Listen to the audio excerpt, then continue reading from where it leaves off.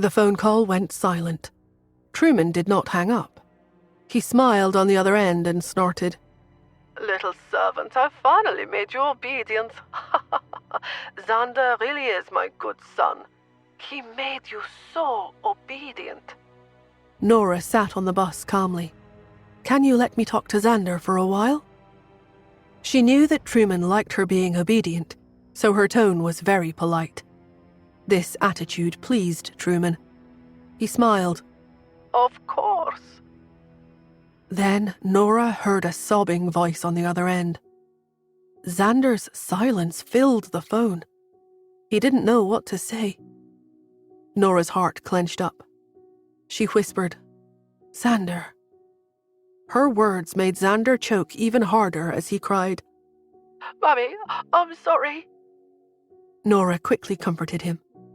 You don't have to apologize. There's no need to be sorry. I'm the one who let you down. I gave birth to you, but I didn't even know of your existence. I let you live in hell for so many years. Xander, you're the child I feel most guilty towards. Xander was definitely shocked, angry, and guilty. But the child was very kind and smart. He knew that his choices had put his mother in danger. Xander cried, Mummy, don't worry about me. Daddy won't do anything to me. He has always been very good to me. Over the years, even though Xander had lived in the basement, it was obvious from how he would talk and dared to challenge adults that his status in the mysterious organization was very high. At least Truman had not abused him. When Xander said this, before Nora could say anything, Truman's sharp voice said with a hint of evilness, That's not necessarily true, my good son. I was treating you well in order to get you to bring me the gene serum. Now the V16 is in my hands. If your mommy doesn't do as I say, then I can't guarantee what I'll do to you. Of course, beating you up is impossible. At most, I'll starve you. I think it won't be good if you don't eat for 3 days, right? Nora's heart sank and her voice deepened in anger. Truman, if you dare to touch even a hair on my son's head, I'll make you die a horrible death. Nora never said such ruthless words. She was usually low-key and tolerant. She was also very indifferent to others, but right now she was really angry. But Truman did not back down. He smiled and chuckled. Little servant, is this the attitude you should have when talking to your master? Nora bit her lips. After a while, she said, I'm sorry for my outburst. That was wrong. Please don't hurt him. This is simply too enjoyable. Truman laughed out loud. Your mother, Yvette, was a stubborn person. The mysterious organization couldn't do anything to her.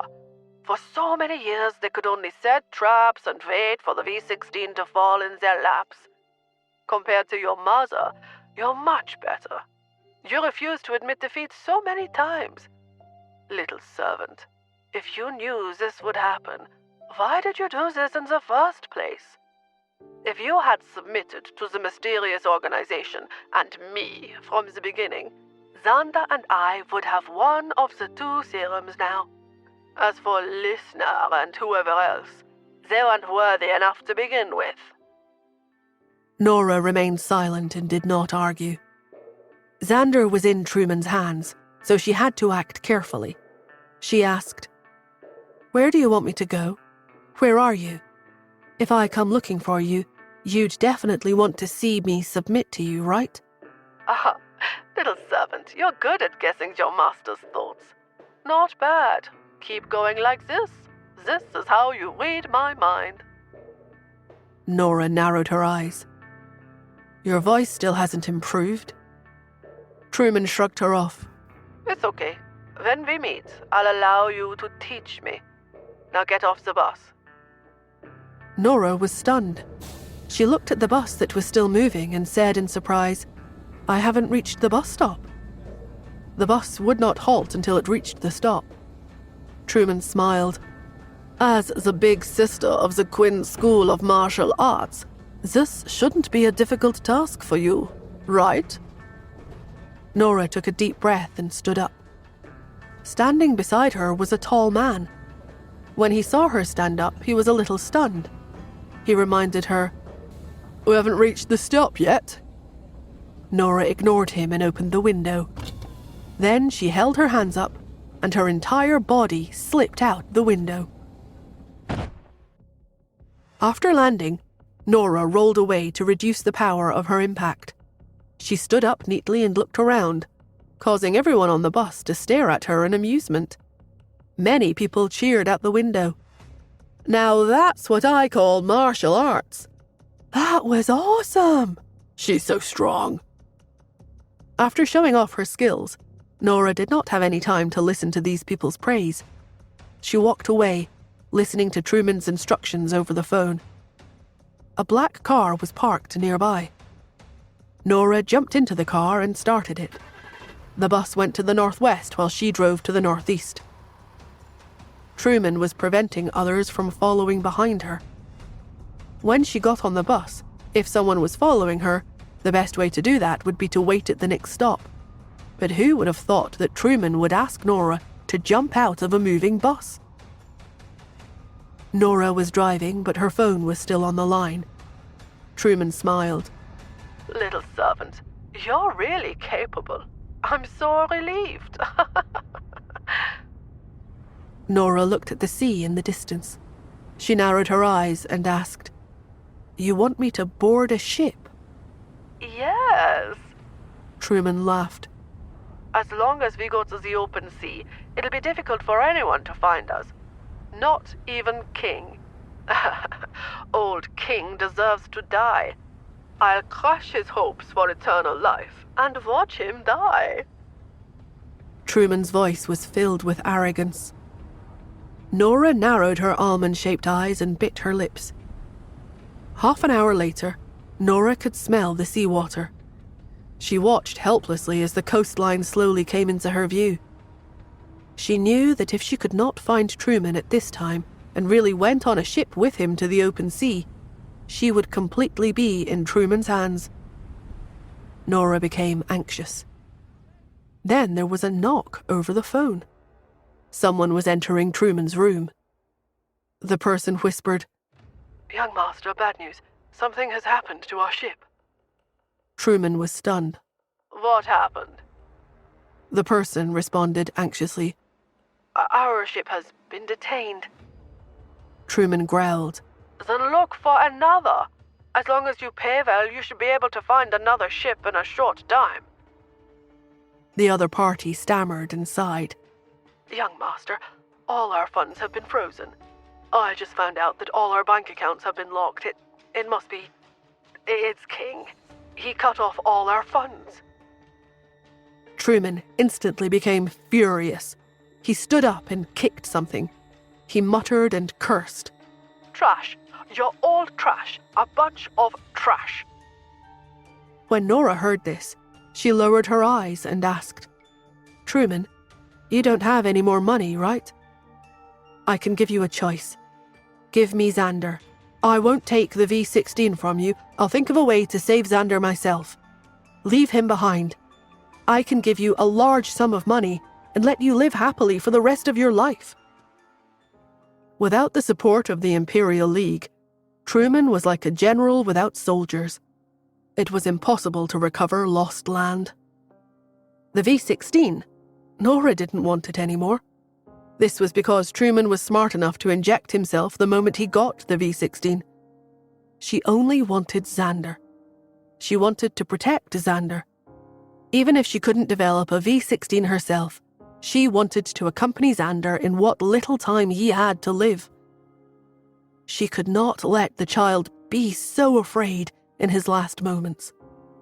At the very least, she had to be by Xander's side in his final moments. But after she finished speaking, Truman sneered. Nora, you're thinking too much. I won't give you Xander. If you want him, come to me. Be my servant for the rest of your life.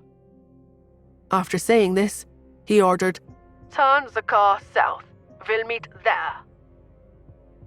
Nora knew that Truman had gone crazy. This person was insane. She gritted her teeth and turned the car.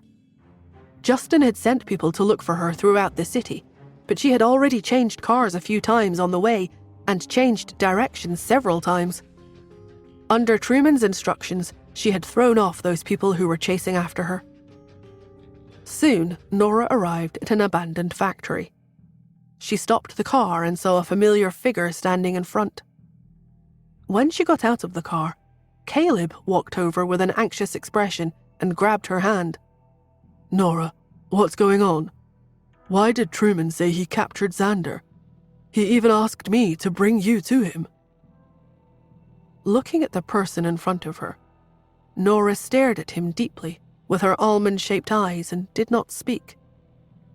Caleb sensed that something was wrong with her and tried to reassure her.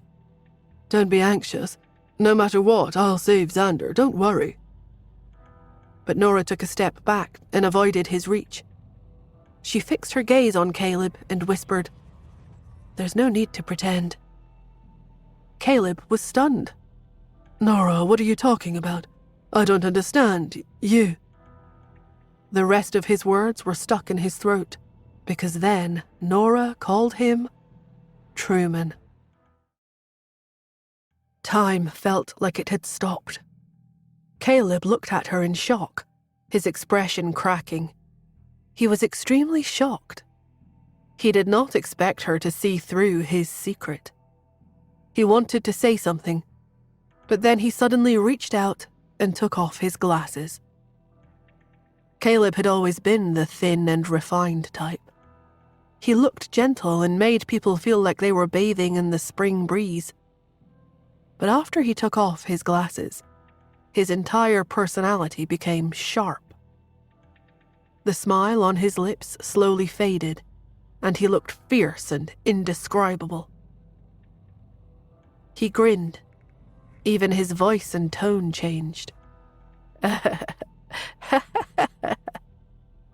He suppressed his smile. After laughing, he looked up again, his eyes becoming dark and teasing. "Little servant, you're really smart, aren't you?" His voice was deeper than before, as if it came from the back of his throat, and also sounded like Caleb's fake voice. Nora felt like Caleb had become a different person. She frowned and asked anxiously, "Where's Xander?" Truman, was grinning, revealing his 2 canine teeth. "Call me Master first, and I'll bring you to see him." Nora looked at him coldly. Truman's expression changed. "What do you mean? You're not going to say it? Then I'll call now and ask someone to beat up little Xander." With that, Truman took out a walkie-talkie. He was about to speak when Nora's eyes narrowed. She took a step forward. "I'll do it." This pervert. She really did not know what kind of demand this was. Nora had called him master when she texted before, but right now he had the upper hand. It was another type of humiliation when she was being forced to do it. She found it difficult to say. Then Truman suddenly seemed to be unable to control his body. He put on the glasses in his hand, and his aura changed again as if he had become Caleb. He yelped, "Truman, don't go overboard." With that, he took off his glasses and became Truman again. "Why, do you feel sorry for her?" "Caleb, why didn't you feel sorry for me when you betrayed me?" He put on his glasses again and changed back into Caleb. "Truman, that's enough. You've already gotten the V16. Return the child to her. Don't make things difficult for her." Truman chuckled.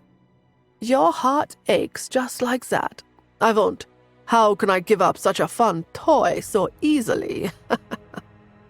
"Truman, don't go overboard. Otherwise, I'll hurt you. I'll hurt this body." "You're really crazy. You're crazy for this woman." Nora looked at Caleb in shock. He took off his glasses one moment and wore them the next. It was as if Truman was sealed inside that pair of glasses. It was only after a while that she realized what was going on. Caleb had a split personality. One personality was Caleb, and the other was Truman. She thought of everything that had happened before, and realized that Caleb and Truman had to be one person. But from the looks of it, there were two people inside of one body. After all, every independent personality was a separate person. Truman and Caleb continued to fight in front of Nora. "Truman, no matter what, I won't allow you to hurt them." Truman shook his head. "Then make her obedient." Caleb pleaded. "Let me talk to her first." "All right, I'll give you 5 minutes. I want an obedient servant." With that, Truman put on his glasses and became Caleb again. Seeing that he had finally stopped changing back and forth, Nora looked at Caleb in shock and asked, "You're?" Caleb wore his glasses and touched his forehead. After a while, he explained, "I'm sorry. I've been lying to you this whole time. But you've seen it. I can't control him." Nora frowned. Which identity is real between the two, you or him? Every person with a split personality would have a primary and a secondary identity. Caleb hesitated for a moment before saying, "It's me." He looked ahead in a daze. "After I was injected with the drug in the basement, I became afraid in the darkness. Somewhere along the line, he was born. He was braver than me, more ruthless than me, and more adaptable to that life than me. He could watch helplessly as his siblings died without doing anything, while I would be devastated. It can be said that he is my dark side." Caleb sighed. "It's not the time to say this. Nora, please listen to Truman and do what he says. Be obedient. He has controlled this body longer than I have. Now, if you have any questions, ask me directly. I promise to tell you everything."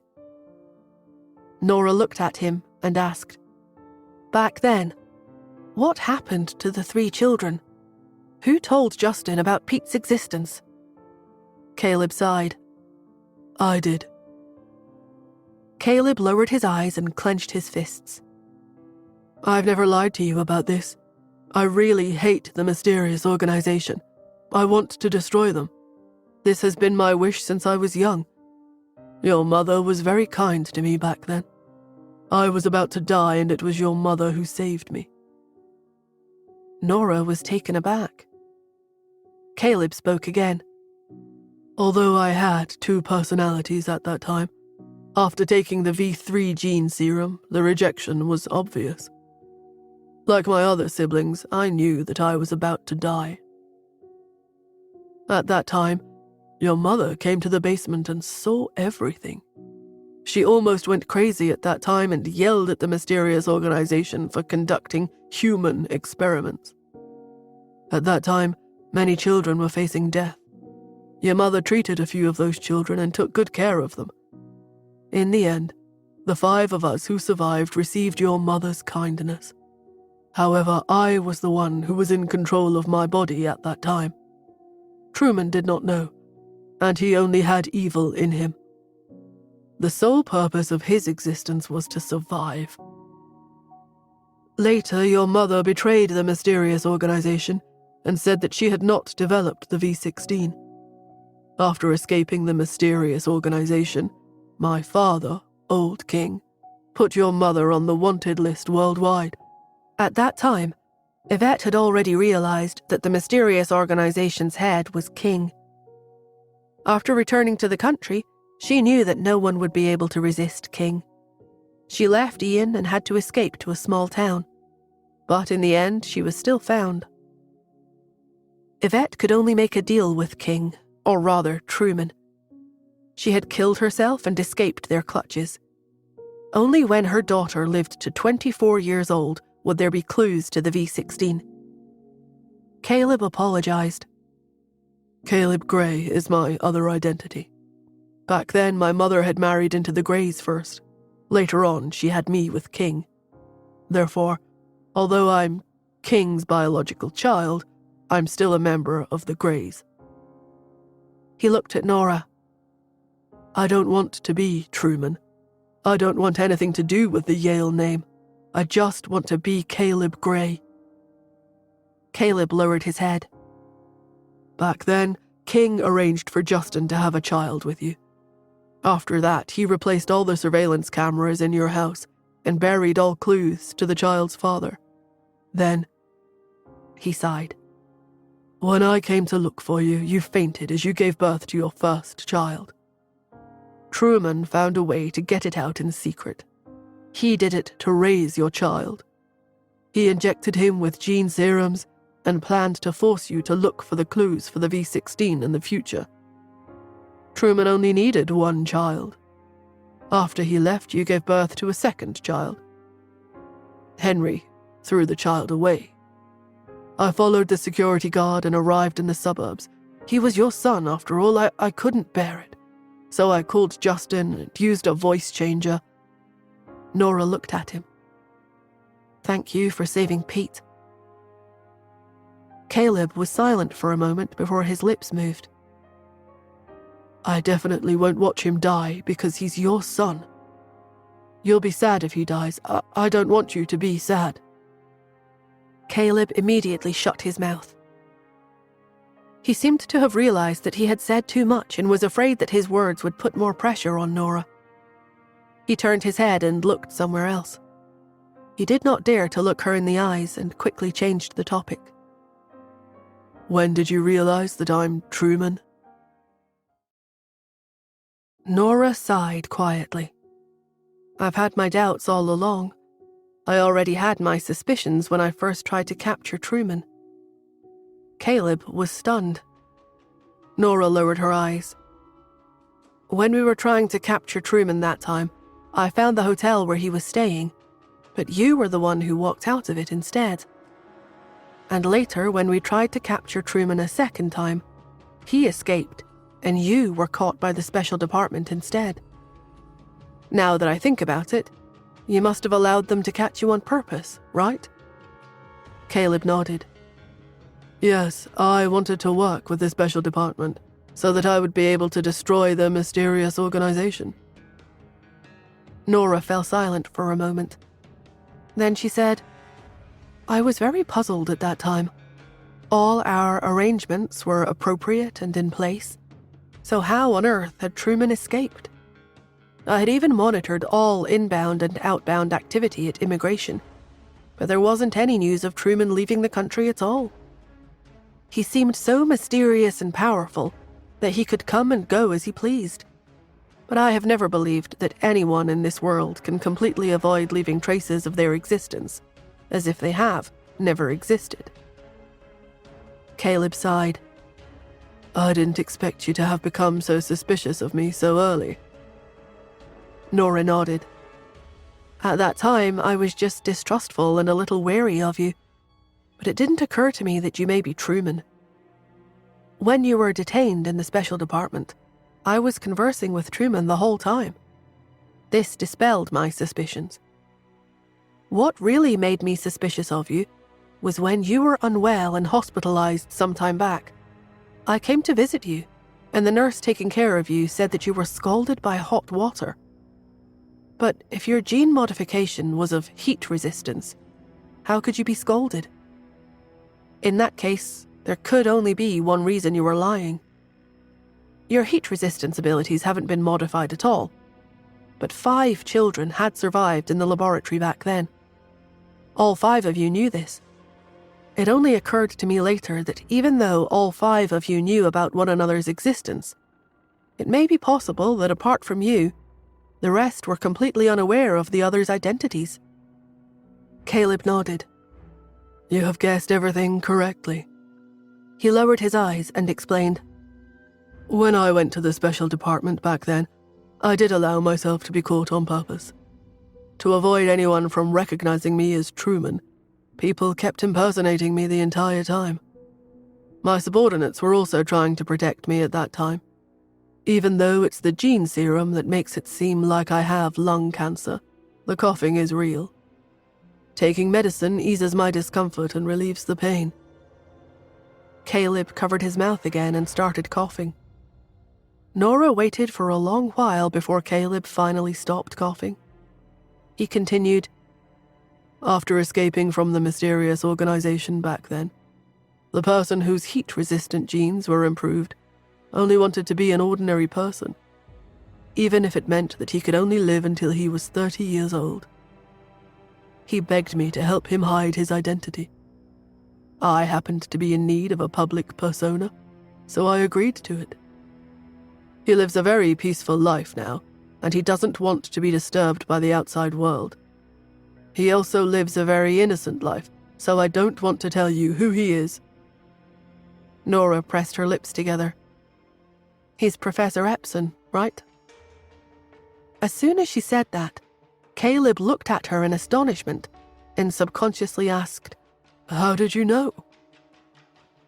Nora replied, "When Barbarian was holding him hostage and he asked about the gene serum, he had answered immediately. But during all that time when I was at Staff University, I hadn't heard about the gene serum from any of the other professors at all. It was obvious that the matter was not widely publicized. Only people who held great interest in it would know about it. Barbarian didn't know who he was at the time. After pushing him into the laboratory and setting it on fire, everyone who went in to rescue him, including my classmates, was injured. Yet he wasn't. That's when I first became suspicious of Professor Epson." Caleb was quite impressed. Nora nodded. "Yep, he leads a very innocent life indeed. He devoted his life to gene serum research. His only goal was to surpass Athena." When she thought about that man who regarded her as an imaginary enemy, Nora shook her head wryly. "I won't do anything to him." "Okay." Caleb replied again before he let out a quiet sigh and remarked, "You really are very smart." "No, I'm not smart enough. If I were really that smart. Back then, you told me not to trust anyone so easily, and I never once suspected you. Even if I had doubts about everyone, the fact that you and Truman had indeed appeared at the same time was already enough to dispel my suspicions. It was only when I connected the dots about Aunt Queenie that the fake Truman gave me a new perspective." After Nora explained all this clearly, she looked at Caleb again. "But none of this is important anymore. What matters now is, I want to know what you're planning. Does Truman know what you're thinking?" Caleb looked at her and lowered his eyes. "He doesn't." Caleb rubbed his temples, seemingly having a headache. "We only switch back and forth frequently when I want to talk to him or vice versa. We both have control over this body, but he is getting stronger and stronger, so he is already gradually replacing me. Nora, I will tell you my plans now. I hope you can go with him. Don't worry about where exactly he is taking you for now. As far as I know, he doesn't hold much ill will toward you.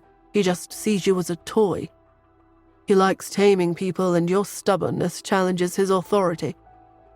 Spend some time with him, while I take the opportunity to find out where he has hidden the V16.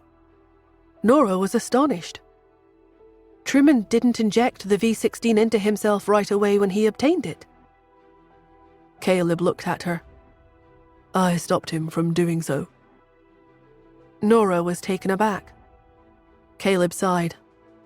For this body to take any action, both he and I must come to a consensus first. Although if I take a forceful approach towards something, he won't be able to go against my will. After all, I am the primary persona now. But if he really overpowers me eventually, then I won't be able to come out anymore. When that happens, he will be able to inject himself with the V16. Nora, time is running out. Listen to me carefully. I have already lived long enough, so the V16 must be left for Xander. I want all the sins to end with me. Do you understand? Do as I say." Caleb's tone became more and more urgent. His voice also became sharper and sharper. As the last word rolled off his tongue, he took off his glasses impatiently and stared at Nora. "He's done talking to you, right? You should understand by now that you must follow my orders more obediently, my little servant. Now I want you to come with me, or else you won't be able to see Xander anymore." Nora lowered her eyes and took a deep breath. "Okay." As soon as she replied, Truman took out a pill and handed it to her. "Take this." Surprised, Nora looked down at the pill. Truman smiled. "Don't worry, my little servant. You are my favorite servant, you know. Thanks to you, King confiscated all my assets, so you are the only servant I have now. I'm just worried that you will escape. After all, I can't beat the big sister of the Quinn School of Martial Arts in a fight, and I don't have a second barbarian to act as my bodyguard."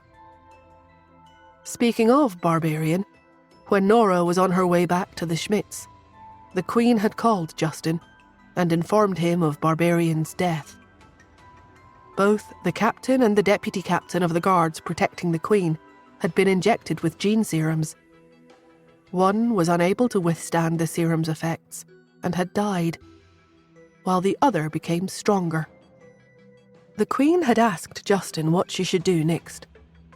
Nora also gave her advice at that time and told her that the gene serums Barbarian was in possession of weren't the purest, so they had only improved a portion of the genes.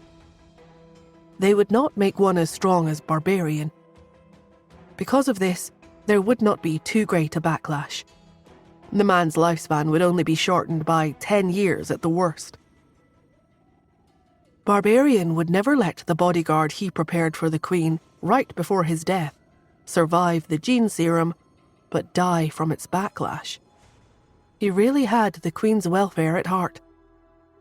The Queen remained silent for a long time on the phone before she finally said, "I'd like to give Barbarian a proper burial. Would you mind if I do that?"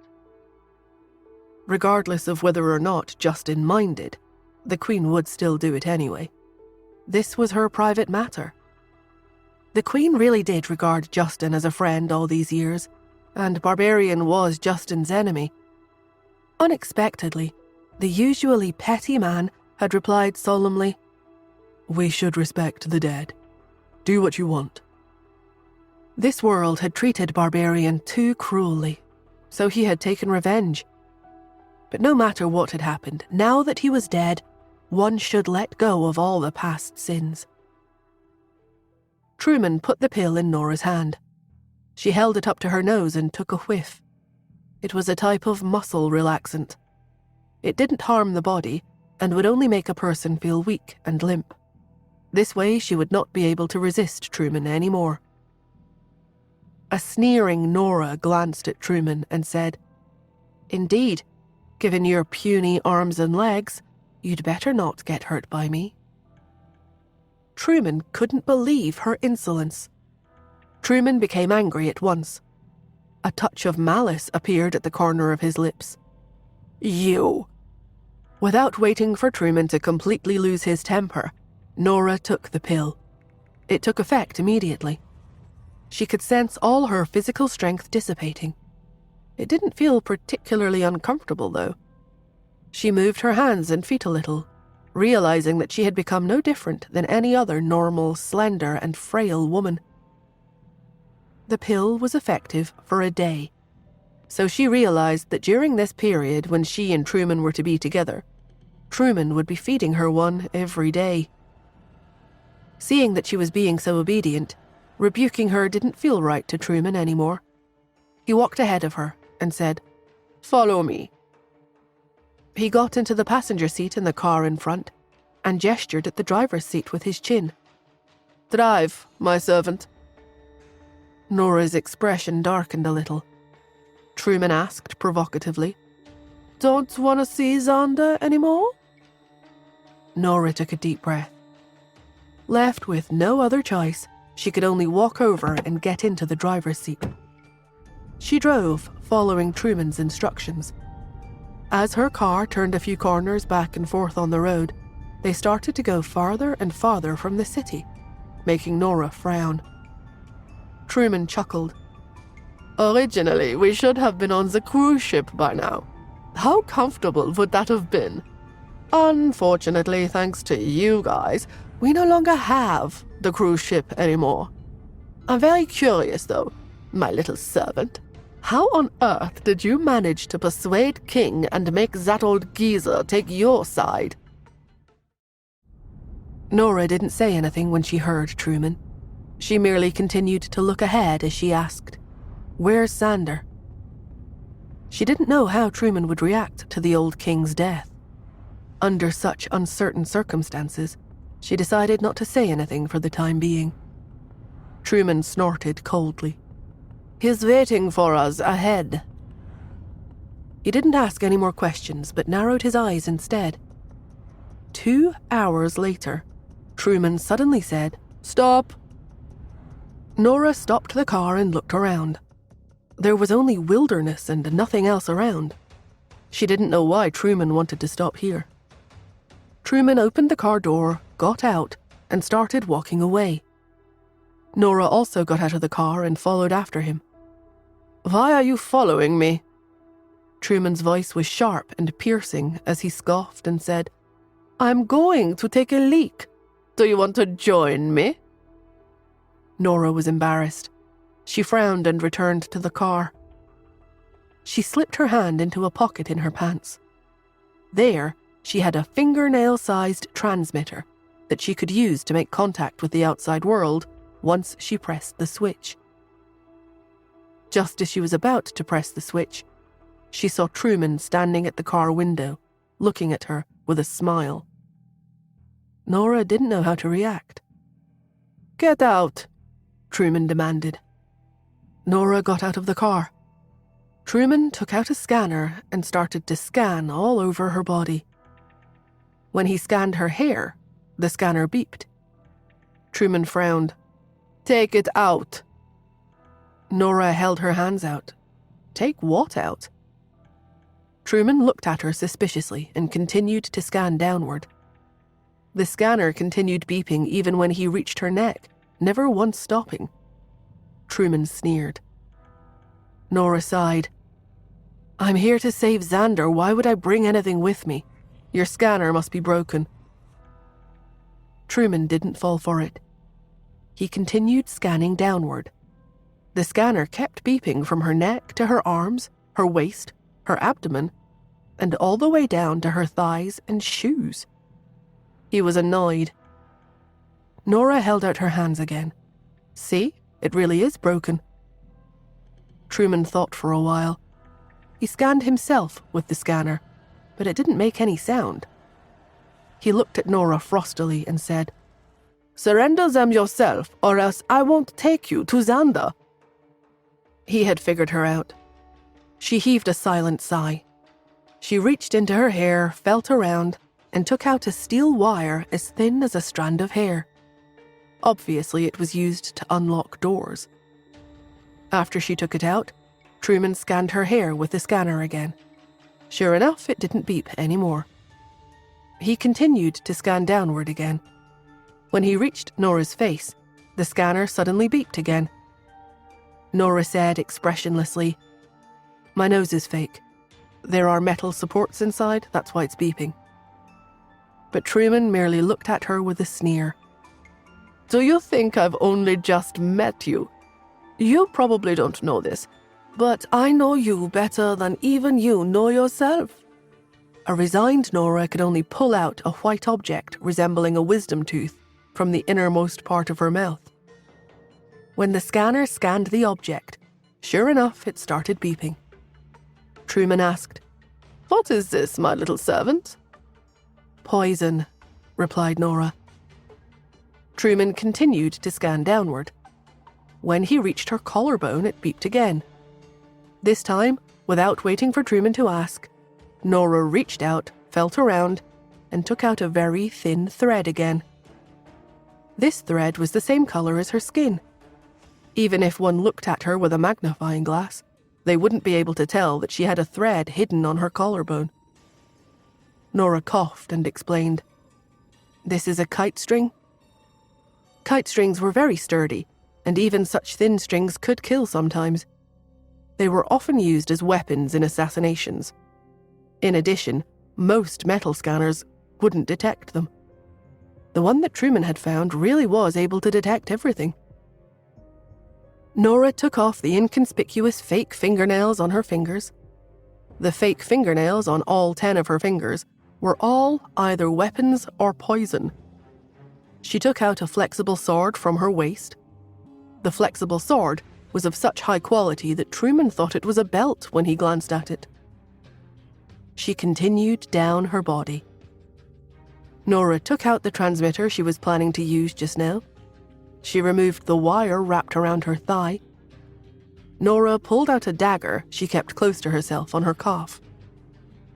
Nora took off her shoes, which were specially customized, such that she could control the mechanism inside the shoes with her toes to extend sharp blades at the tip. They landed on the floor with a thud. Truman stared at the 7, 8, 9, 20 weapons that Nora had removed from herself in just a span of 5 minutes, feeling rather gutted. He couldn't even maintain the malicious smile on his lips anymore. Instead, he looked at Nora and asked, "So if I had taken you to Xander, would I have been dead by now?" All of these numerous weapons, no matter which, could kill him. "No, you wouldn't have," replied Nora. Just as Truman was about to breathe a sigh of relief, Nora added, "I still haven't found the V16, you know." After Nora took off everything, she said, "That's all there is." Truman didn't believe her. He scanned her with the scanner again from head to toe. "There, now you can be sure there isn't anything else, right?" asked Nora. Truman thought about it, almost relenting, until he suddenly scanned her fingers. He had already scanned Nora from her hair all the way to her toes. She had even taken the initiative to take off her fake fingernails. Logically, no one would have suspicions about her fingers anymore. But the moment Truman scanned her fingers, the scanner started beeping. Truman couldn't believe how much Nora had on her, and Nora couldn't believe that Truman had the sense to scan her again. A silent Nora removed the tiny needles hidden in the crevices of her nails, taking out a whopping 20 of them. There were 2 hidden in each of her nail crevices. They were too small to be seen at all. She coughed. She even felt rather embarrassed herself. She said, There were so many weapons on me that I forgot about those." Truman retorted, "Do you think I'd fall for that?" Nora didn't care whether he believed her or not, though. As for Truman, he didn't even spare her toe crevices this time. After scanning her up and down several times with the scanner, he finally put away all her weapons and continued walking toward the empty grassland at the side. "Where are you going?" asked Nora. "Didn't I already tell you just now? I'm taking a leak," Truman replied after he walked a distance away. Truman was not worried that she would escape. As for Nora, she sat in the car and sighed. She hadn't expected to be checked so stringently. Great, now she really couldn't contact anyone anymore. However, so far, things hadn't gone as badly as she had imagined. She waited for another 5 minutes. Just as she was getting impatient, she suddenly saw Truman appear in the distance. Beside Truman was a little boy who only reached the top of his thighs. The little boy looked dejected and obviously rather unhappy. It was Xander. At the sight of Xander, Nora's eyes lit up instantly. Without waiting for Truman's orders, She opened the door and jumped out of the car. Xander was a little taken aback to see her. He stayed where he was and did not walk forward. As they weren't too far from each other, Nora could hear their conversation clearly. Truman said impatiently, "Hurry up." "I don't want to," Xander replied. Truman scoffed. "Are you trying to make me force you into it?" Xander said stubbornly, "Daddy, you've changed. You've never spoken to me like this before." Truman continued to lecture him. "Things are different now. I used to have all the time in the world to play with you and foster a bond with you, but we need to hurry now." "I don't dare to meet Mummy," said Xander. "Because you've let her down?" Truman's words made Xander lower his head even further. The boy, whose head was lowered, was rather dejected. "Mummy spent a lot of effort to get the serum for me, but Xander really did know that he had done something wrong. He had only just said that when Nora walked over. When she heard him, she looked at Xander and said, "So you know very well what you have done is wrong? Then why did you still do it?" Xander didn't dare to look Nora in the eye when he heard this.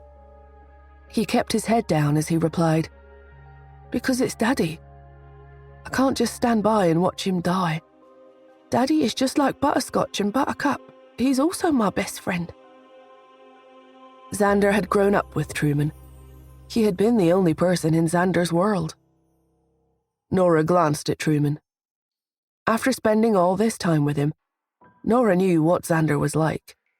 The boy might seem unreliable and behaved like the spawn of Satan, but in truth he was very sensitive and had difficulty fostering bonds with people. This was also the reason he could immediately bring himself to bite the bodyguard's hand when he saw him. Because all outsiders were villains to him. Only a handful of people could qualify to be classified as his own. For example, he had said that Ruth was his aunt, but in truth, Xander had never regarded her as one of his own. This led to him never trying to save Ruth when he came to New York. He even bullied her instead. It was also this incident that had made Nora and Justin think that Xander saw Truman the same way. He had clearly been imprisoned in the basement by Truman since he was a baby. Nora thought that meant there was no way he would have deep feelings for Truman, but now Nora discovered that she was utterly mistaken. Even at a time like this, and even when Xander understood that Truman had taken advantage of him, he was still calling him Daddy. Nora stared hard at him. "Xander, I know you are a sensible child.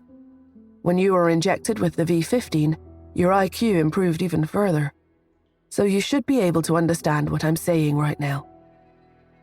The love and kindness that Truman showed you in the past were all fake. He only did it for the V16. There is only one V16 left in the world now. If you give it to him, you will die." When Xander heard this, he paused before he replied, Oh no." Nora was surprised. "You know?" "Yes, Daddy told me about it when he called me." Nora became even more stunned. She had always thought that Xander had been tricked, but from the looks of it now, it seemed that despite being well aware that only one person could be saved, Xander had still chosen to steal the serum and give it to Truman. After Xander said what he did, he looked at Truman and added, "Daddy never lies to me." Xander said seriously, "Daddy has never lied to me or told me that he was my real father, so I have always known that I was a child that he had brought from somewhere else. Every time Daddy visited me, he would bring me chocolate because he knew that I liked it. Daddy never hits me even when I'm disobedient, but lets me think things through by myself instead. Even when Daddy sent me back to Mummy, he explained everything to me clearly." After whispering all of that, Xander finally looked at Truman and said, "But you lied to me this time, Daddy. You didn't tell me that you had kidnapped Mummy too." Like a little adult, he stood in front of Nora, looked straight at Truman, and said, "Daddy, if you let Mummy go back, I'll promise I won't let Mummy seek you out, and I will accompany you until I die." After he spoke, he took a step forward and stretched out his arms to hug Truman's leg. Nora watched the little figure standing in front of her. For some reason, she suddenly felt her heart warm. But right at this moment, Truman picked Xander up carelessly with a strange look on his face. He said, "Of course I had to be nice to you, little guy. It was all to trick you into stealing the V16 for me. But now that the V16 is in my hands, do you think I will still treat you like how I did before?" Truman tossed Xander carelessly to Nora. Nora hurriedly caught hold of Xander. Truman scoffed. "What a fool. Keep an eye on your son, my little servant. Otherwise, don't hold it against me if I show him no mercy." Truman walked over to the car and sat in the passenger seat again, leaving the two behind. Nora looked at him from the back before she finally looked down to see a look of shock all over Xander's little face. Obviously, he hadn't expected his adoptive father, who had brought him up, to become like this. Nora was about to comfort him when Xander suddenly said, "Mummy, don't be scared. Daddy just says nasty things, that's all. But in truth, it is very easy to get along with him. He is just too lonely, that's all." The word lonely was uttered very softly. However, Nora frowned and said, "Xander, human nature is very complex. You will come to understand that in the future." After speaking, she took Xander with her and got into the car. Xander sat in the back seat, obediently. Nora started the car again.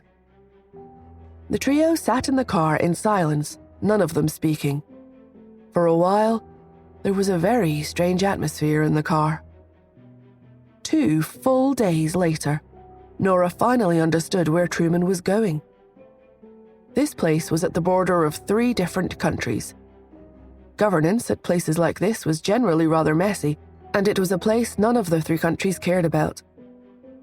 The moment she entered, Nora felt as if time had turned back 20 years. The streets around them were run down and dilapidated. They could only use cash for purchases. There were even people bartering. All in all, it was a very backward way of life. All the large companies must dislike doing business here. The people here didn't have any money. Most of the buildings here were small. The paint on the walls was peeling. Ever since Nora drove into the area, she could smell the exposed food on the streets rotting. The streets were very dirty and messy. Entities like the Imperial League or the Hunt Corporation rarely found themselves here. Nora started the car again and drove into a dilapidated building. As soon as the car drove in, 6 burly men immediately appeared in front. At the sight of their car, they rushed up to Truman and greeted him. "Mr. Yale?" Truman nodded. One of them said, "Mr. Yale, you're finally here. Since we were not sure when you'd return, we haven't cooked yet. I'll make something for you right away." After driving for 2 days and taking muscle relaxants each day, Nora was rather tired. She got out of the car.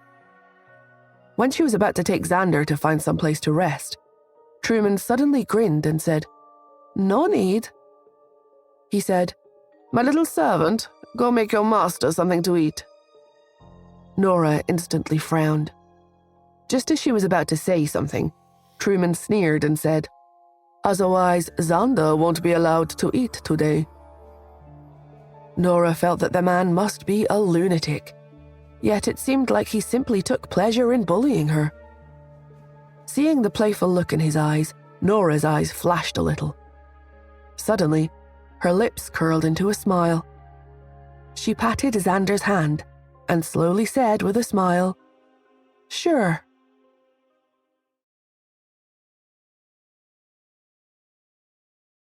Nora replied and looked at the person welcoming Truman.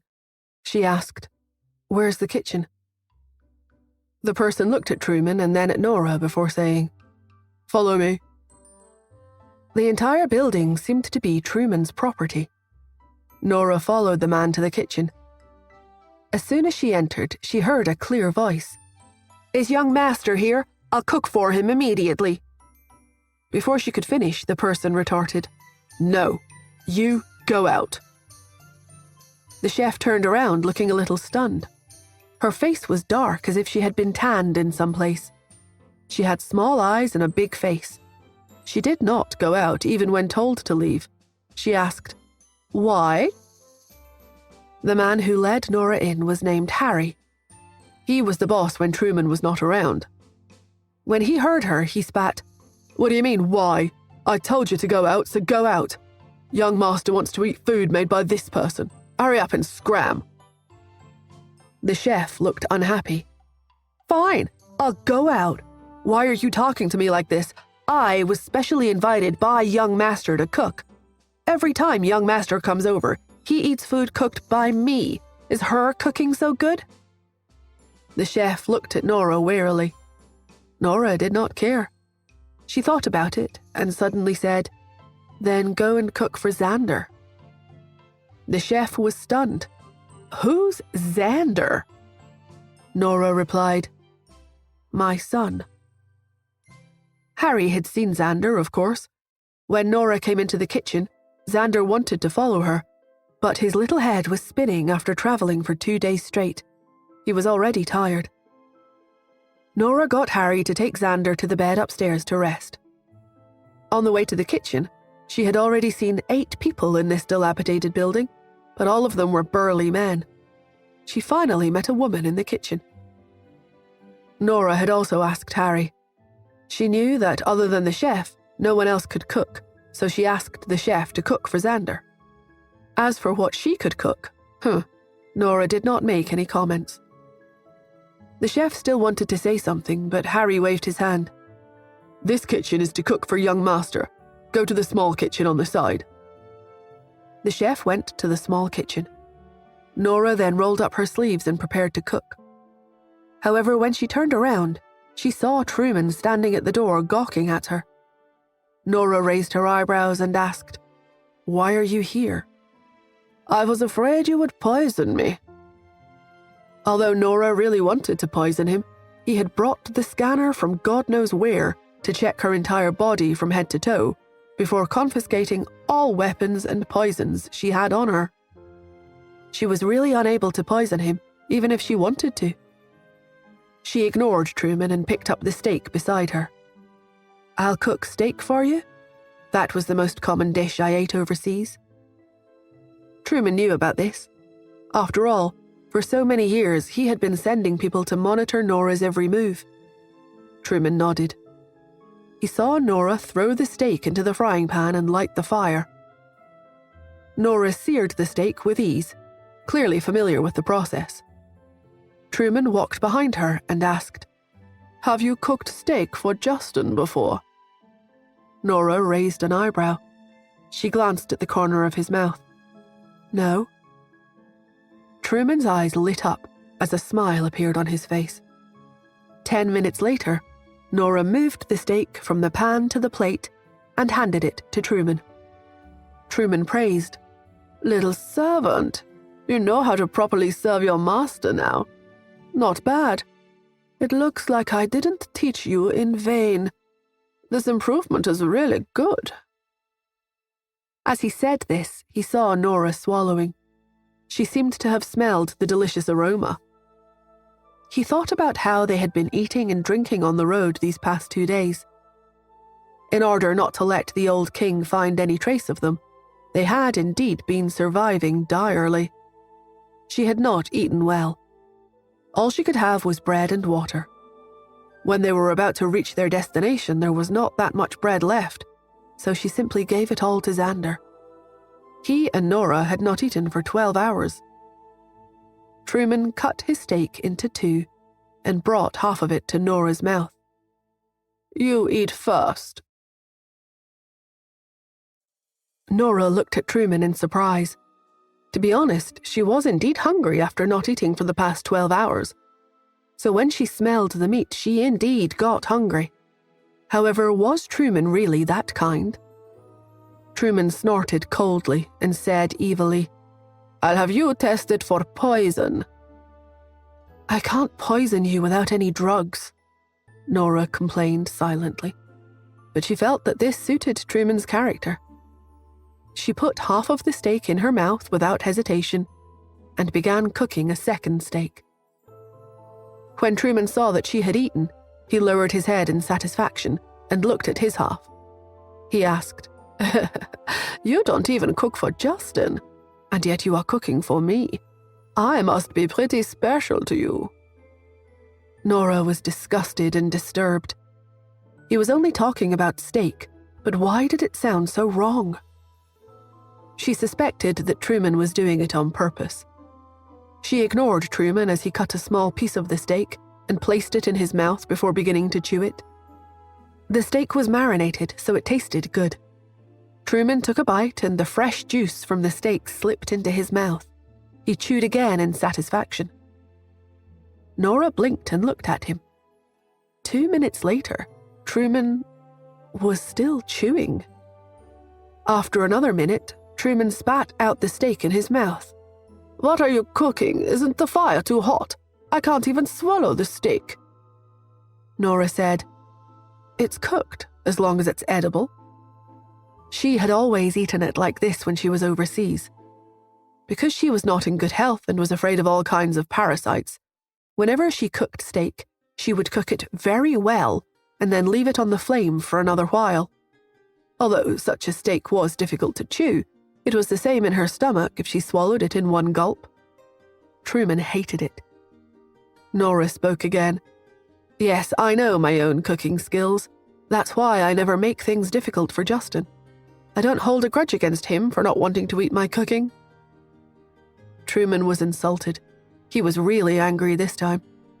He had originally thought that it was her first time cooking steak for someone. He did not expect her to be holding a grudge against him. Truman came to Nora's side angrily. "Go away."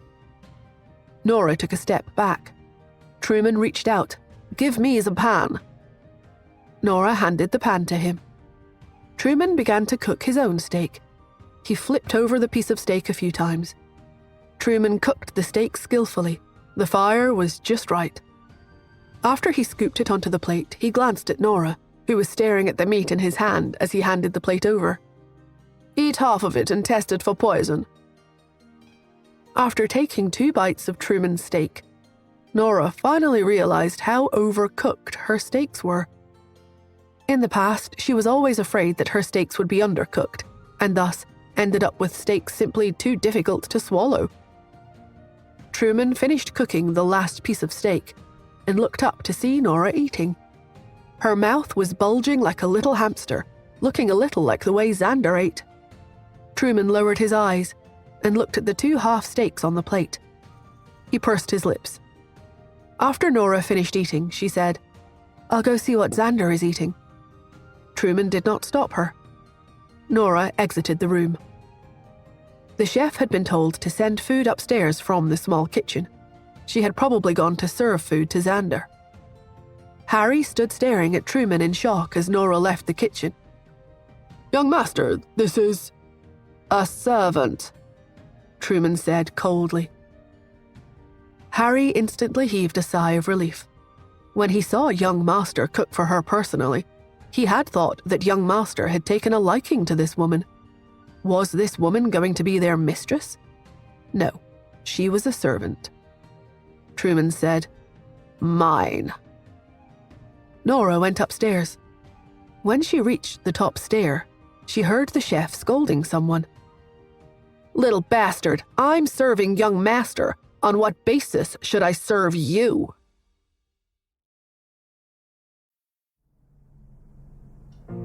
The chef entered the room with 2 plates of lasagna. She took the 2 plates of lasagna off the tray and placed them on the dining table. Then she looked at Xander and asked, "What is your relationship with Mr. Yale?" After speaking, the chef frowned and asked further, Are you Mr. Yale's illegitimate son? A child like him was staying in her master's bedroom. The chef was terribly displeased. When she asked the questions, Xander curled his lips disdainfully. On the way there, Truman hadn't been nice to him at all. In the past, their relationship was different, but now his father was extremely scary. This made Xander curl his lips as he retorted, "Of course not. How could he possibly be my father?" His daddy Truman wasn't someone like that. The chef was taken aback when she heard his response. Then she took off the cover on one of the plates and handed it to Xander. The lasagna on the plate was cooked in an extremely lazy manner. The pasta was undercooked and the sauce was watery. The layer of cheese on top was almost non-existent, and it even smelled bad. The chef stood in front of him and looked at him arrogantly as she sneered, "Your mom told me to make you some food. Huh, who does she think she is? Does she think a servant like her can order me around? I am someone who serves Mr. Yale, and he even complimented my cooking once. Who do you think you are? Never mind that an insignificant servant's child like you is staying here, but she even wants me to make food for you? What an ignorant woman." The chef continued to ramble, getting angrier and angrier. "Tell me, you little bastard, what is your mom's relationship with Mr. Yale? Why does he prefer her cooking over mine?" Xander curled his lips disdainfully and looked at the woman in front of him. "Mummy's relationship with that guy is none of your business." Xander had never let anyone give him the short end of the stick, so he took off the cover on the other plate by himself. The lasagna on that plate looked and smelled delicious. The tomato sauce was rich and meaty, and it was even topped with a lovely layer of gooey mozzarella cheese and parsley. It was obvious that it was cooked properly for her employer. Xander pointed at the plate of lasagna and whined, "I want this plate of lasagna." "No, you can't have it." The chef stopped him. Xander asked, "Why?" The chef immediately picked up the plate of lasagna and held it behind her. She snorted, "I only serve Mr. Yale, you little bastard. Why should I wait on you instead?" "Who do you think you're calling a little bastard?" shouted Xander. "You, of course," the chef sneered. The next moment, Xander took the plate of lasagna and flipped it right at the chef. "Ah, that hurts! You little bastard! You must be sick of living!" Nora, who heard their exchange the moment she came up the stairs, hurriedly pushed the door open, where she saw the chef storming toward Xander. Her arm was raised, and she was about to hit him. The look in Nora's eyes darkened as she kicked over an old, shabby wooden chair next to her. The chair flew straight toward the chef, hitting her hard on the back. The impact caused the chef to stumble forward, and she fell to the ground. After the commotion, Xander, who had spotted Nora, scrambled off the bed and went behind Nora. Nora didn't use that much strength. After all, she had been drugged. Because of this, the chef managed to quickly get back up on her feet. When she looked behind her and saw Nora, she yelled, "How dare you hit me? Do you know who I am? I'm going to tell Mr. Yale what happened right away and have him get rid of the two of you." As soon as she finished speaking, a voice came from the door. "Tell me what?" When Nora heard Truman's grating voice, she frowned. Crap. That guy was currently having a great time making fun of her, but he was also feeling great distaste towards Xander. Now that she had beaten up his little chef, he was going to use it against her again. She frowned and put her arms around Xander. Then she looked at the chef and warned her, "It's nothing. Your master is already very tired, isn't he?" Seeing her behavior, the chef knew that she was backing down, So she retorted, "What do you mean, nothing? Why didn't you say it was nothing when you hit me just now? Mr. Yale, you have to help me out here." After speaking, she ran to Truman and grabbed his sleeve. "Mr. Yale, that little bastard demanded that I serve him. Ha! But why should I? You personally hired me as your chef, and once said that I am allowed to serve you and only you. On top of that, he even wanted to eat the lasagna I made for you. When I refused, he flipped the plate of lasagna at me. It really hurt. And that woman, too. She hit me." The look in Truman's eyes turned a little displeased, and he looked at Nora darkly. "She hit you?" The chef nodded repeatedly. "Yes, not only did she hit me, but she also scolded me. I only cooked a plate of lasagna for the child because I found him pitiful. What makes them think they can boss me around and hit me if I refuse to obey their orders?" The chef's face was dripping with tears. Nora looked at Truman cautiously, wondering how the man was going to make things difficult for her because of this issue. But as she was thinking about it, she saw Truman stroking his chin. He smiled and decided to take out a pair of glasses and put them on. Then his voice turned sinister as he spoke in a low voice. "Maybe it's the fact that he is also your master." The chef was stunned. "What did you say, Mr. Yale?" Truman's expression was dark and sinister as he repeated, "I said, it's because he is also your master." Then Truman shouted toward the outside, "Harry!" "Coming, Mr. Yale." Harry ran over. When he saw Truman wearing the glasses, he was taken aback. He stammered, "Mr. Yale?" Truman? No, he was Caleb now. Caleb pointed to the chef and ordered, "Take her out and teach her the rules. Let her know who she can mess with and who she can't. And get another chef to make something for the child to eat." "Yes, sir." Harry shivered. He lowered his head, grabbed the chef, and led her out. The chef pleaded, "Wait, stop! Mr. Yale! Mr. Yale!" "Shut up!" Harry covered the chef's mouth. "Are you toying with death right now? Do you have any idea of who you've just offended?" The chef continued to let out muffled cries as she was taken away. At the sight of Caleb, all the tension melted away from Nora's head.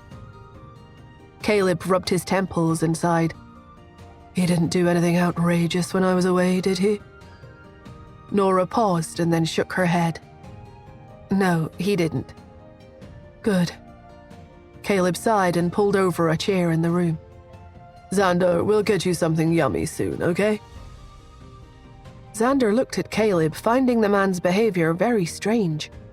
He nodded and replied, "Okay." Then Nora looked at Caleb and asked, "Can he hear what I'm saying to you right now?" "No, he can't."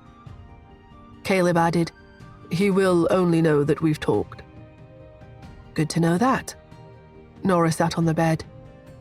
"I want to talk to you about psychotherapy." Caleb was stunned by her words. He had never considered the suggestion before. He broke into a frown and asked, "Would you be able to cure me?"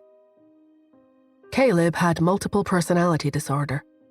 In simple terms, he had a serious mental disorder. Nora had cured someone of it before. She nodded. "Yes, I can."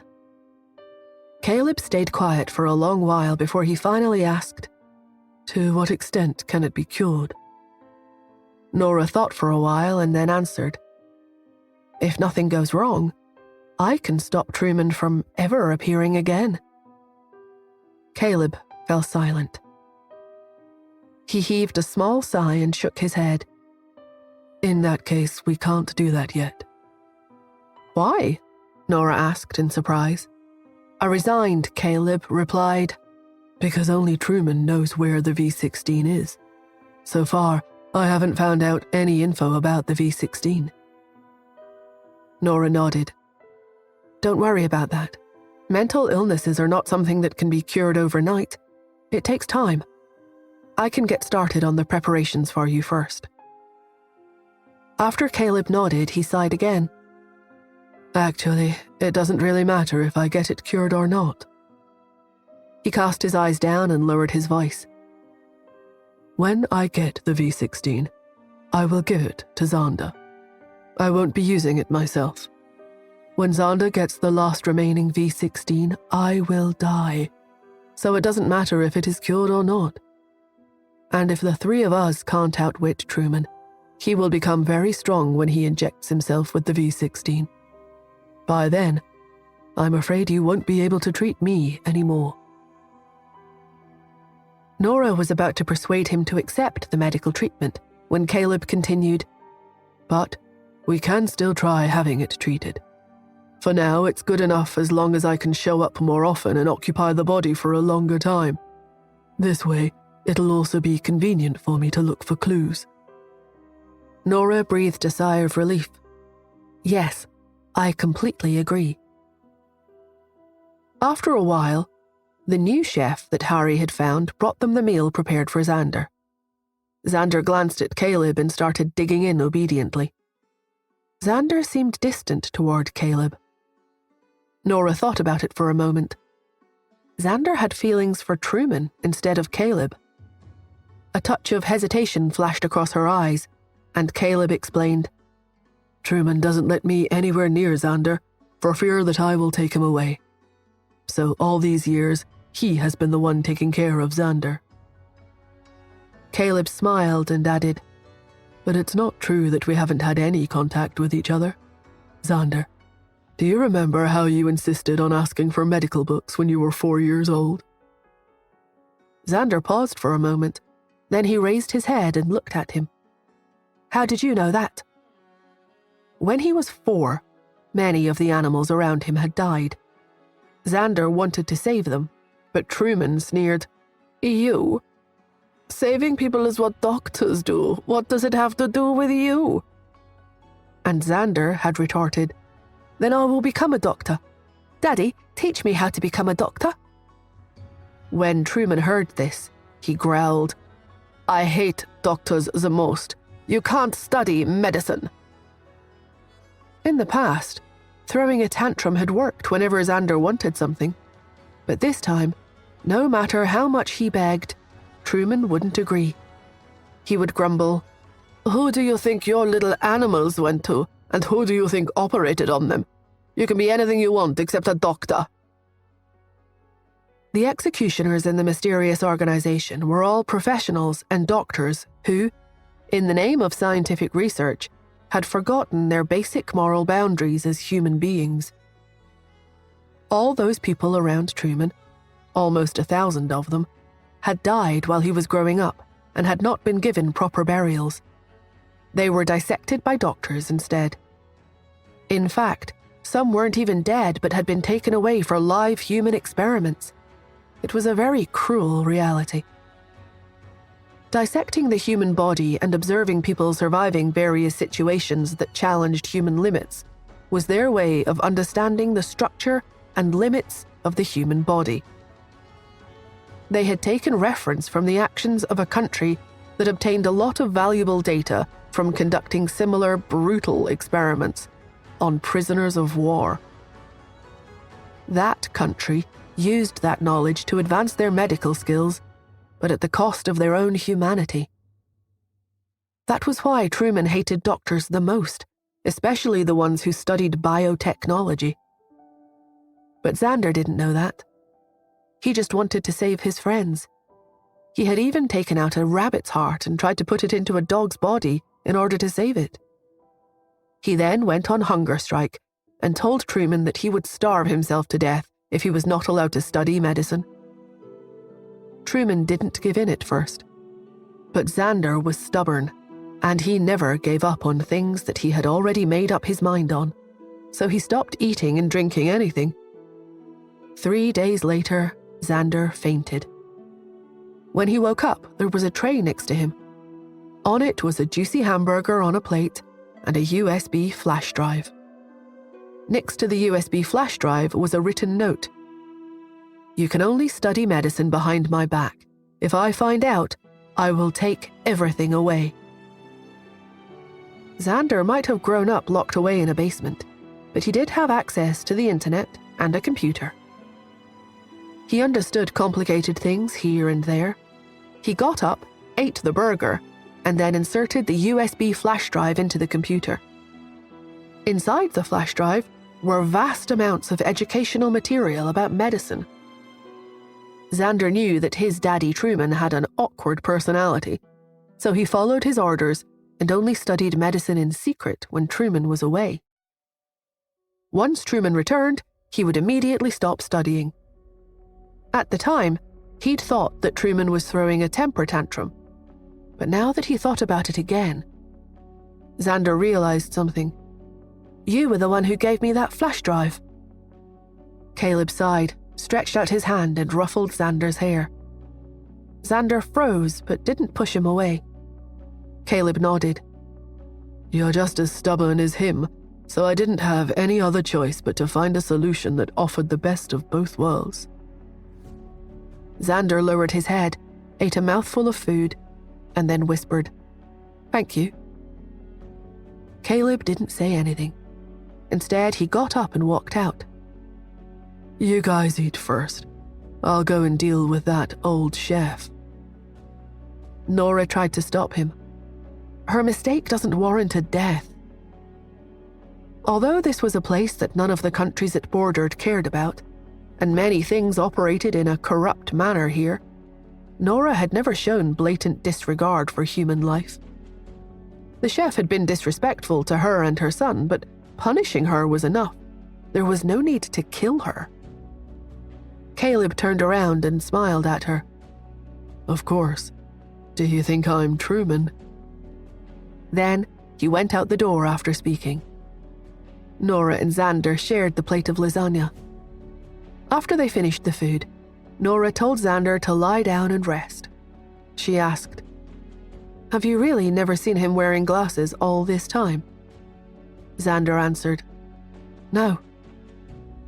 Nora was about to ask another question when Xander turned to look at her. He explained, "Mummy, it's Daddy who won't let me see him." Nora was taken aback. Xander looked straight at Nora with a bit of dejection and sadness in his eyes. He sighed. "Daddy said he was a bad person and told me not to meet him. But now it seems that Daddy is the bad person instead. Is that true?" "He has to be a bad person, right?" Xander pressed her again after Nora did not respond. Nora looked at Xander in front of her. When Xander first returned to them, in order to get along better with the child, Nora and Justin never said anything negative about Truman to Xander. After all, for the past 5 years, Truman was the child's only family. However, ever since Xander stole the V16 and gave it to Truman, Nora was filled with regrets. She should have taught her son the difference between good and evil. Now that Xander was finally bringing up the topic, she kept quiet for a while before she finally responded, "True evil doesn't really exist in this world, Xander. Everyone has a dark side deep down in their hearts. But as humans, we should defend our moral boundaries and stick to them. No matter what we do, even if we act a little selfish for our own sakes, we must never cross that boundary." Truman had taught Xander to be dishonest and resort to any means available to achieve his goals. This was clear from how Xander had frequently bullied the nannies and security guards when he was living with Nora and Justin. The little guy was a devil through and through. Fortunately, he was still young and kind-hearted by nature, which was the only reason why he wouldn't do anything illegal. However, a child's personality is often cemented by the time they turn 5 years old. Xander's troublesome and dark personality had become ingrained in him. Some people's childhood could heal whatever suffering they experience in their lifetime. But for others, it would take a lifetime to heal the suffering from their childhood experiences. Those 5 years spent in the darkness had already led Xander astray. Because of this, Nora taught him things differently from how she taught Cherry and Pete. She wanted Xander to keep his moral boundaries. Xander, who seemed to understand, nodded. But then he asked again, "So is Daddy Truman really a bad person?" Was he really a bad person? Nora didn't answer him directly. She only stroked his hair and murmured, "People should not be defined by the concepts of good and bad. Although he has a dark past, it doesn't give him the right to take revenge on society just because of his unfortunate circumstances. Xander, I want you to know this. You are still young, so educating and nurturing you are our responsibilities. Real parents never go against their children when they nurture them. So if he ever asks you to do anything that brings harm to yourself, please reject him." Xander was stunned when he heard her words. As he looked at Nora, he seemed to truly understand in this instant what parents were supposed to be. After having a heart-to-heart talk with Xander and gaining a deeper understanding of the child's thoughts, Nora convinced him to go to sleep and then went out of the room. As she stepped out the door, she saw Harry dragging a suitcase and walking out. The suitcase was huge, and it looked like there was something very heavy inside. Nora didn't pay it much attention. However, when the two passed by each other, Nora stopped and turned to look at Harry. Harry gave her a smile and left quickly without saying anything. But the smell of blood coming from the suitcase wafted in the air, causing Nora to narrow her eyes. Then she entered the room, where she saw Caleb cleaning his hands with a wet wipe. He wiped them very meticulously, cleaning his hands one finger at a time. Finally, he tossed the wet wipe into the trash can beside him. He finally turned and looked behind him. He seemed a little taken aback at the sight of Nora, but then he smiled and asked, "Is something the matter, Nora?" Nora cast her eyes down. Then she asked, "What did you decide to do with that chef in the end?" Without any change in his expression, Caleb replied, "I got Harry to send her away." "Is that so?" Nora pointed to a headband next to her on the floor. "If so, you guys forgot to take her headband with you." The headband was stained all over with blood. The look in Caleb's eyes changed dramatically. Nora stared hard at him and hissed, "You can drop the act, Truman." A smile suddenly stretched onto Caleb's face, and then his voice changed and it became sharp and piercing. He removed his glasses and smirked. My, you're pretty sharp, aren't you, my little servant?" After speaking, he licked his lips and then looked at the headband on the floor. Then he snorted. "I'm the only one who can order my servant around. Does she think she can order you guys around too? Is she even worthy of doing so?" His words sounded like what a bossy CEO might say, but they made Nora's hair stand on end. Just because the chef showed disrespect toward her and Xander, Truman had killed her. He was so bloodthirsty. Along with that, Truman had even pretended to be Caleb. Did this mean that Nora would have to pay special attention to him in the future when he was switching to his other personality? Also, when exactly did Caleb turn into Truman? The psychotherapy she had just brought up to Caleb. Was he Truman or Caleb at that time? Nora couldn't tell anymore.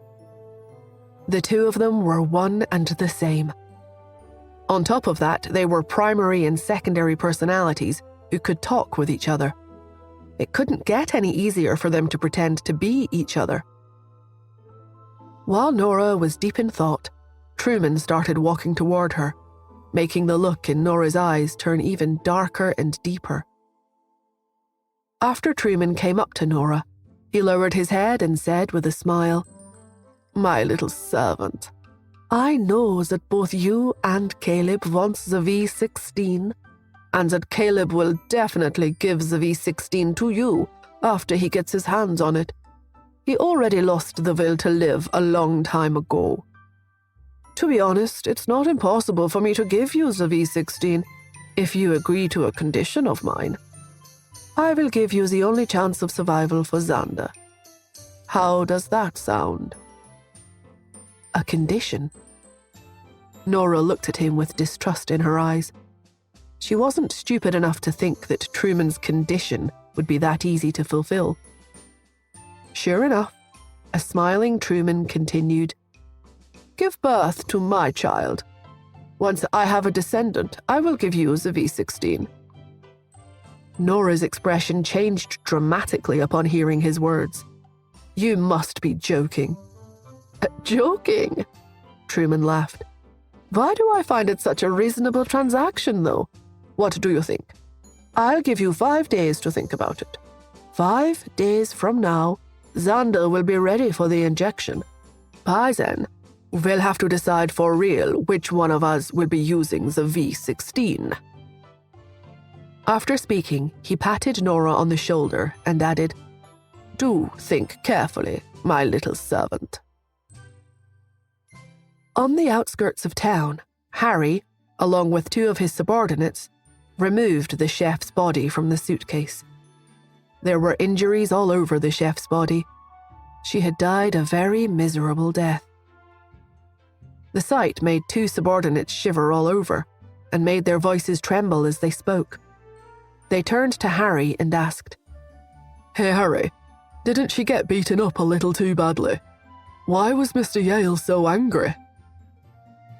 Harry stared hard at the 2 of them and replied, "Because she offended someone she shouldn't have." The 2 men understood right away. "The woman and the child that Mr. Yale brought back with him have a special place in his heart. Keep your eyes peeled and don't make foolish mistakes in the future." "Has Mr. Yale taken a fancy to that woman? She is very pretty." As the 2 chatted, they dug a pit and buried the chef. Harry hesitated as he looked at the 2 men, but in the end he only heaved a sigh. Ignorance was bliss sometimes. The chef was pretty unlucky.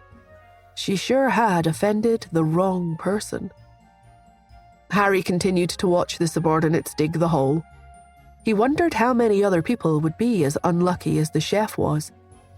He wondered how many more nights were going to be like tonight, and how many more holes were going to have to be dug.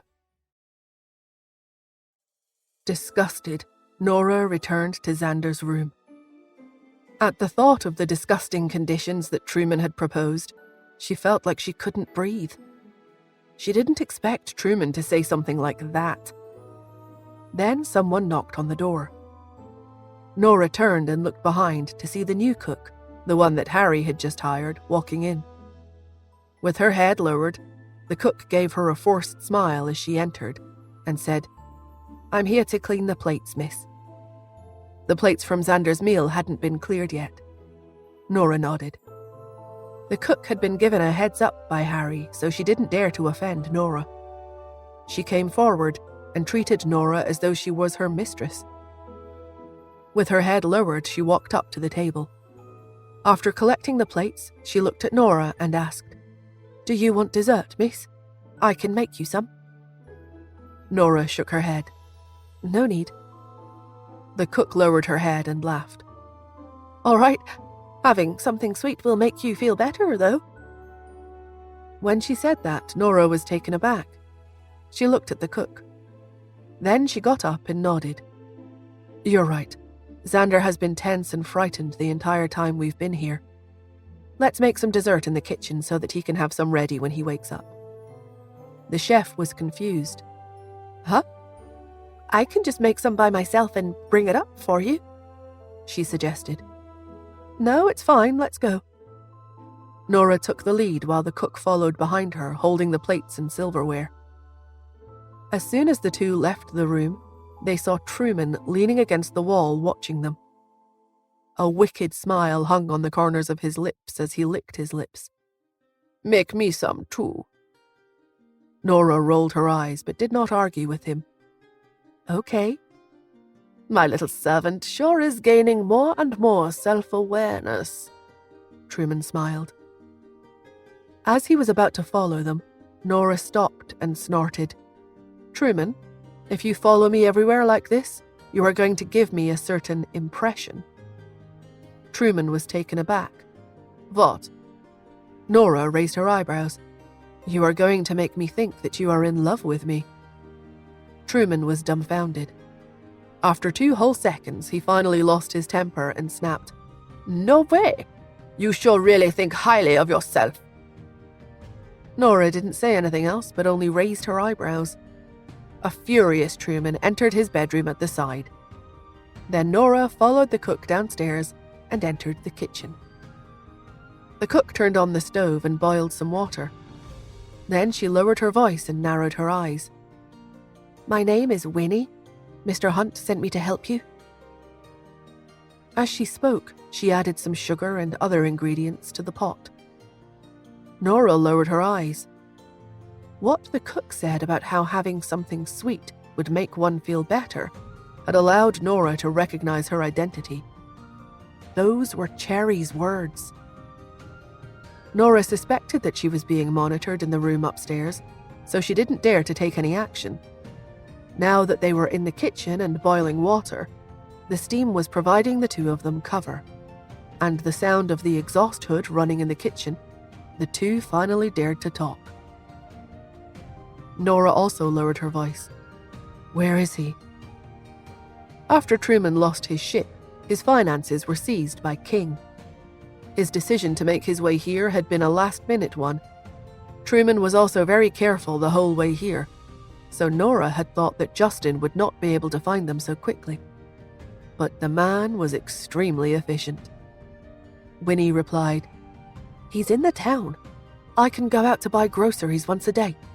Mr. Hunt said that once you are ready, he can storm the place with his men at any time. Is there any message you would like me to pass on to him? Are you safe at the moment? Yes, I'm safe. Nora was helping Winnie out by looking for ingredients like milk and cream. She kept her head down and tried her best to keep her lip movements subtle as she spoke. She whispered, Tell him not to act rashly.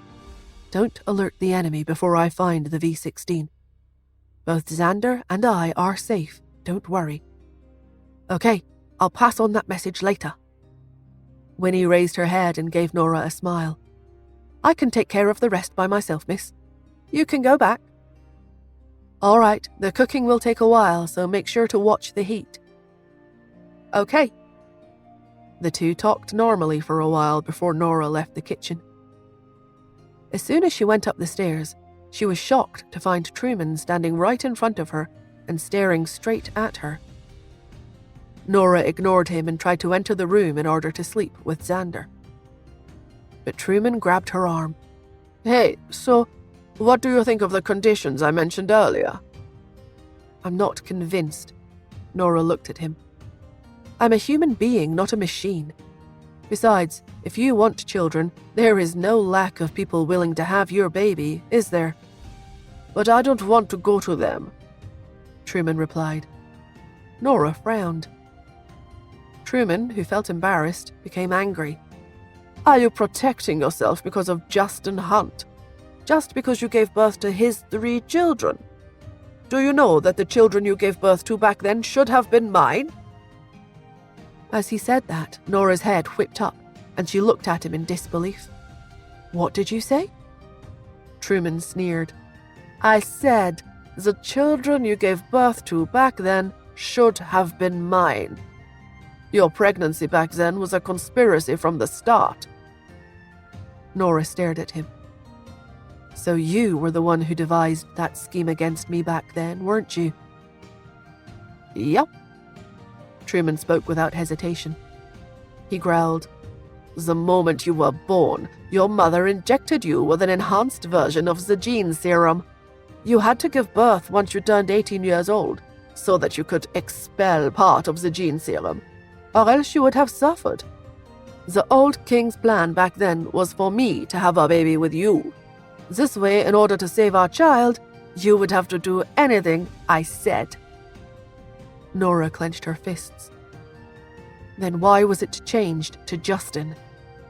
Why was it changed to Justin? Because he didn't want to do it, of course. There was no way he would let such an ugly woman bear his child. He had also been resistant to everything planned by the old king at that time. So when the Imperial League's old butler approached him and told him to have a baby with Nora, Truman rejected the idea right away. He raised his chin high and refused.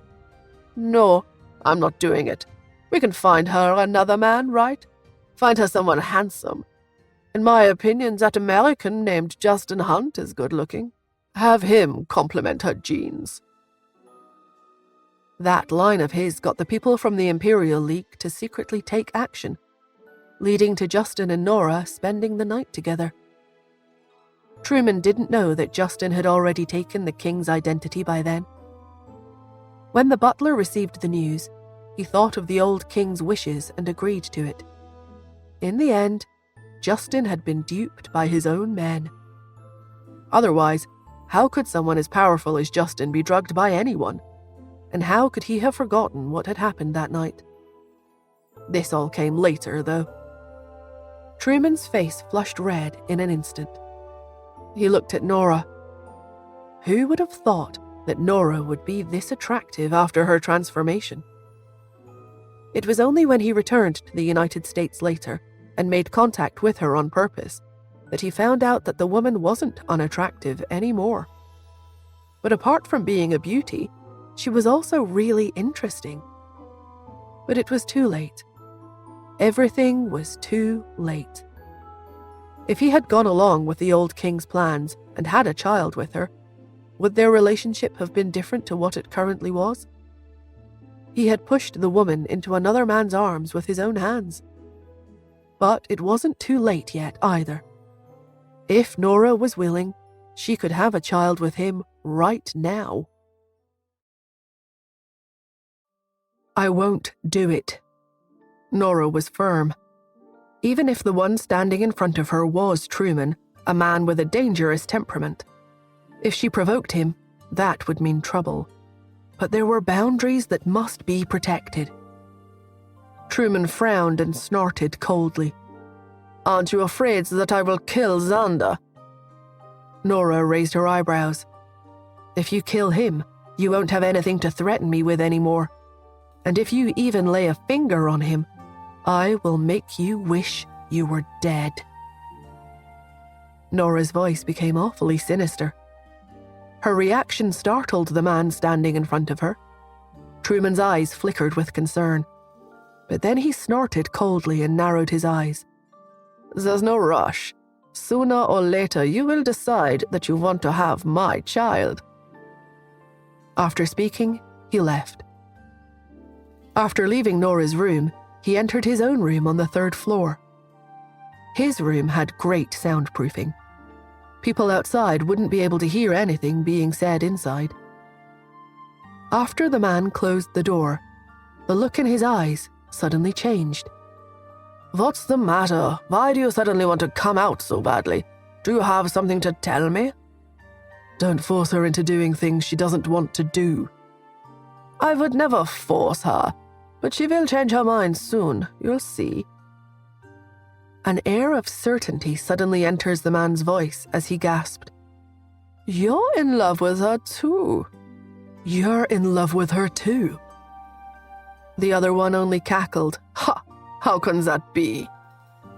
"I am you and you are me. I know your true feelings. I didn't expect us to reach an agreement on the matter." "So?" "I know that you love her because after all this time, you still don't want to hurt her or threaten her. You want her to want you. Huh, you're having regrets now." "I'm not, shut up." "You are. She was supposed to be your woman from the start, but you rejected her back then." "I told you to shut up." "I told you back then that the ugly girl would be lots of fun, but you didn't believe me, and insisted on going against King instead. You looked down on her. You looked down on her in the past, but now she has become someone way out of your league. You make it sound like you didn't have a part in rejecting her back then. Thinking about it now, did the two of us oppose the marriage so strongly back then because she was unattractive, or because it was what the old man wanted us to do? Both of them had been awfully rebellious when they were young. Even now, they were still going against their old man. Although that man had given them life, he had thrown them and their siblings into hell. The two of them were the only ones who had come out alive. Under such circumstances, how would they possibly be able to make peace with what had happened to them? They never disagreed with each other in this aspect. They would never do as they were told. No matter the reason, since we have already lost her, there is nothing else we can do. You can't do this to her. This is your fate. Shut up. I told you I will never accept this fate. If I was going to do that, then why wouldn't I live like how the old man wanted me to? Both of them were angry, and both their voices had become sharp and piercing, and it made it hard to tell them apart. When they were young, they were weak and could only live in the laboratory. It was like they were only objects. When they survived, they began to put up a resistance. The first thing they had done as a sign of defiance toward King was to reject King's orders for him to have a child with Nora. They pushed the responsibility over to someone else. After that, they cut off all contact with King. But now that they thought about it, they had done as they were told all their lives. But they regretted the one and only thing that they had done as an act of defiance. What a joke. Later, Winnie, the cook, went out to buy fresh groceries for that night's dinner. She glanced around outside a vegetable store and then entered. She spied a tall and ruthless figure standing in the shadows. Winnie lowered her head at once and greeted him respectfully. "Mr. Hunt." Although Justin's demeanor was distant, there was anxiety in his voice. "How is she?" "Miss Smith is fine. She wants me to tell you to avoid alarming the enemy and to wait for the right moment." Justin breathed a sigh of relief. "Okay." But then he noticed that Winnie was hesitating about something. "What's the matter?" he asked. Winnie glanced at him, not sure if she should relay what she had heard. But her loyalty lay with the man in front of her. She coughed and informed him. "I heard Truman Yale say that he wants Miss Smith to have his child. If she agrees, he will release Xander." The man crushed the drinking glass in his hand, and his expression turned dark and awful. Justin's expression turned sinister, but before he could say anything, Winnie hurriedly added, "But Miss Smith rejected him." This made Justin's expression mellow a bit. After a while, he said, "Go back and protect Nora." "Yes, sir." After Winnie left, Sean and Lawrence finally came out. "Boss, what do we do now? Why don't we just barge in there, arrest Truman Yale, and torture him? This way, Miss Smith won't be put in a spot anymore." Lawrence was angry and indignant. Yale sure knows how to flatter himself. How dare he ask Miss Smith to bear him a child? Ha! He sure thinks highly of himself, doesn't he? Sean cleared his throat. Only then did Lawrence realize that Justin's expression had darkened even further. Justin said, "Truman Yale has a strange temperament. It probably won't work if we employ forceful measures. Do as she says and bide our time for now, but have our men surround them." "Yes, sir." Winnie returned to the small rundown building where they were staying. With the vegetables she had bought in her hands, she entered the kitchen and began to prepare dinner. Every once in a while, she would raise her head and glance at the upper floors. Only after making sure that nothing was wrong would she then return to dinner preparations with peace of mind. She suddenly heard Harry chatting with a few other people outside. "Add some stuff to that woman's dinner tonight." "What kind of stuff?" It's none of your business. But she has been trouble for Mr. Yale recently, and this should help with that. Do as I say." "No problem." As they chatted, the few of them entered the kitchen. Harry looked at Winnie and said, "Make some stew tonight." When Winnie heard this, she felt chills run down her spine. She wanted to contact Justin, but after Harry and the others gave the order, they stayed in the kitchen and kept a close watch on her. She had no chance to tip off Justin. Winnie became terribly anxious. As she prepared dinner, she tried to think of a way to resolve the situation. Mr. Hunt had already given her instructions that Miss Smith and Xander's safety took top priority. Winnie took a deep breath. Under the watchful eyes of Harry and the others, she made a table full of dishes. Soon it was time for dinner. Winnie brought the food to the table, where she then saw Harry pouring a packet of powder into the chicken stew she had just made. Increasingly anxious, she turned to exit the place. She had only taken a step away when Harry asked, "Where are you going?" Winnie coughed and answered, "To the bathroom." Harry pointed at the bathroom in the room. "It's over there." Cold sweat trickled down Winnie's forehead at once. She lowered her head and gave him an ingratiating smile as she said, "So that's where it is. I'll make a quick trip to the bathroom then." "Yeah, okay." Harry looked at another woman next to him and ordered, "You, go with her." Harry looked at the people around him and said, "From now on, none of us are to move about alone. Got it?" "Got it." The rest nodded. Winnie panicked. She went straight to the bathroom with the other woman, unable to tip off Justin at all. By the time she came back out, she saw that Truman and Nora were already seated at the dining table. Truman filled a bowl with stew and handed it to Nora. "Here, I got them to make some special chicken stew just for you." Nora looked at the bowl of chicken stew but didn't move. A beaming Truman looked at her. "Why aren't you eating, my little servant?" Nora raised her eyebrows. Left with no other choice, she could only take the bowl of chicken stew from him. Winnie, watching from the side, couldn't hide the panicked expression on her face. Winnie was nervous. Mr. Hunt had told her that Nora and Xander's safety took first priority. She took a step forward. When she was about to say something, she saw that Nora, after taking the bowl of stew from Truman, only took a quick whiff and immediately asked, "What did you add to the stew?" Winnie paused. Next to her, Harry glanced at her warily and frowned. Winnie was so frightened that she hastily lowered her head and pretended to smooth out her clothes, putting on a stiff and reserved appearance. At the dining table, Truman smiled and asked, "What could I possibly add?" Nora lowered her eyes. "Don't forget that I'm Athena." Athena wasn't just a surgeon. She was also an outstanding researcher in the field of biomedicine. She was trained in alternative medicine and was capable of making a lot of different types of poison. Therefore, how would she possibly not be able to smell the extra ingredients in the chicken stew? Truman leaned back on the chair and smiled. "You are so clever, my little servant. Yes, something has indeed been added to the stew." Nora raised her eyebrows. "What is it?" "Muscle relaxants," replied Truman. Nora didn't quite believe him.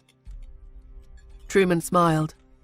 "It's about time the muscle relaxant dosage is increased. Otherwise, what if your body gets used to the dosage and starts building a resistance to it? So I added some into the stew."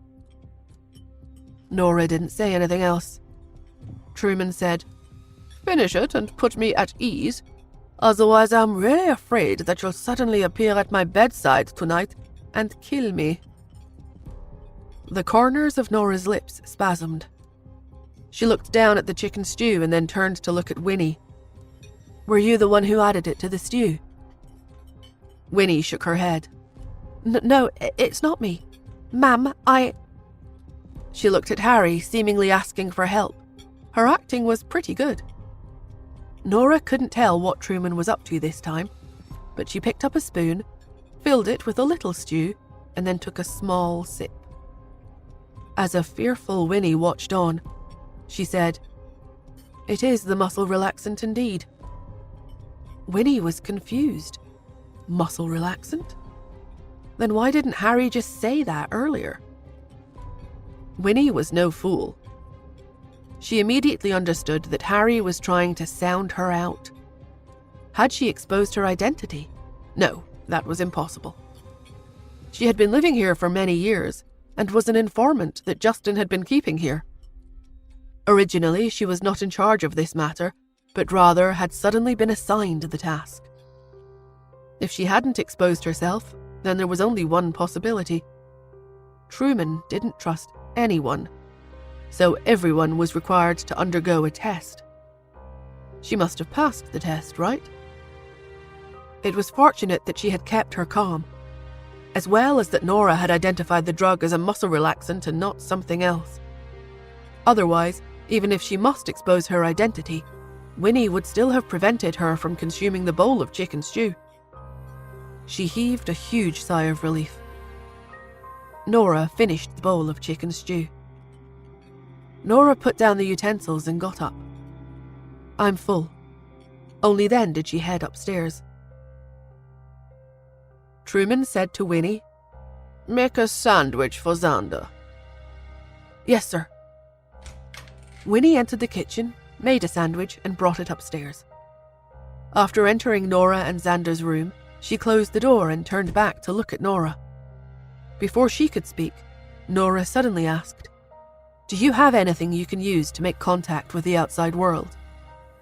Winnie was surprised. The room should still be under surveillance, so why was Mrs. Hunt being so careless all of a sudden? Regardless, she lowered her voice and replied, "Yes, I do. Mr. Hunt said that if an emergency comes up, I can set off the signal flare immediately. Our men have already surrounded the place, so they can storm in right away." Nora sighed and said, "All right, then go set it off now." Winnie was shocked, a little stunned. She quite didn't seem to understand. "What?" "Your identity has been exposed." As soon as Nora's words came out of her mouth, the door was pushed open, and Truman led Harry and a few people into the room. With a smile on his face, he said, "That's right. Your identity has been exposed." Winnie was stunned yet again. She subconsciously reached for the smoke bomb, but before she could move, Harry and the others rushed forward and subdued her. With an extremely cold look on his face, Truman ordered, "Kill her." Harry and the others escorted Winnie out. As Winnie thought of the previous cook's fate, she became disheartened. But just as they were about to exit the room, a voice suddenly came from behind them. "Wait a minute." Nora said coldly, "Let her go." Truman clicked his tongue and said, "When are you going to change your bad habit of being a softie? She's just a servant, yet you're actually begging for mercy for her." There was no way Nora could treat human life with blatant disregard, of course. She repeated, "Let her go." Truman sneered. "Sure, I can let her go, but only if you bear me a child. If you do that, I can not only let her go, but also Xander. I'll even let you go after." "That's impossible." Nora flatly rejected his suggestion. Truman was infuriated. "Then why should I listen to you and let her go?" Nora sighed. Suddenly she took a step back and revealed something in her hand. Because of this. After getting a clear look at what she was holding, Truman, Harry, and the others' expressions changed drastically. It was a signal flare. Even Winnie couldn't help but take a subconscious look at her pocket. Her signal flare should clearly have been in there. When did Nora get her hands on it? As Black Cat, Stealing something without anyone realizing was one of her most basic abilities. Truman took a step forward to snatch it from her, but Nora was too fast. She smiled and activated the signal flare. Bang! Something that looked like fireworks shot straight out of the window, making a pop sound in the sky. The signal had been set off. At the sight, Truman became even angrier. With a huge frown on his face, he looked at Nora. He started to scream, "You!" Nora heaved a quiet sigh. I originally wanted to work with Caleb to find out the whereabouts of the V-16, but now it seems I can give up on that. Nora lowered her eyes, her expression terribly cold and indifferent. If I can't outwit you, then I'll just have Black Cat interrogate you instead. I believe no one in this world can survive Black Cat's interrogation. After all, Black Cat was a master of torture. Truman's handsome face instantly turned sinister. He said coldly, "Nora, you will regret this. No one can hurt me here." As soon as he spoke, the sound of fierce fighting suddenly came from outside. Harry immediately went out to check what was going on. He returned almost immediately and shouted in panic, "Hurry and leave, Mr. Yale. There is a group of people below us. Our guys won't be able to hold them back." Truman didn't believe him. "That's impossible. There's no way she can get so many people here, especially in such a short time." He went toward the window and glanced outside. He smiled and said, "Oh, it's King." "No, you've really shot yourself in the foot now. Don't forget that no matter how much I betray him, I am still his son. I'm afraid you've asked the wrong person for help." The corners of Nora's lips curled into a smile. Well, he's certainly here for his son. The sound of people fighting downstairs was getting closer. King was slowly storming his way upward with his men. With all the fighting, Winnie was not taken away as Truman had ordered. Harry only had time to bind her and throw her aside into a corner of the room. Harry guarded the entrance loyally. Seeing that the group of people was about to come up, Truman said, "Harry, leave." Harry was taken aback. "No, I can't leave, Mr. Yale."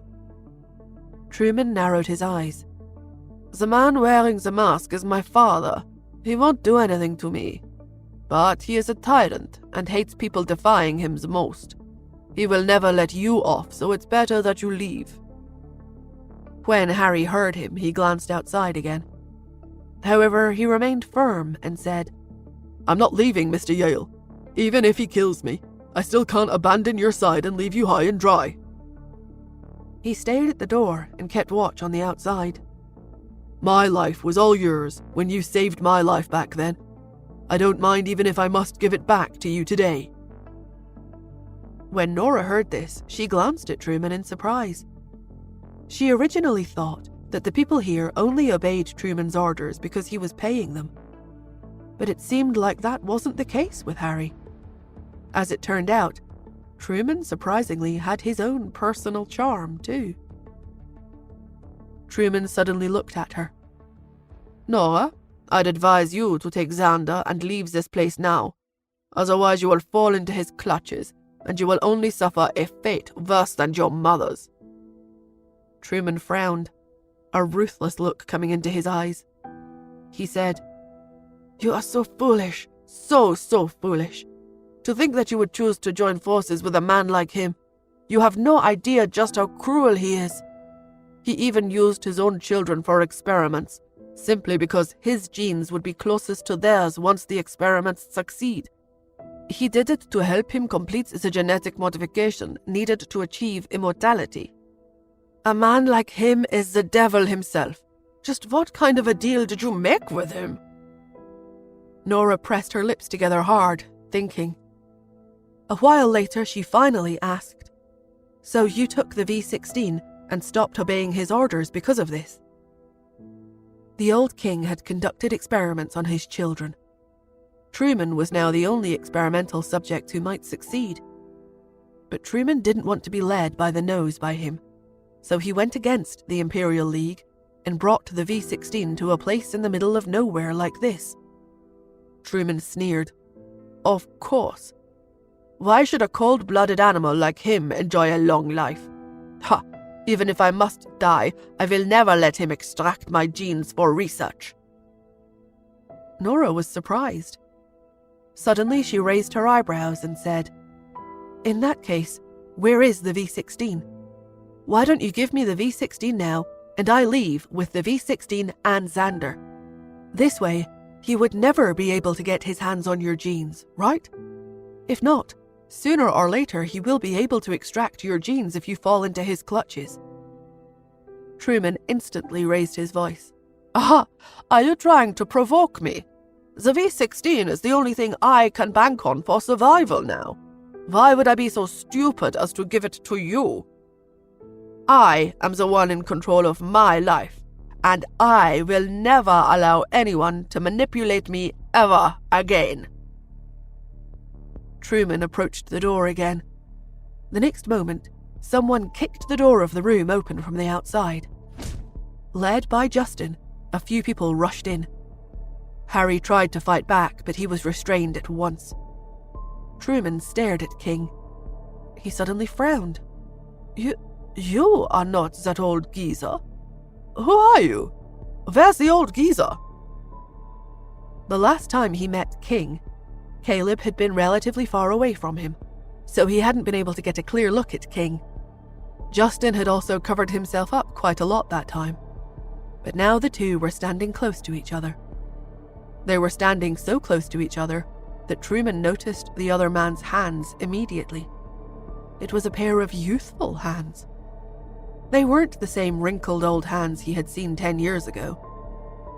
His eyes widened. He stared at King in disbelief. He repeated, Who are you? I am King, Justin answered calmly. His answer stunned Truman, who then asked blankly, Then where's the old geezer? Justin paused for a moment. Then he took off his mask.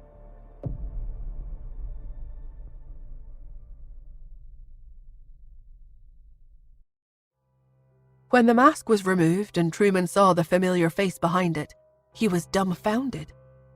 He stared blankly at the man in front of him before he broke into a frown. Ah, so it's you.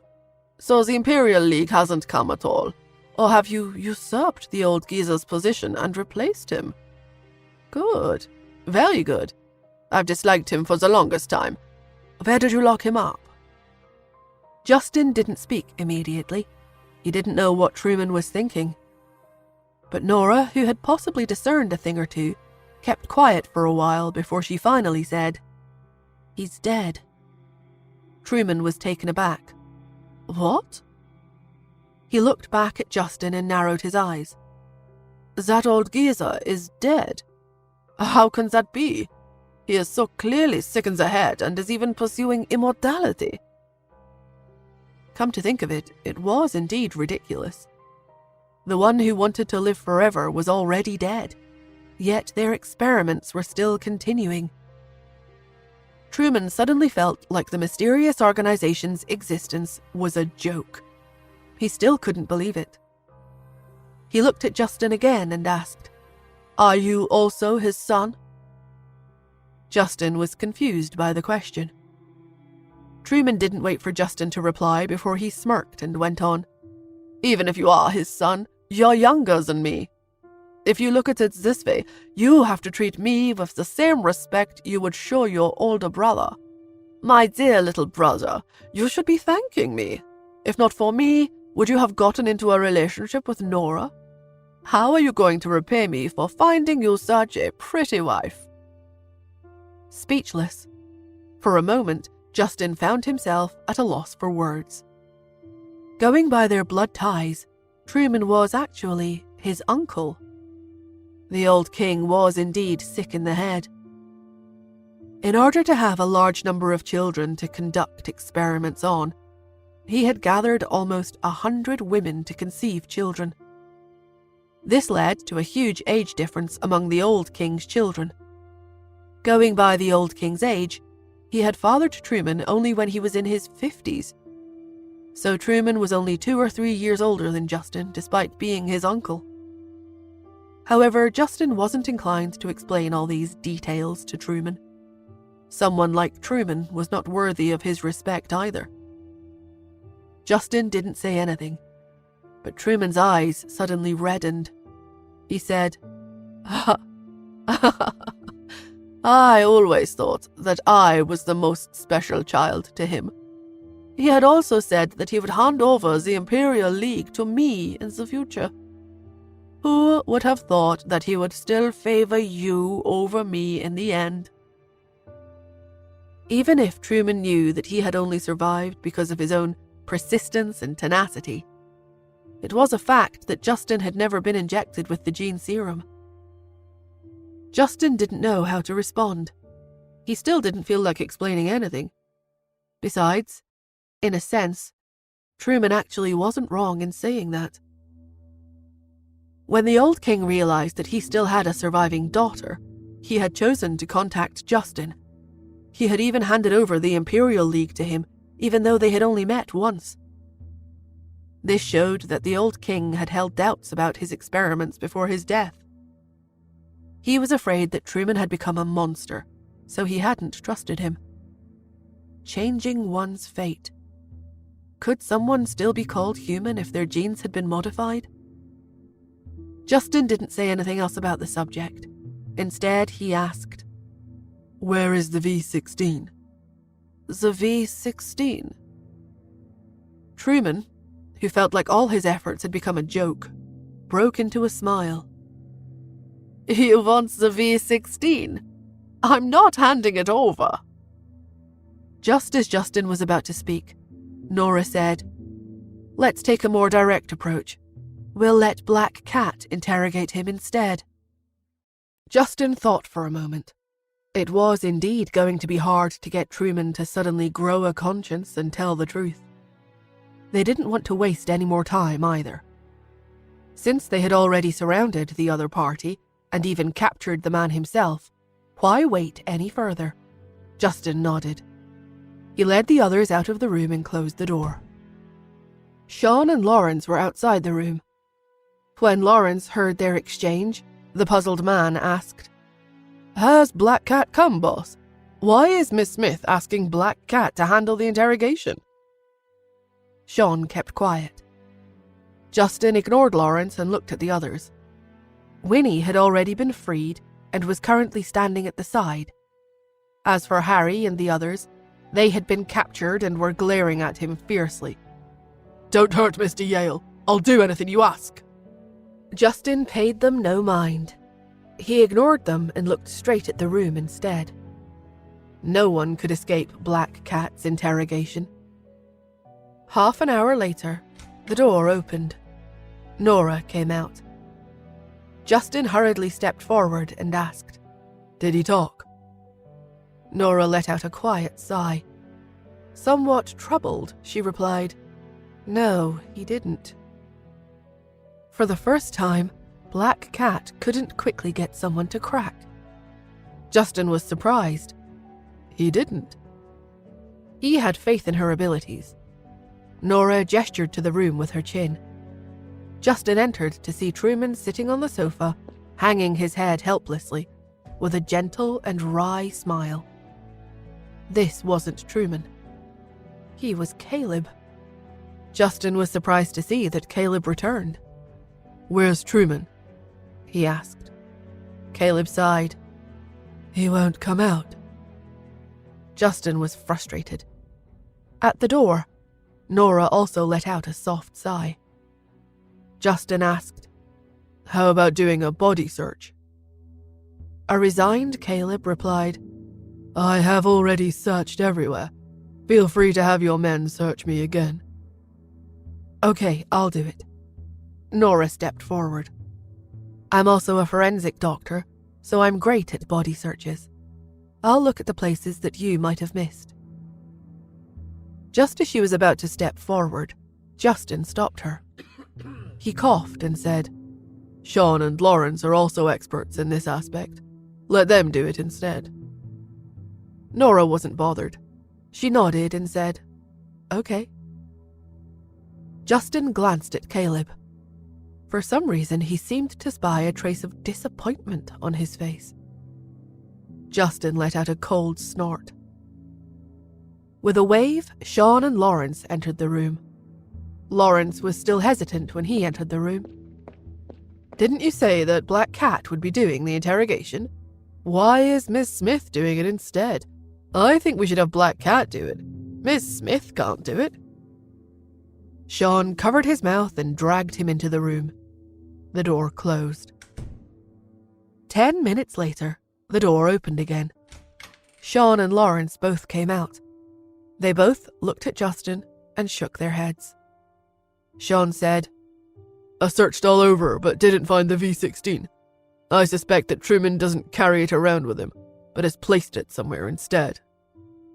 Lawrence nodded. "We even took off his underwear, but there wasn't anything." Caleb exited the room as Lawrence spoke. When he heard Lawrence, the bespectacled man coughed and glanced at Nora with his cheeks a little red. Nora wasn't concerned with their conversation at all. To be honest, Nora could have subdued Truman from the start.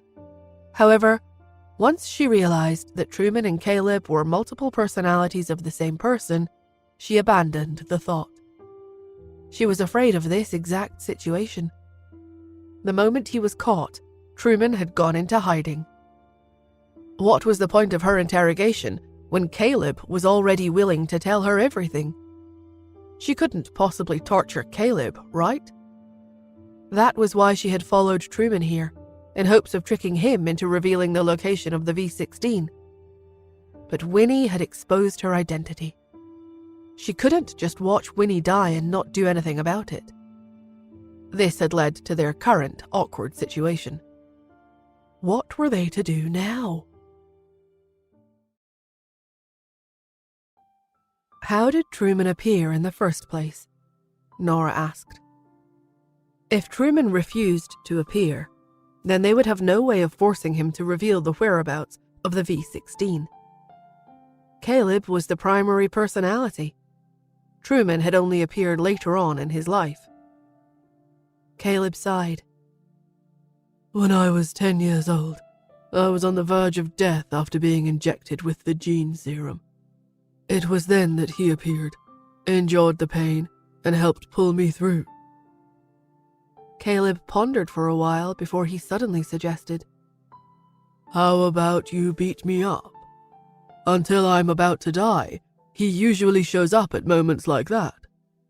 That works, said Lawrence as he eagerly rolled up his sleeves, but Sean pulled him back. Lawrence looked at him in bewilderment. What's the matter? What are you pulling me back for? Surely it's not because you can't bear to hit him, right? Sean didn't think it was right. He glanced at Justin. Justin thought for a moment before finally saying, No, that won't do. What if we kill him? Caleb was okay suggesting being beaten, but he didn't want to be killed. Nora ignored the two of them. As she stroked her chin, she started to ponder. She was thinking about how they could force Truman out. Justin ordered Sean and Lawrence. Let's just stay here tonight for now. You two, get a few men to search the place.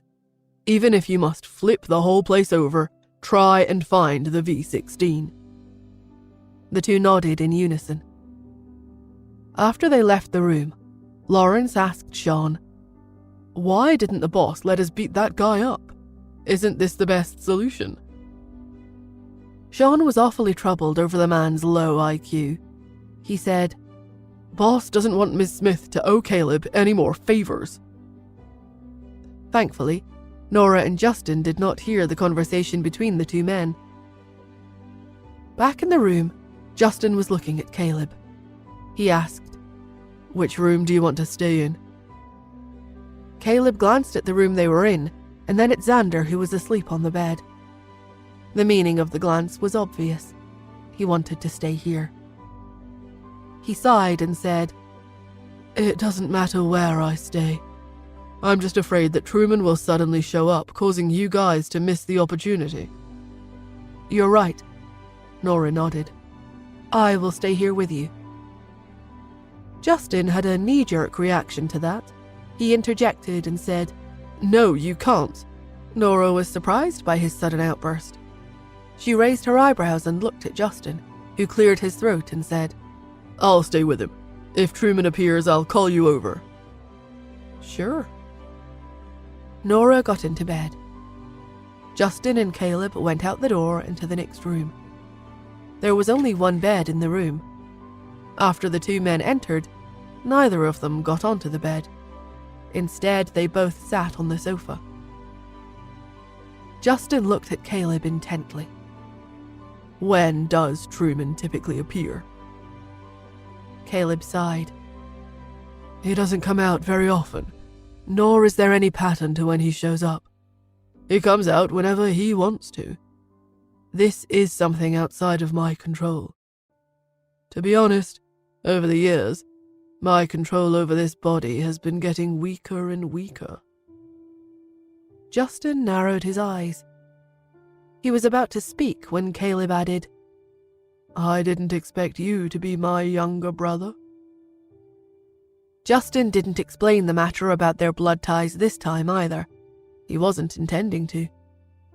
He merely replied frostily, Blood ties don't matter to me. Only relationships do. In other words, even if the two of them were related by blood, he wasn't going to show Caleb any mercy. Caleb nodded. He leaned sideways on the sofa and said, I'm going to sleep. If Truman wakes up, remember to keep a close watch on him. After Caleb fell asleep, Justin suddenly stood and went out. Outside the door was Nora. She looked at Justin and asked, How is it? He didn't come out. Nora frowned. Are we just going to keep waiting if he stays inside and refuses to come out? After looking at Nora for a while, Justin suddenly curled his lips into a smile and said, I have a solution. What is it? Early next morning, the group sat near the dining table. Caleb had a relatively good sleep, but he was still Caleb. He looked at Justin, who had dark circles under his eyes. Obviously, he hadn't slept well the previous night. Winnie had already made breakfast and was placing it on the dining table. After Nora brought Xander over, they took their seats. Caleb said deliberately, Mr. Hunt. No, I should be calling you Justin instead, since you're my younger brother. Did Truman appear last night? Justin, who had a very grumpy look on his face, replied, No, he didn't. Nora looked at Justin and asked, You mentioned last night that you'd thought of a solution. What is it? Justin frowned and said, Let's talk about it after we go back home. I have a device that should be able to provoke Truman into showing up. Nora was taken aback. Go home? Justin's expression turned a little sullen at once. He nodded and said, Yeah. We can't possibly stay here for the rest of our lives, right? It was only after he spoke that he realized that he was being rather grouchy. Thus, he immediately explained, Lawrence and Sean have already conducted a thorough search here last night, and they still did not find the V-16, even after flipping the place over. I am sure that Truman must have hidden the V-16 in the city, so let's go back. His words made Caleb frown. Nevertheless, Caleb took a sandwich and started to eat as he said, All right. Nora didn't think much about it. After pouring some milk into a bowl of cereal and passing it to Xander, she looked at Caleb and said, I can treat schizophrenia. If Justin's device doesn't work, then we'll do it the troublesome way and just have you take some medicine to drag Truman out. I believe he will appear for sure once it's time to administer the V-16. Caleb thought for a moment and then nodded. "You're right." Xander looked at Nora with his big round eyes. Then he looked at Justin, before finally looking at Caleb. He said, "Daddy?" "What's wrong?" Justin asked subconsciously. However, then he realized that Xander's words were directed at Caleb. His expression turned even grumpier. Caleb didn't react immediately.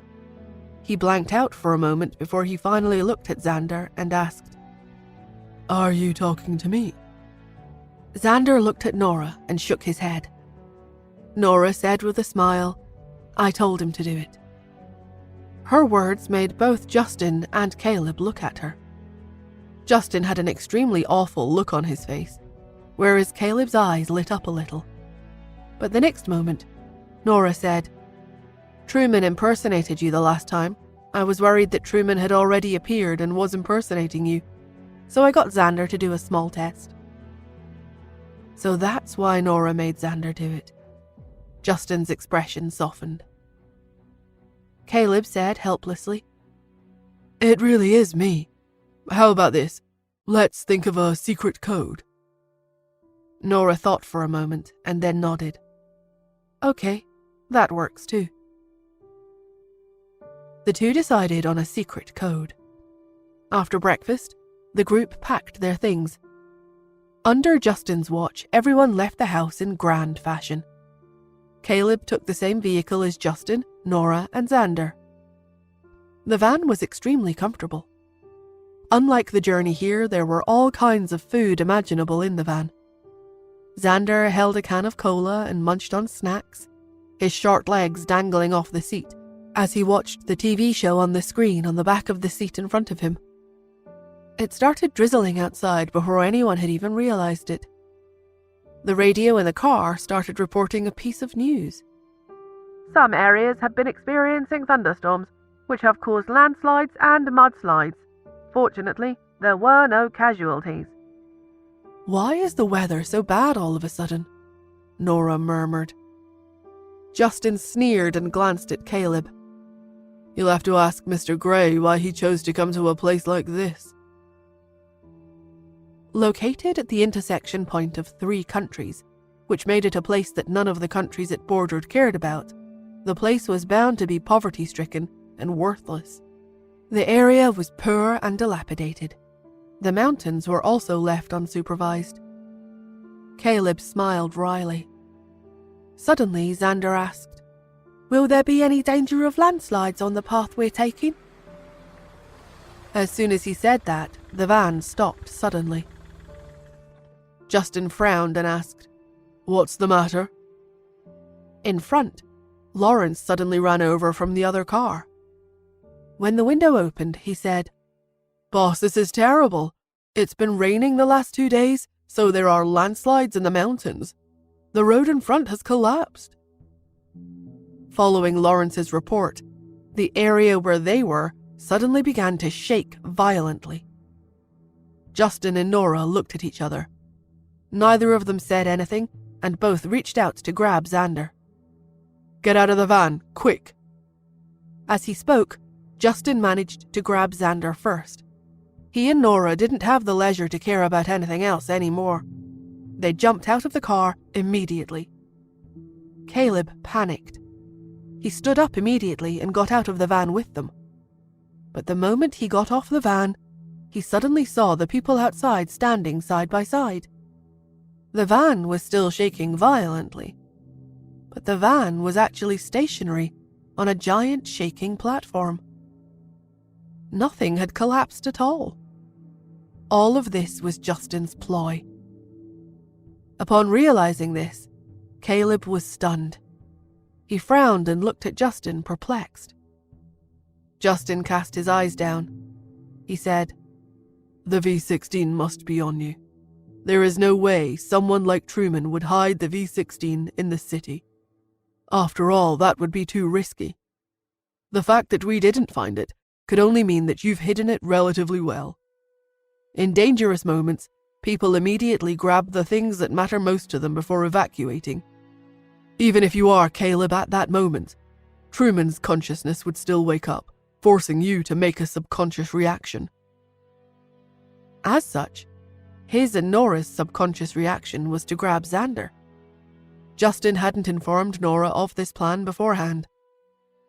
The radio broadcast in the van, as well as the deliberate darkening of the car windows, were all to create a dim and dark atmosphere for the people in the van.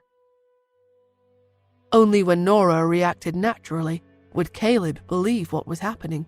The clothes that Caleb was wearing today were all clothing that Justin had specially prepared for him beforehand. When they were setting off, he must have hidden the V16 somewhere for sure. Whatever Caleb was clutching at that moment was the hiding place of the V16. They all looked at Caleb's hand. He was holding a tiny black plastic bag. When they were getting into the van, Justin had relaxed the security checks on purpose so that Truman could bring things in. For Caleb to be holding that bag right now, this meant that the V16 was inside. It looked like Caleb didn't expect himself to pick up the bag either.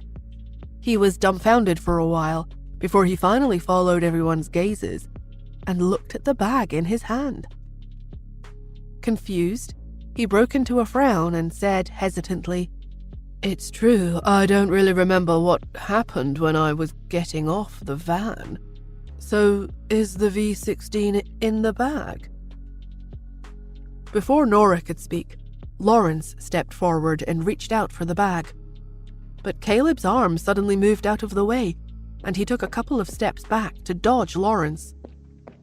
All of a sudden, he sneered, his voice turning sharp and piercing. "Ha! I didn't expect my dearest little brother to be so skilled at manipulating people. Ha!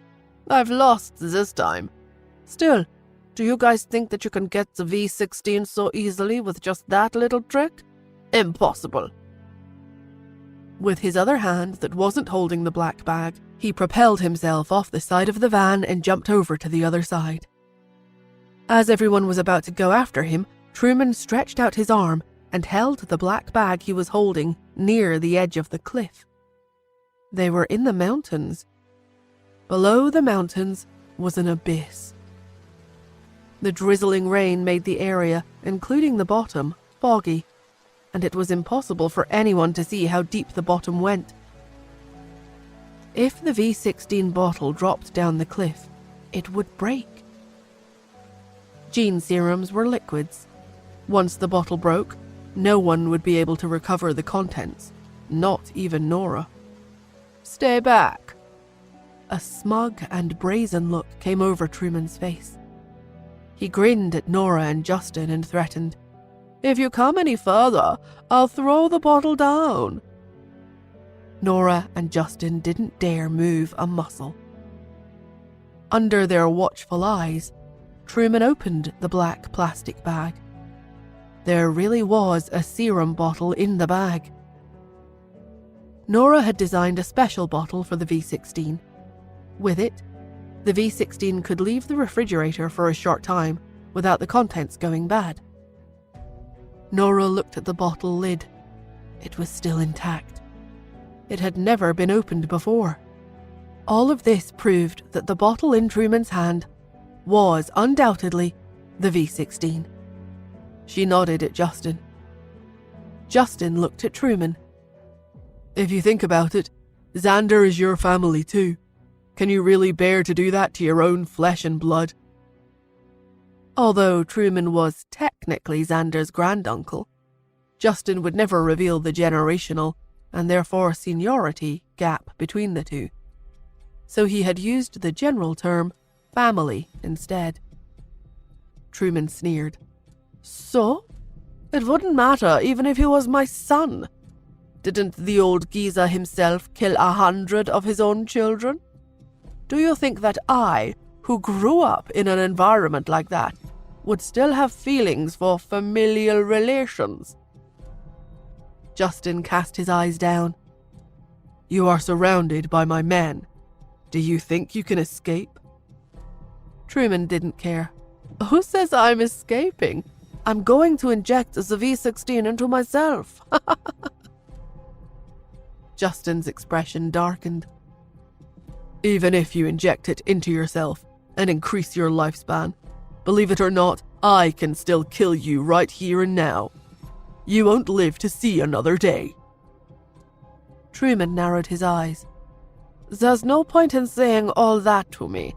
Once I inject the V16, you will never be able to kill me, because you would have to draw a sample of my blood as soon as possible in order to study the gene serum's chemical composition. After all, Professor Athena here would never give up on saving Xander, would she? Truman was behaving like he had the whole situation under control. He sneered. I've already figured out all your tricks. If anyone dares to take a step forward, I will throw the gene serum down the cliff right away. If worst comes to worst, all of us. The look in his eyes suddenly turned cold and sinister, and there was no warmth in his voice at all as he exclaimed, Can go to hell together. After saying that, he took a step forward. Stop! Nora shouted abruptly, afraid that he would fall off the cliff with the gene serum. He was already at the very edge of the cliff. The corners of Truman's lips suddenly curled into a smile again. He snorted. Nora, I told you that you would regret it if you gave the other V16 to Queenie. Let me ask you the same question now. Do you regret what you've done? There were originally 2 gene serums. Truman didn't really have any intention to kill Xander.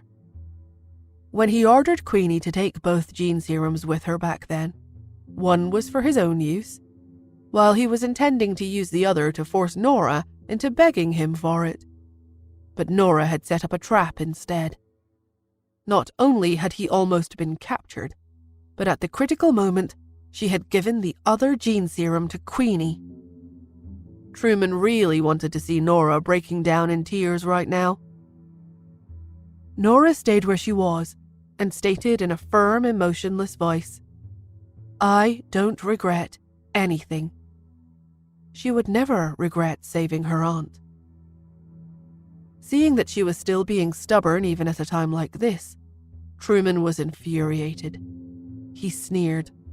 Then you can only watch helplessly as your son dies. Truman, Nora called out to him. Xander is your son too. He called you Daddy for 5 years. How about this? You come back here and give me the gene serum.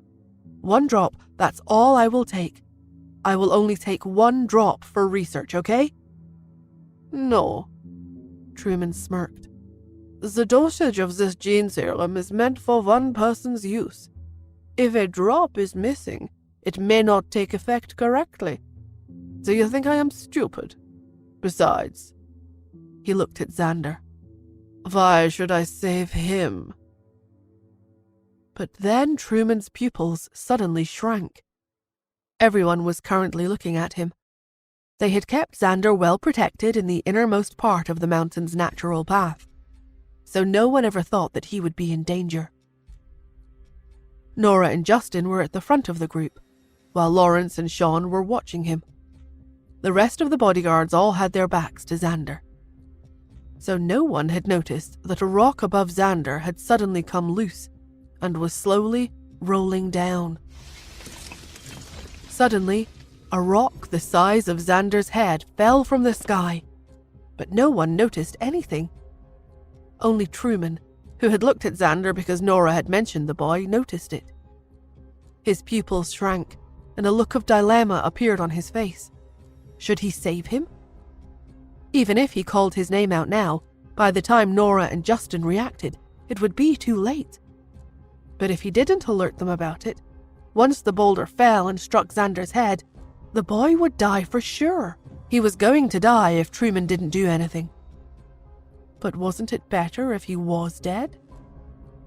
Then no one would fight him for the V16 anymore. The corners of the man's lips curled into a faint smile. go to hell. But just as the thought formed in his mind,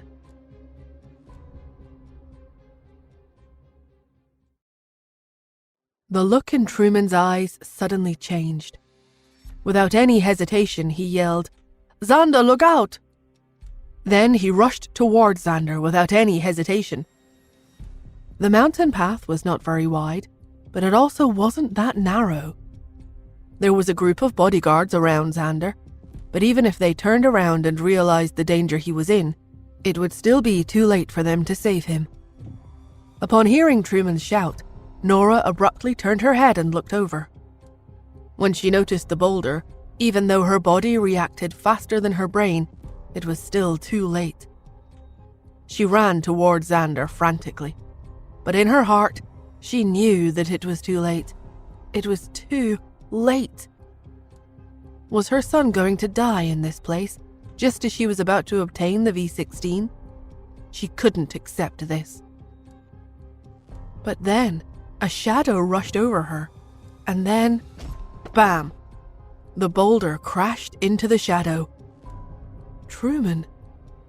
No, it was Caleb who had control of his body, because the aura around him had suddenly changed. At the most critical moment, he had switched personalities and become the one to protect Xander. But even though he was fast enough, he didn't manage to push the boy away, but was only able to hold onto Xander tightly. The rock had struck his own head. The man lowered his head, his eyes meeting the other like a pair of big, grape-like, innocent eyes. Then he felt warm liquid trickling down his head. 1 drop, 2 drops. They landed on Xander's face. The child's eyes widened in shock as he stared at him in disbelief. Xander's murmurs suddenly turned into a shout. "Daddy!" Even though his voice was soft, the man still heard him. The man stretched out his long, slender fingers and wiped off the blood on his cheek for him. Then the corners of his lips raised slightly into an arc. He looked like he wanted to say something, but it also looked like he wanted to tease the boy for looking so funny at the moment. But before he could say anything, his vision went black and he collapsed onto the ground. At some point, the V16 that Caleb had been holding tightly in his hands had dropped to the ground. By the time he reached Xander's side, it had been too late for him to push the boy away. His palm had opened, causing the V16 to fall to the ground. Because he dropped the V16, he had managed to protect Xander. Nora stared at everything happening in front of her in shock and astonishment. The bottle containing the V16 was extremely sturdy. After falling onto the ground, it rolled over to her feet. She bent over and picked up the V16. She couldn't tell if it was because the man had been holding the V16 for too long, but the V16 felt burning hot. "Mummy, save Daddy!" Xander suddenly shouted over to her. Nora handed the V16 to Justin and strode over to Xander, where she then bent over to check on Caleb. He had suffered serious trauma to his head, and he needed to be sent to the hospital for surgery at once. In a small town not too far away, the local hospital was simple, shabby, and a little run down. The one operating room it had was brightly lit. Little Xander sat stubbornly on the corridor outside, his eyes locked onto the operating room. Justin stood beside him. Xander's little hand clung to his sleeve. He felt extremely uneasy, and he didn't let go of his father's sleeve once. Suddenly, he looked up at Justin and asked, "Will Daddy Truman die? Is he going to be buried in the ground like Butterscotch?" Butterscotch was one of Xander's dogs that had died a few months ago. Justin kept quiet for a moment before he replied, "No, he won't." Xander cast his eyes down. "But how do you know?" Without looking down at the boy, Justin assured him, Because you have to believe in Mummy like I do. Xander nodded and continued to stare at the operating room.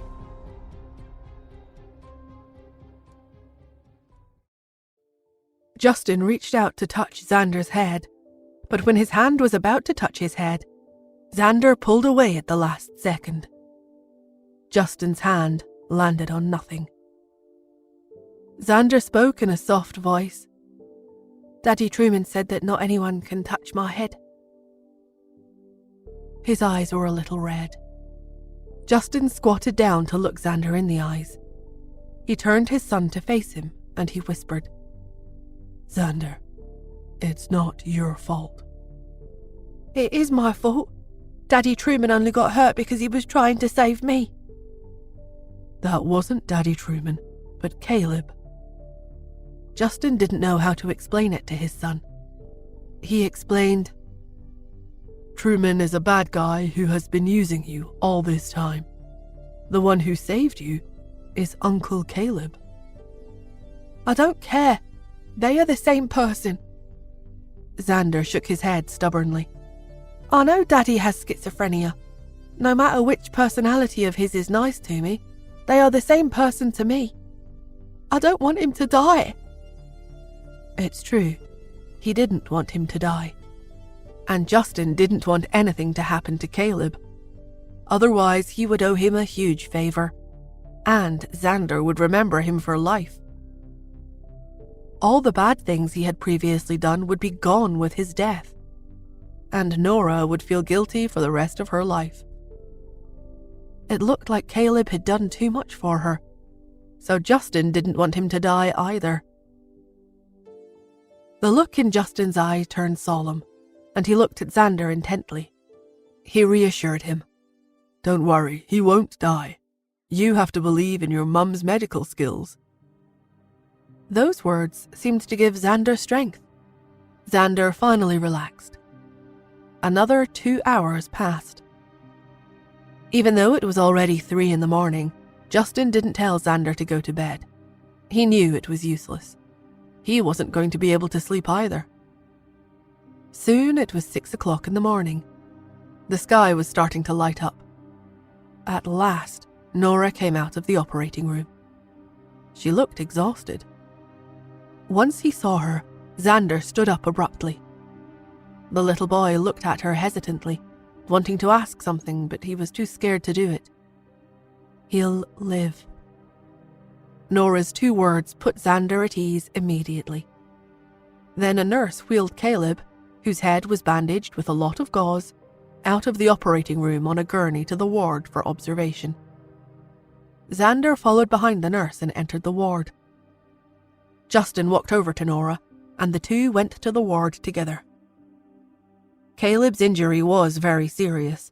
After all, he had been struck by a huge rock. Even though he was out of danger and currently stable, he had to be admitted to the intensive care unit. Xander stood outside the glass door of the intensive care unit and looked inside. Nora walked over and stroked his hair. Get some sleep. Xander began to cry. But, Daddy Truman... I'll be watching over him here. Trust me, he won't die. Xander looked at Nora for a long while before he finally nodded and sniffled. Okay. Lawrence and Sean came and took Xander to a nearby hotel to rest. Justin and Nora stayed outside the ward. For a while, neither of them spoke, mainly because they didn't know what to say at a time like this. Neither of them felt any joy at beating Truman and obtaining the V-16. They had no idea it was going to end like this. They sat in silence. Then, in the middle of the night, the equipment in the intensive care unit suddenly started to beep. Nora stood up abruptly and rushed into the ward. After a while, she suddenly staggered out of the ward. She could barely stand on her own 2 feet. Justin rushed over to her and grabbed Nora's body so she wouldn't fall. What's wrong? Justin was shocked at her behavior. Was Caleb dying? As the thought formed in his mind, Nora nodded gravely. His time is up. What time? Nora looked up at Justin, her eyes glassy. She was in a daze. She whispered, the time for him to take the V16. If the V16 is not administered to him right away, he will die. After Nora revealed that Caleb was about to die, a group of people walked over to them. There were 2 bodyguards, with another person in the middle. The bodyguards were both members of the Assassin Alliance, while the person they had brought with them turned out to be someone they knew. The person's face was full of burn scars. It was old Maddie. He was the one who had run away without telling Nora the truth back then. Nora still remembered what old Maddie had said to her back then. If they couldn't get the support of King from the Imperial League, they would never be able to defeat the mysterious organization. Thinking about it now, old Maddie must have known at the time that the Imperial League was the one backing up the mysterious organization, right? That meant old Maddie didn't believe she could get King's support at all, so he had escaped with the truth to avoid provoking Nora into becoming enemies with the mysterious organization. Nora refused to stay still after old Maddie's escape. She had gone straight to Carl to help find him. Once they found him, they were told to bring him to her immediately. Old Maddie stood in front of Nora and let out a small sigh. He grunted, "Ms. Nora?" Nora was not in a good mood. Her mind was preoccupied with the thoughts of Caleb's condition, so she only nodded and muttered, "I finally found you. I'd like to inform you that King—" But before she could finish, old Maddie interrupted her. "I know." A smiling old Maddie looked at her and chuckled. "I told you I would naturally appear when the time comes, and now I'm here." Nora narrowed her eyes and tilted her head in confusion. So the bodyguards hadn't found old Maddie at all. Rather, old Maddie had allowed himself to be caught on purpose. Old Maddie looked at Justin. He nodded.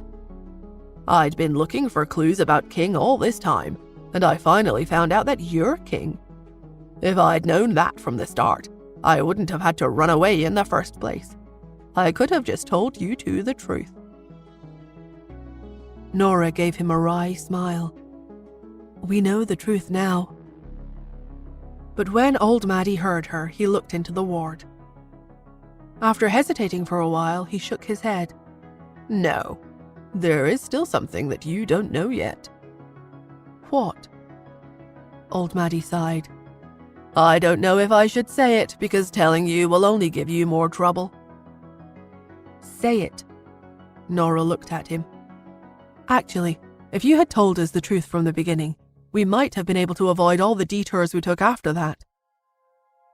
The man nodded in agreement and then revealed, "It's about Truman Yale." Nora was taken aback. Old Maddie sighed. "I was crazy back then, but after I regained my senses, I started investigating the events from back then. I knew about you giving birth to triplets all those years ago." He said slowly, "I saw with my own eyes Henry Smith taking your baby and handing him to the bodyguard to get rid of." Old Maddie clenched his jaw. "At that time, when the first baby was abandoned, they were going to drown him. I rushed forward to save him, but Henry got someone to stop me. Later, someone came forward and saved the baby." Nora thought of what Caleb had once said, and it took her slightly by surprise. Who was it? It was Truman. Old Maddie paused for a while and then went on. "Or maybe Caleb Gray. I don't know who he was at the time, and he had shown up alone. A few bodyguards stopped us. When he rushed over, he was stabbed trying to save Xander. The stab he took from the back almost struck his heart and killed him on the spot. To be honest, he could have dodged the attack, but if he did, Xander would have fallen into the water." Nora stood frozen hearing those words.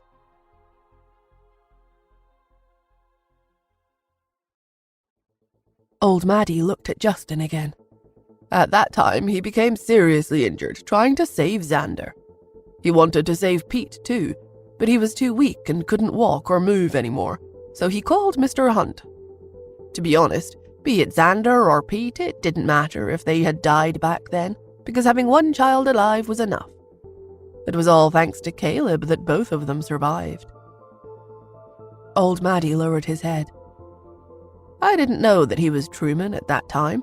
I thought he was just a young man with a crush on Miss Nora. It was only after I recovered my memory that I realized he used to hang around Miss Nora in the past. Nora was stunned. Really? Old Maddie nodded.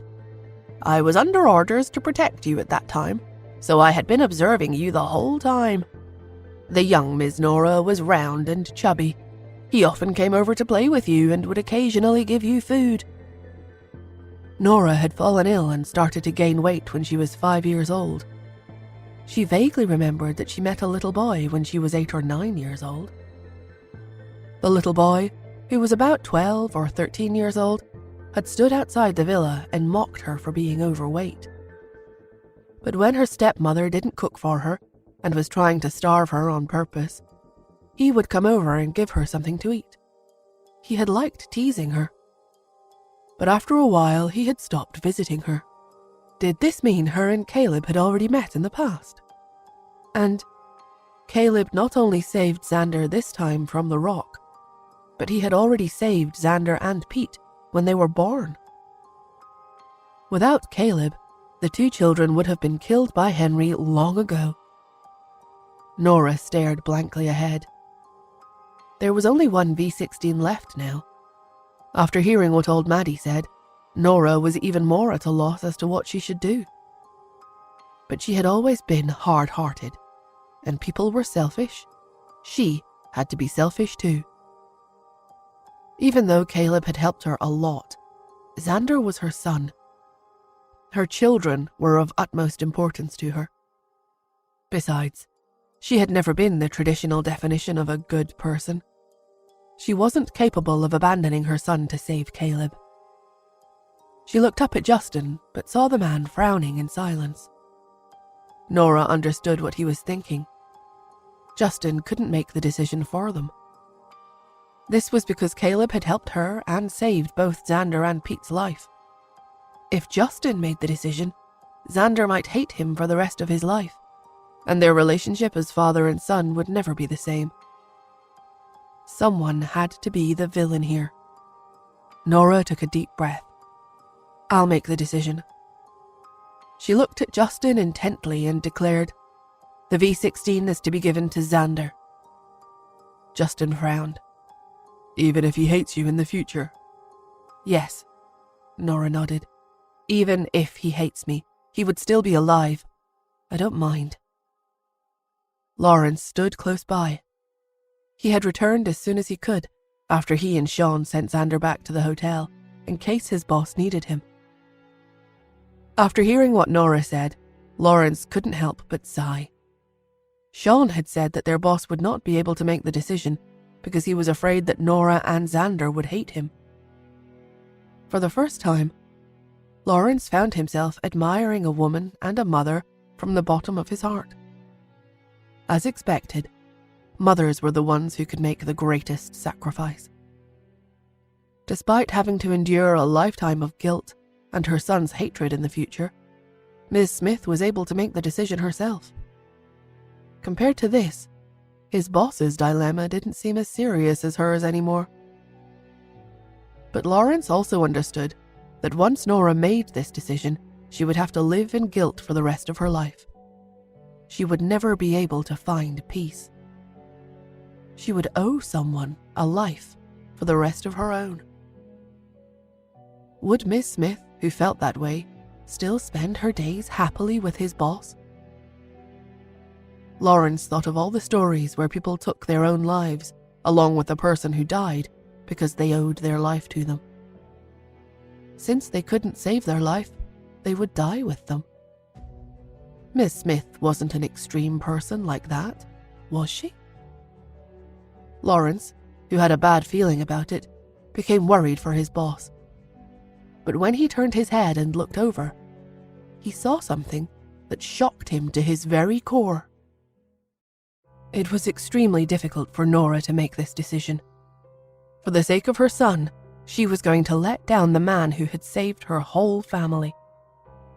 For the rest of her life, she would have to live knowing that she owed someone else a life. But so what? If she could save her son, she would give up her own life without any hesitation, let alone Caleb's. But right after Nora made the difficult decision, the man in front of her sighed. Nora looked at Justin. He was the one that sighed. For the first time, she felt she couldn't breathe. What did he mean by that? Did he not support her decision? While she was wondering, the door of the ward was pushed open again, and the nurse came out. "Dr. Smith, the patient is in shock. We are attempting to bring him back to life, but the cause of the patient's condition is unknown. We noticed that he has cancer, so that might be it, but we don't know what exactly is going on, Dr. Smith." Beep, beep. Along with the nurse's voice, the sound of the patient's heart beating again came from the ward, but it was weak and sounded like it would disappear the next second. Nora clenched her fists. If she didn't administer the V16 to Caleb right away, he would die. She turned her head abruptly to look at the ward. "I will send him off." This was her punishment to herself. Witnessing the death of the man who saved both of her sons. This scene would keep replaying in her mind in the future, making her heart hurt and filling her with shame and guilt. "Nora, you are such a cold-blooded person," she scolded herself in her mind. But as she took a step forward, a strong and warm hand suddenly grabbed onto her wrist. She turned around to see Justin placing the V16 in her hands. On the man's handsome face, the beauty mark in the corner of his eye shimmered brightly. His voice was low and strong like the cello, which helped her find her bearings during all of this turmoil and confusion. He whispered, "Give it to him." The 4 words stunned Nora. She looked at Justin in astonishment. The two of them stood where they were. Nora was wearing a white surgical gown and gloves. Her hair was coiled into a bun with a pencil, revealing her delicate and exquisite face. Her almond-shaped eyes were slightly widened at the moment. The man was wearing all black, and his black silk shirt shone under the light. His expression was calm, and his eyes were bright and piercing. They looked at each other and were silent for a long while. Beep. The heartbeat in the ward was becoming slower and slower. Every beat seemed like it might be the last. It was hard to tell how much time had passed until Nora clasped her fingers on the V16 that Justin had handed her. Then she turned and entered the operating room. Lawrence rushed over and exclaimed, "Boss, you... How can you make such a decision? What about Xander?" Justin didn't say anything. Lawrence shouted furiously, "I know you have 3 children, and you have known Xander for the least amount of time, but he's your son. You can't." Lawrence's voice was all choked up. In the past, Lawrence had disliked Xander and thought of the boy as a little devil. After all, he had dark and sinister thoughts and loved playing tricks on the bodyguards and nannies the most. His behavior was vicious and ruthless. But when they came to pick them up this time, Lawrence had slowly come to understand Xander's personality. The child was clearly pure and kind. All the bad things he'd done in the past were because he had been led astray by his traumatic upbringing. Xander had even stayed by Caleb's bed. Even when he was extremely sleepy, he had refused to go back to sleep. In the end, Nora had to order him to go back to the hotel. The child was very loyal and faithful. Lawrence had started to become fond of him. But was the child he had just started to become fond of going to die soon? How could his boss make such a decision? But he didn't dare to say too much. He could only stare at the intensive care unit in anger. Through the glass window, he saw Nora opening the V16 gene serum bottle. She drew out all the liquid in the syringe. Then she looked at the needle. Under the bright fluorescent lights in the ward, the pillow reflected an icy sheen. She pushed the needle slightly to ensure that all the air inside was pushed out. Then she looked behind her. Through the glass door, she and Justin looked at each other. Justin nodded. Nora understood at once. She lowered her eyes and injected the V16 straight into Caleb's arm without any hesitation. Caleb's heartbeat returned to normal. Justin ordered one of his best bodyguards to stand guard over him, in case he turned into Truman and tried to escape after he woke up. The V16 was powerful. Even though Caleb had suffered horrible injuries to his head, after he was injected with the V16, his physical fitness became stronger and stronger, and his recovery speed was twice as fast as an ordinary person's. He was showing signs of surviving. After making sure that he was out of danger, Nora and Justin returned to the hotel. The two entered the room at the same time. Little Xander was lying on the bed. He was so small that you could barely see anything on the soft mattress. It was as if there was no one on the bed at all. Justin looked at Nora and asked, "How long does Xander have left?" 1 month, Nora replied. She looked at Justin. "We've given the V16 to Caleb. What is Xander going to do?" Justin thought about it, but before he could speak, Xander's voice reached them. "Mummy, I don't mind." His words took Nora aback for a moment. Then she turned to look at him. Xander murmured, "Daddy saved me several times. I owe him a lot. That's why I decided to give him the gene serum long ago. This is my choice." Rubbing his eyes, he sat up from the bed. Then he looked at Nora with a smile and exclaimed, "I still have a month to live. When I was in the basement, I wanted to see the sea and the desert. But actually, what I really wanted was to see something else." Nora's eyes were a little red.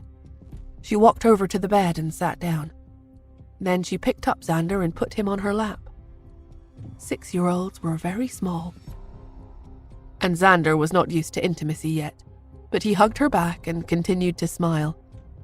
"I want to see Mummy and Daddy's wedding. You know what? Pete and Cherry really put their skills to the test in order to get you guys together. They told me that the two of them were the first to discover each other's identities, and that they found each other in a hotel in California. But at that time, they were afraid that the two of you wouldn't like each other, and they would end up separated from their parents, so they chose to hide the truth from you two. Back then, Cherry and Pete had really racked their brains and done everything they could to bring the two of them together.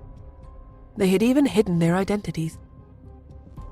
Time seemed to return to the very beginning when Nora returned to the United States with Cherry. I've achieved what they couldn't. I'm a pretty good big brother, right? Although Xander was sleepy, he looked very smug. He was proud of himself. He whispered, "This should be enough to make Cherry and Pete realize that I really am the oldest." Nora listened to Xander's tender voice. The boy had finally become cheerful and wasn't gloomy at all anymore. Why did you inject me with the V16? In the van on its way home, Caleb had regained consciousness. He couldn't help but glare at Justin. I didn't want to live. I'm already 30. Xander is only 6. Why did you give me the V16?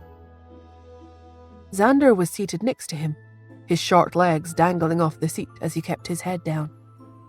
Nora looked ahead. Justin ignored him. The furious Caleb grabbed Justin's collar. Nora decided to give the V16 to Xander. You were the one who stopped her. Why? Is it really only because you don't want them to feel guilty? But he's your son. Justin, is your heart made of stone? Or do you share that same mindset as that old geezer and feel that you can just father more children? Do you think that you already have enough children, so it doesn't matter even if you abandon one? He clenched his fists agitatedly, his eyes filled with bloodthirst as he stared at Justin. Justin, whose head was lowered, reached over and pried off Caleb's fingers clutching his clothes, one by one. He looked at Xander and asked, "Xander, do you regret it?" Xander shook his head. "No, I don't." Justin pointed at him and said to Caleb, "Did you see that? Now that's my son. This is his choice.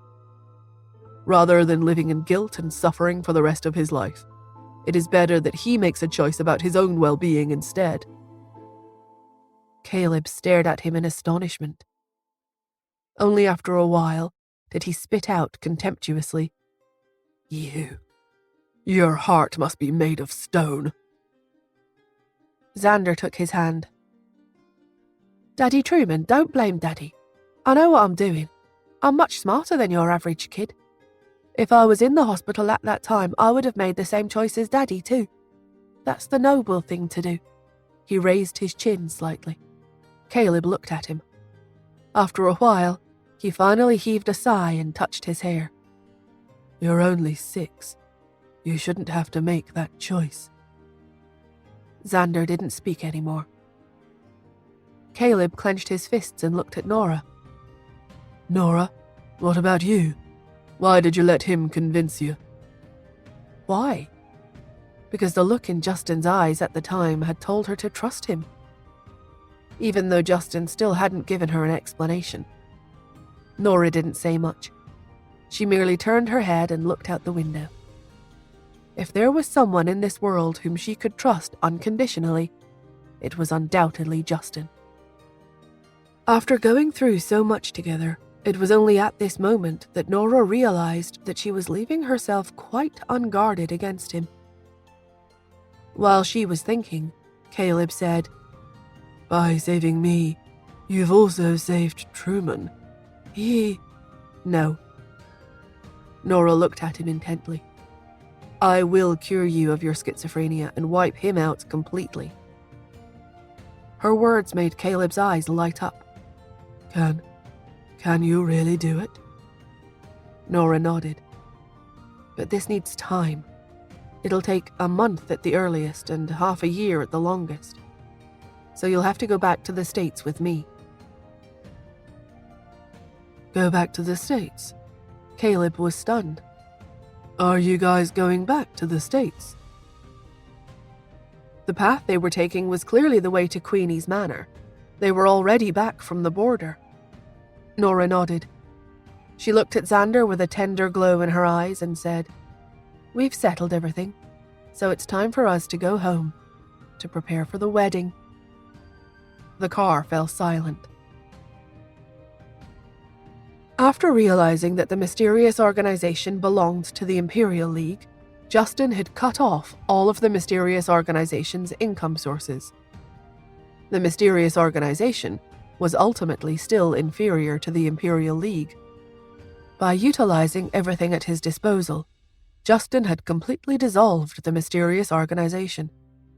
The mysterious organization no longer existed.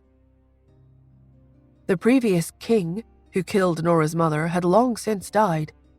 Its new master, Truman, was right in front of them. Everything had ended. Nora would never take her anger at the previous king's deeds out on Justin, of course. One should only hold the perpetrator responsible for their misdeeds. The previous king's wicked deeds had already ended during his time. She had also finally fulfilled her mother's last wishes and destroyed the mysterious organization, wiping the terrifying biological laboratory off the face of the world. So there were only 2 things left for her to do now.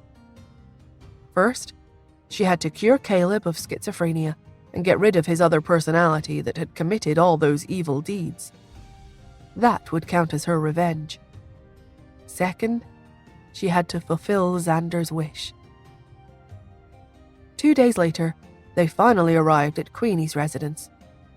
When Cherry and Pete saw them, they rushed forward excitedly and gathered around Nora and Justin happily. Cherry clung to Nora's leg and said sweetly, "Mummy, Xander says that you're marrying Daddy. Is it true? Our family of 5 won't ever have to separate again in the future, right?" Pete looked up at them, his eyes brimming with anticipation. Nora ruffled the 2 children's hair and looked at Justin. Justin bent over, picked up Cherry, and nodded. He said, "Uh-huh. Is your luggage all packed? We're going back to the States." Iris was in the United States. Nora and Justin's friends were also there, so they were holding the wedding in the States. As for Queenie, Nora looked at the suitcase behind her and at Ian, whose wheelchair was being pushed by a caretaker. With a wave, she said, "Let's go back." After they chartered a plane back to the United States, they went back to the Smiths' residence first. Joel and Tanya, who had already heard the news, were standing outside the door with smiles on their faces as they waited for them. The group reunited and chatted away. Mia had already hopped over to Pete. The 2 little ones seemed to have endless things to talk about. The group, however, had no idea that a coup was currently taking place at the Hunt's residence. Mrs. Hunt, whose hair had already turned white, was seated in the living room at the moment and watching the crowd there. Everyone was questioning her. "Why hasn't Miss Smith come to work for so long? How can we support her when she doesn't even show up?" "Ma'am, Pete is still young, but Miss Smith is so unreliable. Besides, as far as we know, she and Mr. Hunt are not legally married yet. In the eyes of the law, she doesn't even qualify to manage the company." "Yes, that's right. We still recommend letting Raymond Hunt's family take over the company. Ma'am, you must look at the big picture. Of course, if Raymond Hunt's family can't do it, then let's get Herman back. He is Pete's grandfather and Mr. Hunt's father, after all. He will never harm Pete." "All of us here are either too old or too young. Yet Miss Smith, the only one who can manage the company, isn't legally married to Mr. Hunt. Ma'am, for the sake of the Hunts, make the call to get Herman back first." In the midst of the heated discussion, Fanny, the thrilled housekeeper, rushed into the living room.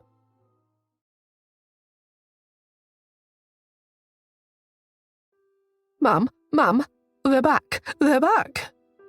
Fanny was so excited that she was at a complete loss for words, stuttering. Mrs. Hunt frowned. "Pete and the others are back?" Yes, and. Mrs. Hunt understood that Nora, Cherry, and Xander had likely also returned. But so what, even if they were back? Wasn't their return just in time for the group of people here? Nora had already blown these shareholders away with her commercial prowess. The strategy she had drafted in the company had impressed them all. But who'd have expected them to suddenly find out that Nora and Justin hadn't actually registered their marriage? Nora didn't have the right to manage the Hunt's assets at all. The shareholders here were also terribly troubled, hence the commotion today. They didn't really have the intention to speak out against anything. It was just that the Hunts ultimately still had to be the ones managing the Hunt Corporation. Mrs. Hunt understood this even more than them. No one was clear about Nora and Justin's relationship. After all, the 2 of them were already living together. Who would have thought that they were not married yet? They had successfully fudged the issue by living together. Who knew that this issue would be brought to the surface when the authorities came to investigate tax issues? Mrs. Hunt was extremely troubled. What should she do? She waved to Fanny and said, "They must be tired from traveling. Let them rest first." At the very least, she mustn't push Nora out to handle all these now.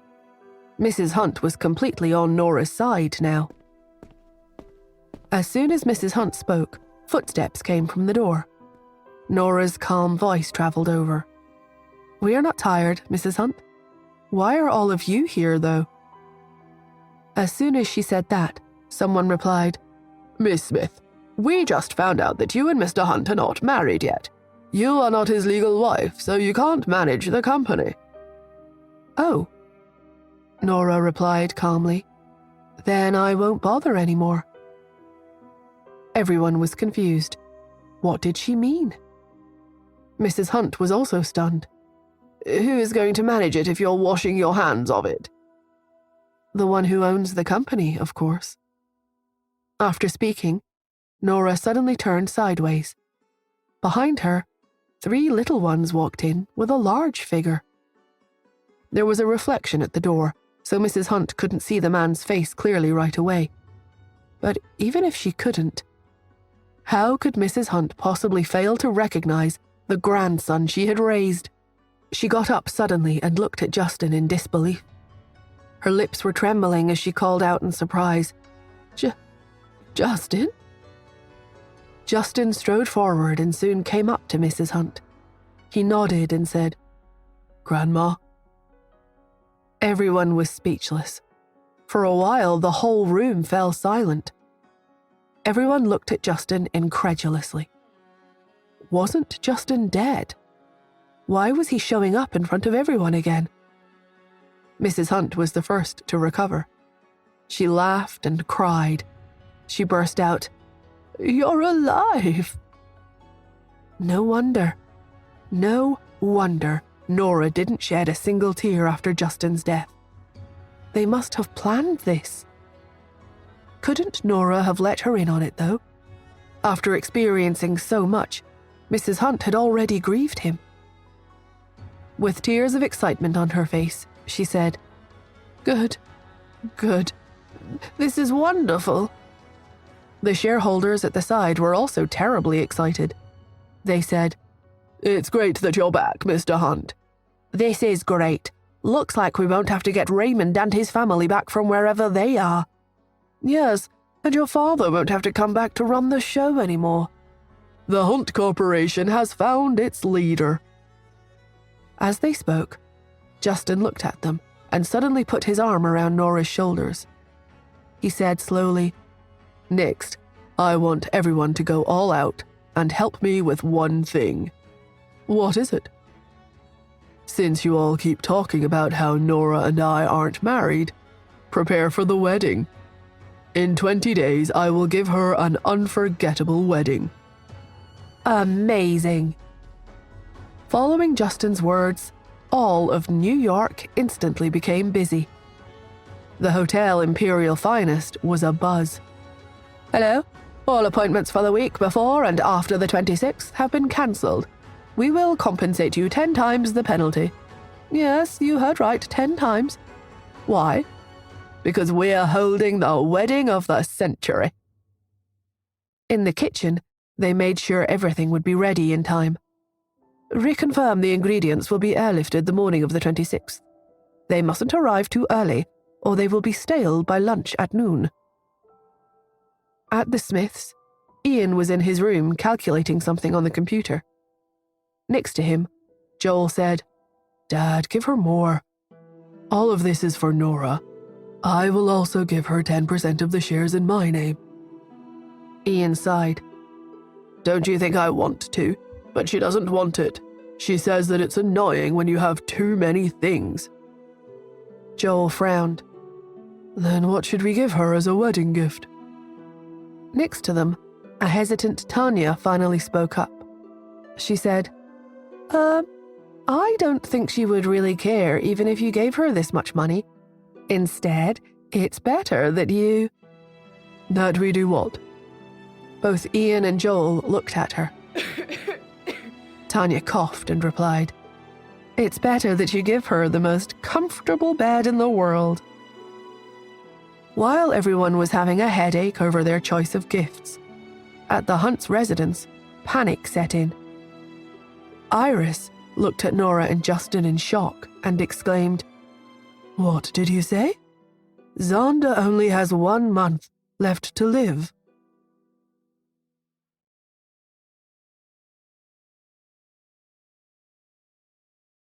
A look of disbelief appeared on the faces of everyone who heard the news, and all of them looked at Nora.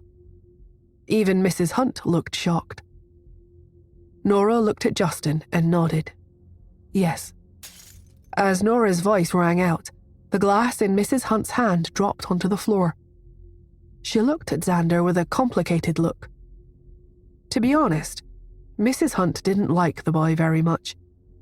She had watched Pete, an honest and upright boy, grow up. However, from the day Xander had first come to their door, he had been awkward and contrarian. He behaved in a terribly detestable way to her.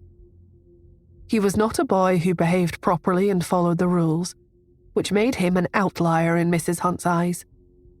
However, even with this behavior, Mrs. Hunt did not think that Xander would suddenly die so soon. It seemed that all of Xander's shortcomings didn't matter anymore. It was also at this moment that everyone suddenly realized that Xander was actually just a child. It's okay. Unexpectedly, Xander gave them a smile that looked as though he had seen through life itself, and said, I don't feel any pain or discomfort now. I look totally fine, right? I supposedly have a month left to live, but who knows? At least I'm all right now. I could even be the ring bearer at Mummy and Daddy's wedding. When the others saw his smile, they could only force themselves to smile as well. Surprisingly, it was Xander who rushed up to Pete and Cherry and said, Daddy Truman has told me that I'm actually the eldest. Both of you must acknowledge me as the big brother from now on. Got it? Even Xander's speech had become a little more cheerful. It was as though he had really let go of all the gloominess from the past 5 years. Pete looked him in the eye and replied, Got it. You're my elder brother. Cherry's big round eyes were filled with tears. She grabbed Xander's hand and said, Xander, Cherry doesn't want you to leave. Can you not die?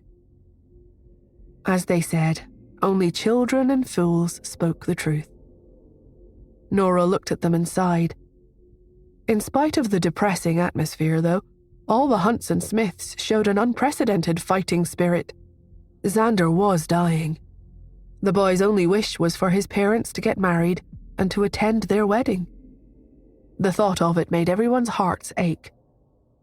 Because of that, the Smiths and the Hunts showed an unprecedented sense of unity, planning to turn the wedding into the wedding of the century. The two parties involved were not really required to handle the wedding preparations themselves, of course. Later, Pete and Nora were alone together. Nora looked at Pete, trying to understand how he was feeling. Pete had a firm look on his face and a determined look in his eyes. He asked, Mummy, is Xander sick? Which part of his body is sick? Is it the heart? Or the kidney? Can you give him mine? Pete looked extremely serious and solemn. I don't want Xander to die. She sighed and touched Pete's hair. It's the brain. Nora had done a CT scan of Xander's whole body. Xander's gene modification was to the IQ, so the backlash had caused cancer cells to proliferate in his brain, leading to brain cancer.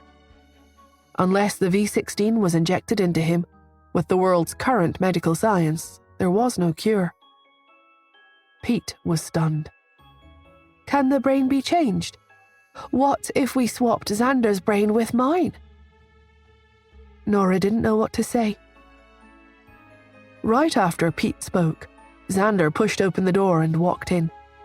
He said disdainfully, Why are you so uninformed about medicine? Would I still be myself if my brain is changed? Even if Mummy's medical skills are so amazing that she successfully performs the operation, who would be the one alive? You or me? Pete frowned. Probably me. After all, one's consciousness lies in the brain, which would be mine. Xander rested his chin on his hand. I think so too. Didn't someone go through a head transplant surgery in hopes of living longer? Nora didn't want to correct Xander's fantastical imagination. The corners of her lips spasmed. She ignored the two little boys' wild imaginations.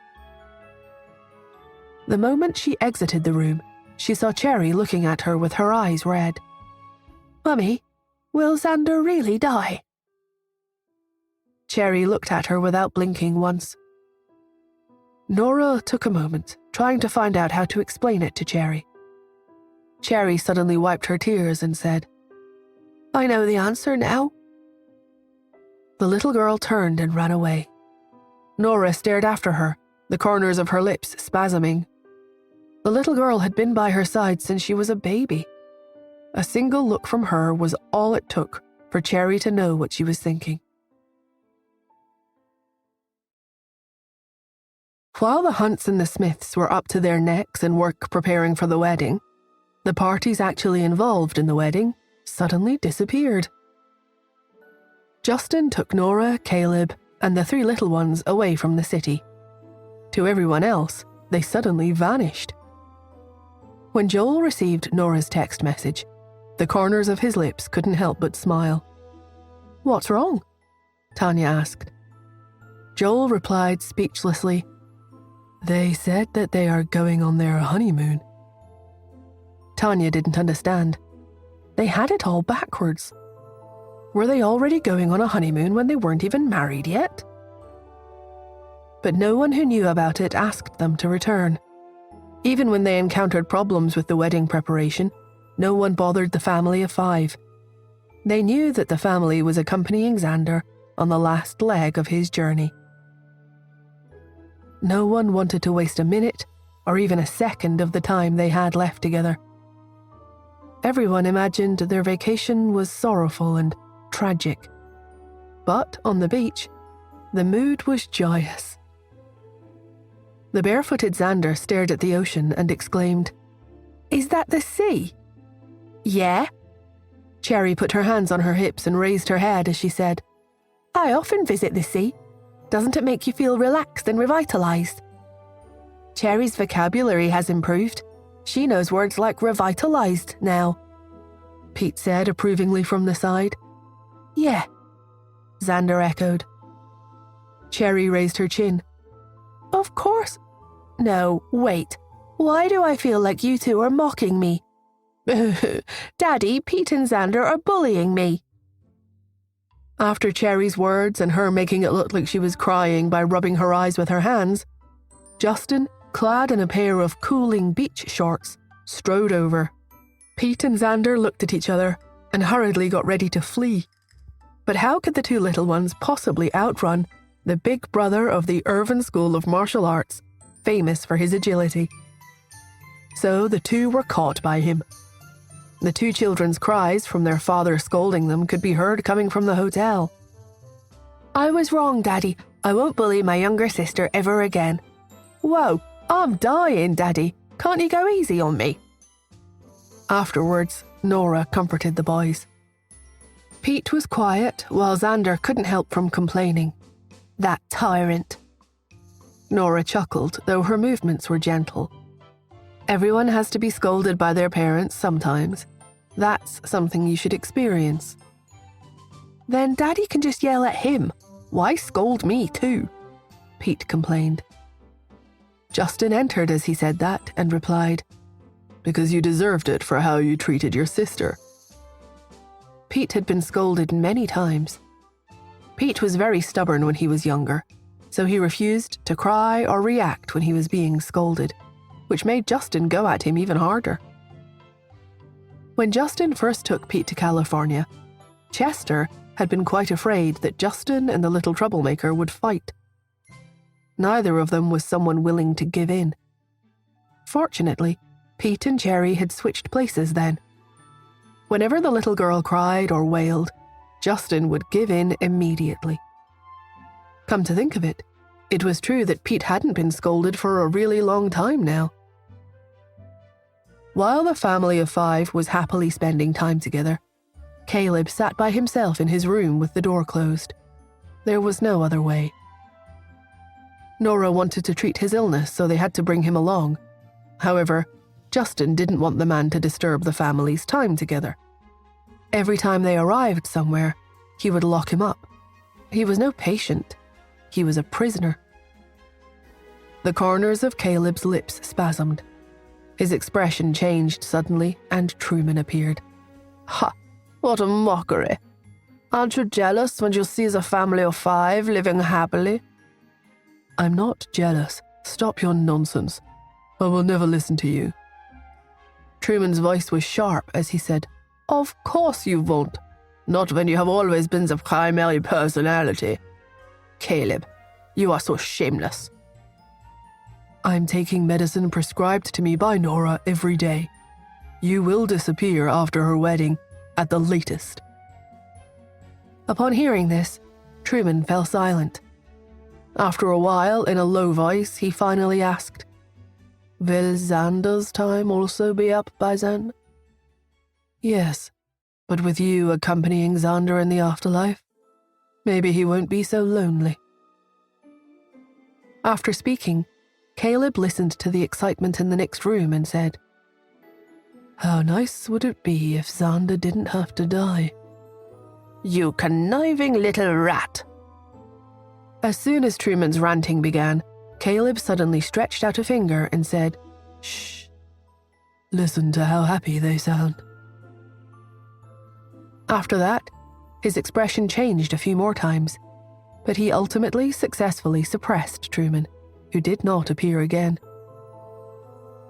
After the beach, the 6 of them visited the deserts and the grasslands. Xander saw the desert and rode a big horse.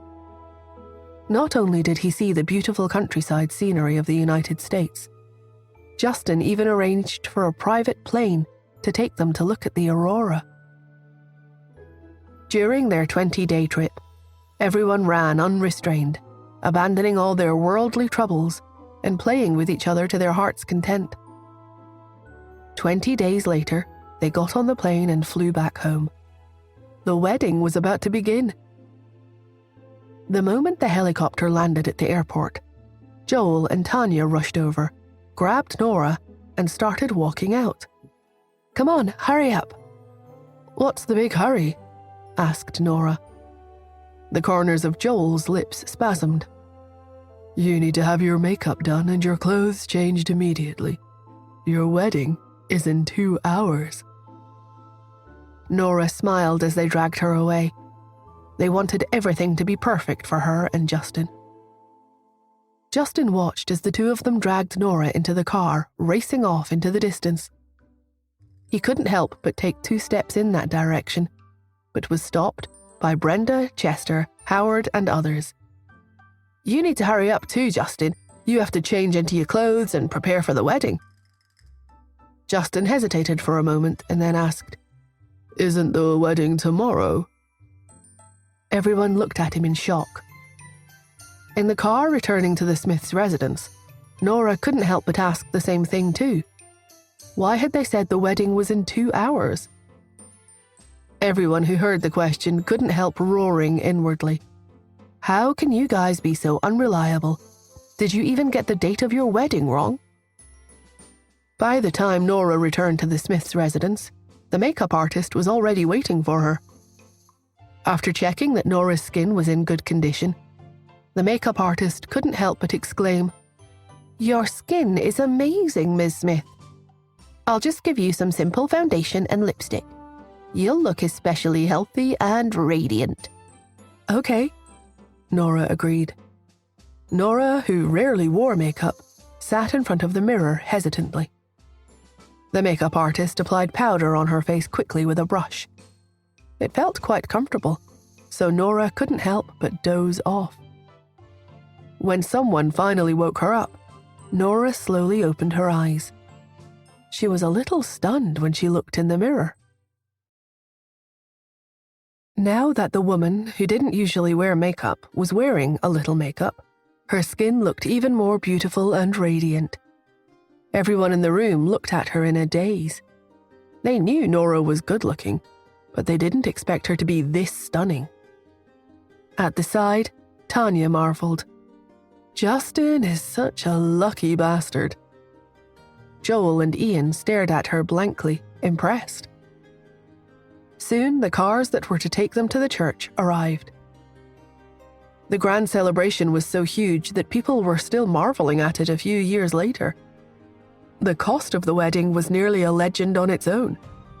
Be it the Hunts or the Smiths, both families seemed to want to give them a perfect wedding. The decoration in the church was done ingeniously. White and pink exotic roses covered the place. It was as if the imported flowers didn't cost a cent. Nora's wedding dress was specially made by a world-renowned fashion designer. As time was of the essence, they had to pay through the nose for it. On the wedding day, the guests at the wedding banquet also shocked the entire wealthy circle in New York City. Not only did Queenie Schmidt, who was based in Switzerland, attend the wedding in person, but she was even seated on the bride's side. People from the public world also attended the wedding. Quinn and Irvin sat at the same table, which amazed everyone. The frail and sickly Dr. Sylvester Zabe also attended the wedding. There were international car racers there. Even the famous Carl Moore was there. A singer of international fame also personally attended the wedding and sang a song that paid tribute to their love. All kinds of people one would never have imagined coming were attending the wedding, and they were all friends and family of the bride. If there was a reporter here, they could make headlines on social media just by interviewing any random person there. Unfortunately for them, security at the wedding was strict. Not a single reporter made it in. Nevertheless, the reporter still caught wind of some news because even the Queen of England was here. Visits by the Queen to other countries must be discussed in advance. However, the Queen's visit this time was very special. Her reason for visiting the United States was just to attend a wedding. Although the Princess of England had also attended little Cherry's birthday party the last time, she was ultimately still just a princess. Lucy was the second child, and not the heir appointed by the Queen, so her visit was no way as astounding as the Queen's. When the Queen saw the jewellery Nora was wearing, she said with great jealousy that she had failed to win it at an auction in the past. She hadn't expected to see it on Nora. The wedding was immortalized as a legendary event. When the bride appeared, the long wedding dress behind her was held up by 3 insanely adorable children who won over the entire audience. They carefully followed behind their mother and brought her to Justin. When Ian placed Nora's hand in Justin's, he closed his eyes. Tears fell. He didn't say anything emotional. Instead, he simply said, "Lad, if you ever dare to hurt her, I will kill you." Justin didn't get mad. Instead, he nodded solemnly and replied, "Never." The 3 little ones behind him also rushed over, waving their fists. They said, "Daddy, if you dare bully Mummy in the future." The look in Justin's eyes turned frosty as he looked at them, the beauty mark at the corner of his eye shimmering. "What are the 3 of you going to do?" Cherry found herself at a loss for words. Pete and Xander looked at each other and said in unison, "We will bully Cherry." Cherry cried out. Justin, who would do anything for his daughter, was shocked. He smirked and said, "Can the 2 of you bear to do that?" Who were they kidding? Those 2 boys with sister complexes were way scarier than he was, all right. He couldn't imagine anyone being able to take Cherry as their wife in the future. With those 2 fearsome brothers around, they would probably drive everyone away. After the wedding, Nora sat on the bed at the Hunts Manor to rest. Everyone had a great time that day. Even those who knew that Xander didn't have long to live all feigned happiness, because no one wanted him to leave behind any regrets. The Queen was the only one somewhat distracted at the wedding. She looked at the door from time to time, as if waiting for someone. While Nora was resting, her cell phone suddenly rang. When she answered the call, The Queen's quiet voice came from the other end. "Black Cat, do you know that King got married today?" "Yes, I know," replied Nora. The Queen sighed. "I just knew you would be aware of King's true identity. Why are you being such a defeatist, though?" Nora smiled at the Queen's confusion. "In my heart, you are a heroine who does as she pleases. With your personality and skills, I thought you would have come to the wedding to steal the groom. You are too cowardly." Steal the groom? Nora couldn't believe the Queen would ever suggest that. The corners of her lips spasmed. Just as she was about to speak, the Queen coughed and spoke again. "But you still have a chance." Nora narrowed her eyes. "What chance?" "Tonight, of course. They haven't consummated their marriage yet. Why don't I create an opportunity for you to take Justin away?" "You don't have to do that anymore," replied Nora. "Huh? I know you're skilled, but the hunt's security is still something else.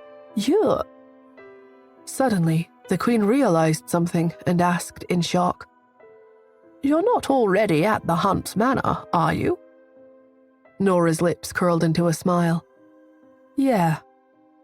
The Queen sounded excited at once.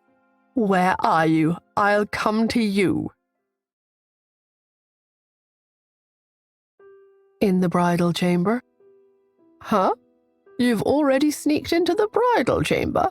But Justin is not there right now. Oh, I get it." Nora raised her brows. Had the Queen finally realized who she was? The Queen said, "You must have gone there to assassinate Nora." Nora couldn't believe it. The Queen was fully off the deep end. But the Queen continued smiling as she said, "You have my support, Black Cat. Still, you shouldn't kill her.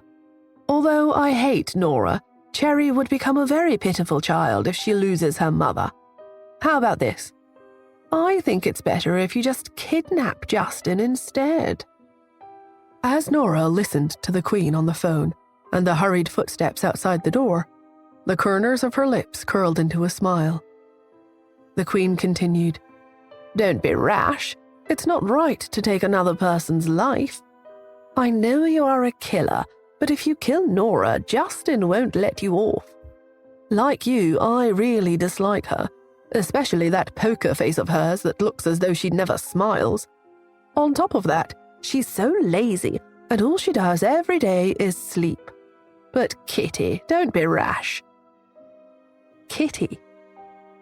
Nora's lip corners spasmed. Did the Queen really think she could call Black Cat Kitty? The next moment, the Queen lowered her voice and said, "I'm at the door now. Where are you? I'll pick you up and get you out of there." The Queen rushed into the bridal chamber. Nora was alone in the room. Justin had dismissed everyone else because Nora, who had to go to her own wedding as soon as she stepped off the plane, had become sleepy. After the Queen entered and looked left and right, she didn't see Black Cat. She curled her lips disdainfully at Nora and said, "I'm here to tour your room. You don't mind, do you?" Nora raised her brows and gestured to her to do as she pleased. The Queen went straight into the bathroom. The room outside was huge, but there was only a big bed in it. There was nowhere else for one to hide, so the Queen had thought Black Cat was hiding in the bathroom.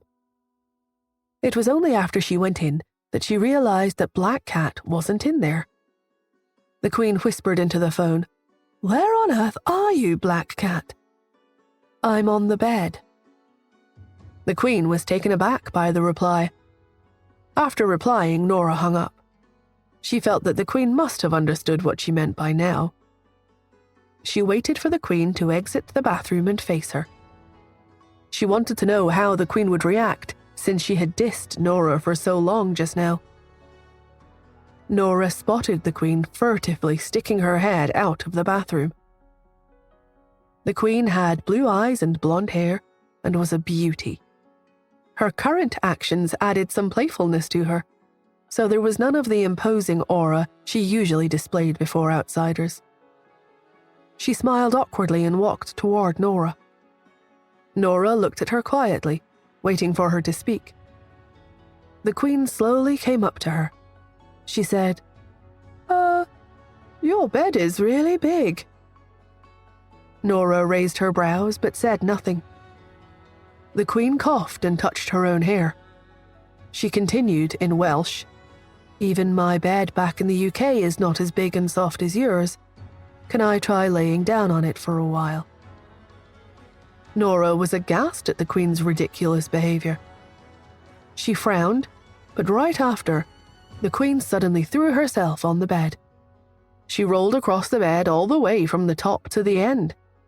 She even pressed her hands against the mattress, seemingly for something or someone. Nora could barely keep herself from laughing. She picked up her cell phone and dialed the Queen's number. The Queen got a shock when she saw her cell phone ringing. She gave Nora a smile, then hid at the side and asked in a low voice, "Which part of the bed are you at, Black Cat? Why didn't I find any secret mechanisms on the bed?" As expected, the Queen hadn't realized anything at all. When she made all those excuses and even rolled back and forth on her bed, she was actually searching for Black Cat. By then, Nora couldn't help but really suspect that the Queen had lost her mind. She slowly stood up, walked up to the Queen from the back, and said into the phone, "I'm behind you. I'm behind you." The voice on the phone and the one in real life coming from behind her merged into one, causing the Queen to freeze. The Queen looked behind herself, incredulous.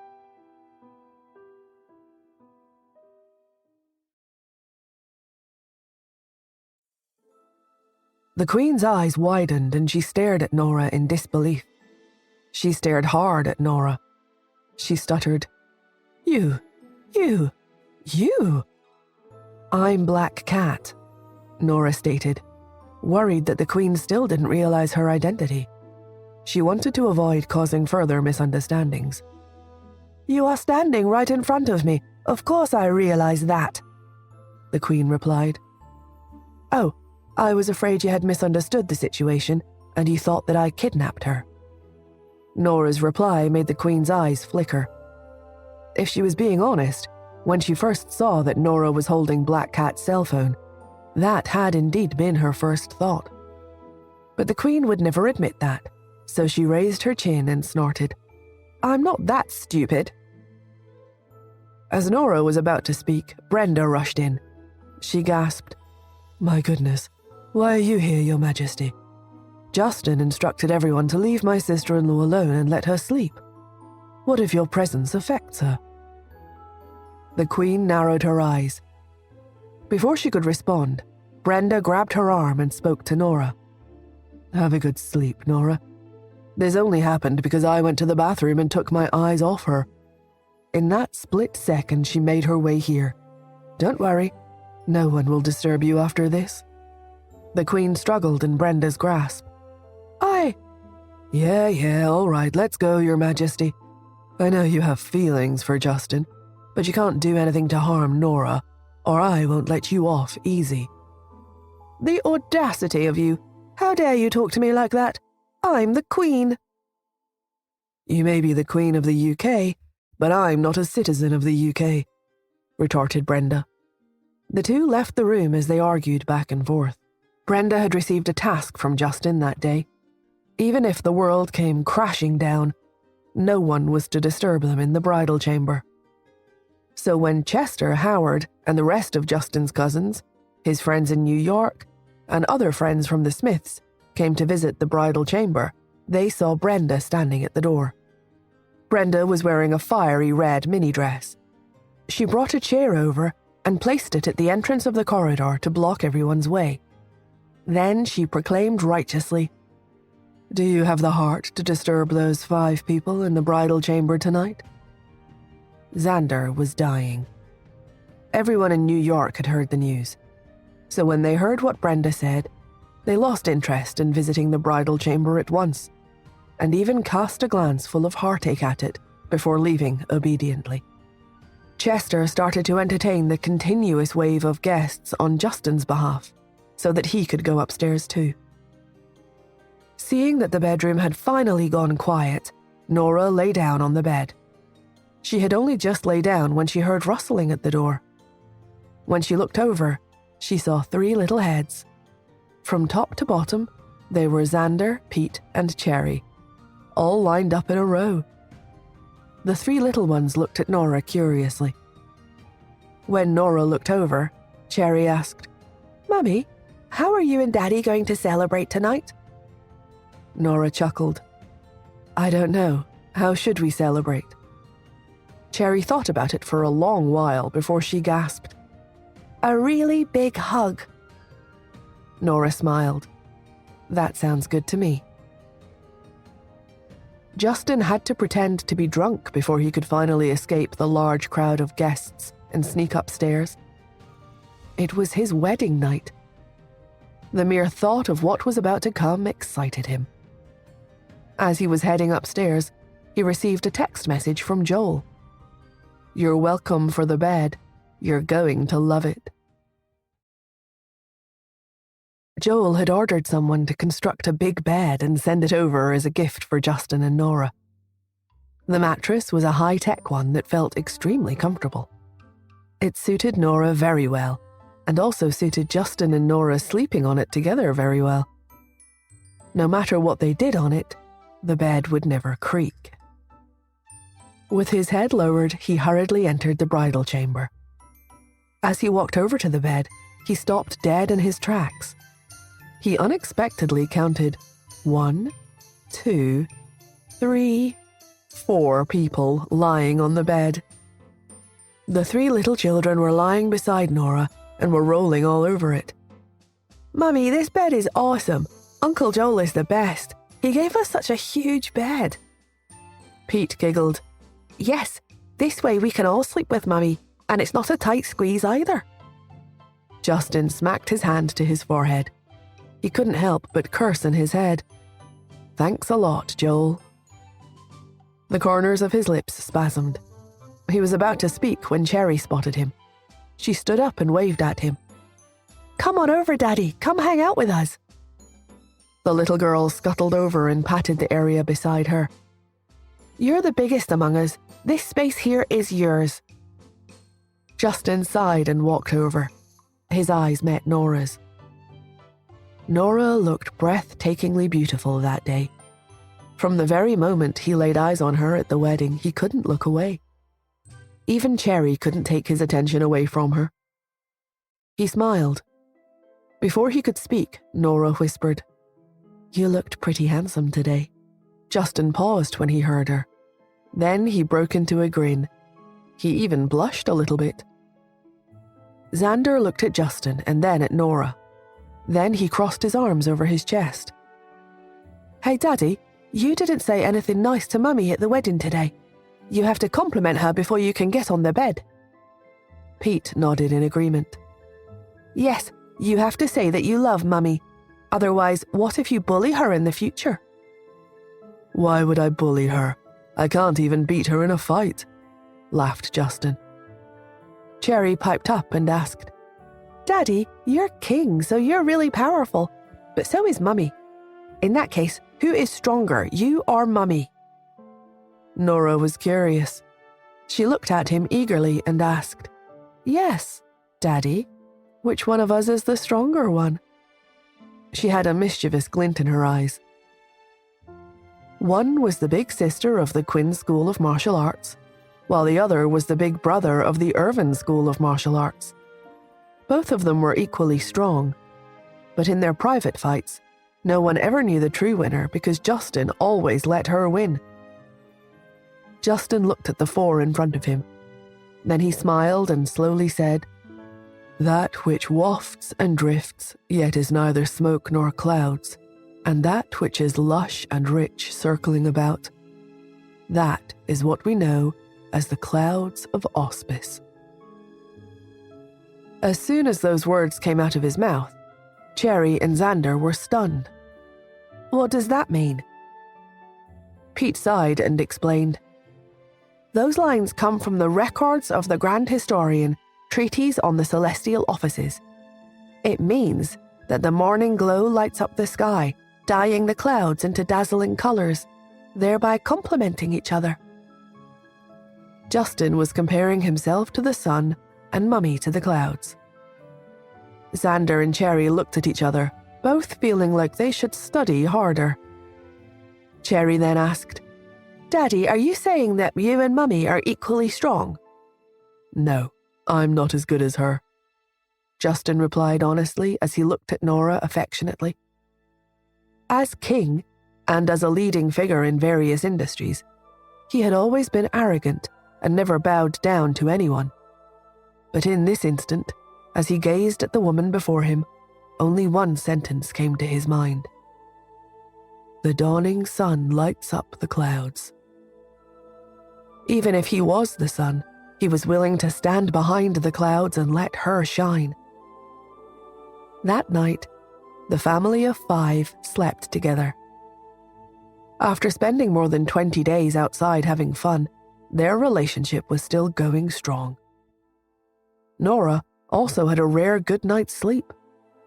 Perhaps she was exhausted, or maybe it was something else. But the corners of her lips curled into a smile in her dreams. The next day, when she woke up and opened her eyes, she met Cherry in Pete's eyes at the same time. When Nora stretched, Cherry gestured at her to keep it down. She whispered, Shh, Mummy, Xander is sleeping in like you. He has slept for 16 hours, but he's still not up. When she said this, Nora froze. Her head turned to the side sharply, and she looked at the little face fast asleep beside her. Was 1 month over so soon? Xander's gene modification affected his IQ. Because of this, when something went wrong with his body, his symptoms were not as intense as Caleb's and Queenie's. Instead, it would only be apparent in one way: falling into a coma. Nora checked his breathing. When she found that he was breathing evenly, she let out a sigh of relief. If Xander were to die, he would only be brain dead. Even Nora could not be sure when he would wake up again. Nora's grim expression filled the whole Hunt residence with a depressive mood. It wasn't until 10 o'clock in the evening that Xander finally woke up. The people around him breathed a sigh of relief all at the same time. Cherry was the first to speak. Xander, why did you sleep for so long? You've become as lazy as Mummy. Pete kept quiet. No one had reminded Cherry about what was soon to come. All of them wanted to protect her. When Xander heard her, his expression became dazed for a while before he finally smiled. I'm having a competition with Pete to see who can sleep for the longer time. As I expected, I managed to sleep longer. I must be the oldest child. Xander had a smug look on his face. Cherry, who didn't know better, nodded again and again. Yeah, you're amazing. Even Mummy can't sleep as much as you. Xander sat up and raised his chin. Next to him, Pete stayed quiet for a long while before he whispered in agreement. Yeah, you're more impressive. You're the older brother. Xander's eyes lit up. Seeing the 3 children's interaction, Nora and Justin couldn't help but announce, All right, let's get Xander something to eat. The group followed Xander downstairs for dinner. Cherry kept on yawning. It was really late. She was usually in bed by this time. Xander ate his meal and then nodded to Cherry. Cherry, you can go to sleep first. No, I have to wait for Pete and Xander to sleep with me. As Nora was about to speak, Xander nodded and replied, Okay, then let's go to sleep. The 3 children went upstairs again. A worried Nora stood outside the door, and she overheard the children's conversation coming from within. Cherry asked, Xander, why aren't you sleeping? I slept the entire day. I'd be a pig if I could fall asleep that quickly, Xander replied. Cherry yawned. Oh, that's true. I'm so sleepy, though. Xander replied. Go to bed, Cherry. Can you promise me one thing, though? What is it? Even if you want to play games all the time, you still have to learn and master other skills. Even though Pete, Daddy, Mummy, and any of our other relatives will take care of you for your whole life, you are the only one you can really count on. Cherry didn't understand. Nevertheless, the sharp girl caught something in his words. She asked, Why aren't you going to protect me?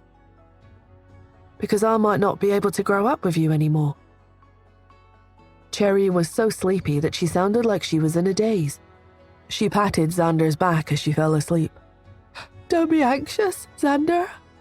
We will grow up, bit by bit. You'll see. She managed to speak the last few words, but then she fell asleep. Nora cast her eyes down, her heart aching. She wanted to push the door open and enter, but Justin stopped her and shook his head. A short while later, they heard a voice in the room again. Are you asleep? It was Pete. Xander replied, Of course not. Why aren't you sleeping? Asked Pete. Xander kept quiet for a while before he replied in a shaky voice. Because I'm afraid that if I fall asleep, I won't be able to wake up again. Outside the door, Nora felt her heart clenching again when she heard Xander. Then she heard rustling movements from Pete. What are you doing? Asked Xander. Getting out of bed? Why are you getting out of bed? Aren't you having trouble falling asleep? In that case, finish everything you want to do before you go to bed again. Xander paused. The way you're behaving makes it seem like you're the older brother. Pete replied. No, you're the older one. Hey, I don't need you to give in to me just because you pity me. Fine. Then I am the older brother. Ha! Daddy Truman said that he saved me first. It's only because he didn't have the strength to save you that he approached Justin. You were born after me. Oh. What do you mean, oh? You don't believe me? I do, I guess. What do you mean, I guess? Do you believe me or not? The two boys in the room spoke very softly, catching anyone who heard them between laughter and tears. Nora and Justin looked at each other and then stepped aside. Then they saw the two little boys, who had dressed themselves, walking out. Pete tilted his head and asked, What do you want to do? Come with me. Nora followed after the two boys and saw them sneaking into the garden. Xander came to a specific spot. He looked around, stepped on it a few times, and then shouted, Let's dig a hole here. Pete looked at him like he was crazy. What for? Xander explained. I've already looked around. From here, I can see your room, Cherry's room, as well as Daddy and Mummy's room. This place has the best view, so you have to bury me here after I die. I also want to move Butterscotch and Buttercup here to be next to me. After saying this, a quiet Pete walked forward. Where are you going? Asked Xander. Pete sighed. Don't you need a shovel to dig a hole? The two little children went off to get their shovels and returned a while later. Then, in the dark of the night, they started digging a hole in the garden. Both of them were smart, so they dug the pit a little faster than others, taking only an hour to do it.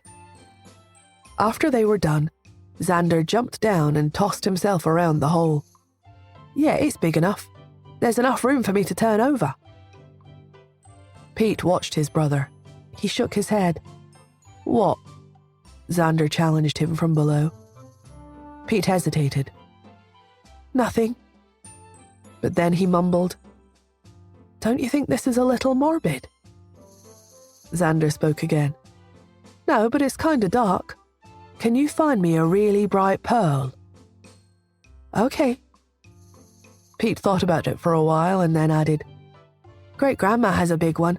I'll steal it for you another day. Steal? Yeah, I asked her for it before, but she refused to give it to me. All right then. Xander spoke again. Let's get a quilt. It's freezing inside. Okay.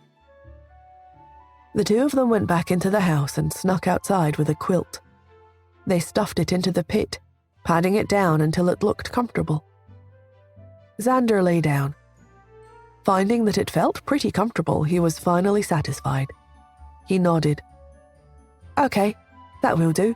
I will be buried here after I die. Satisfied, he dusted off his hands. Then he patted Pete's shoulder. Peter Hunt, take care of our little sister and Mummy when your big brother is gone.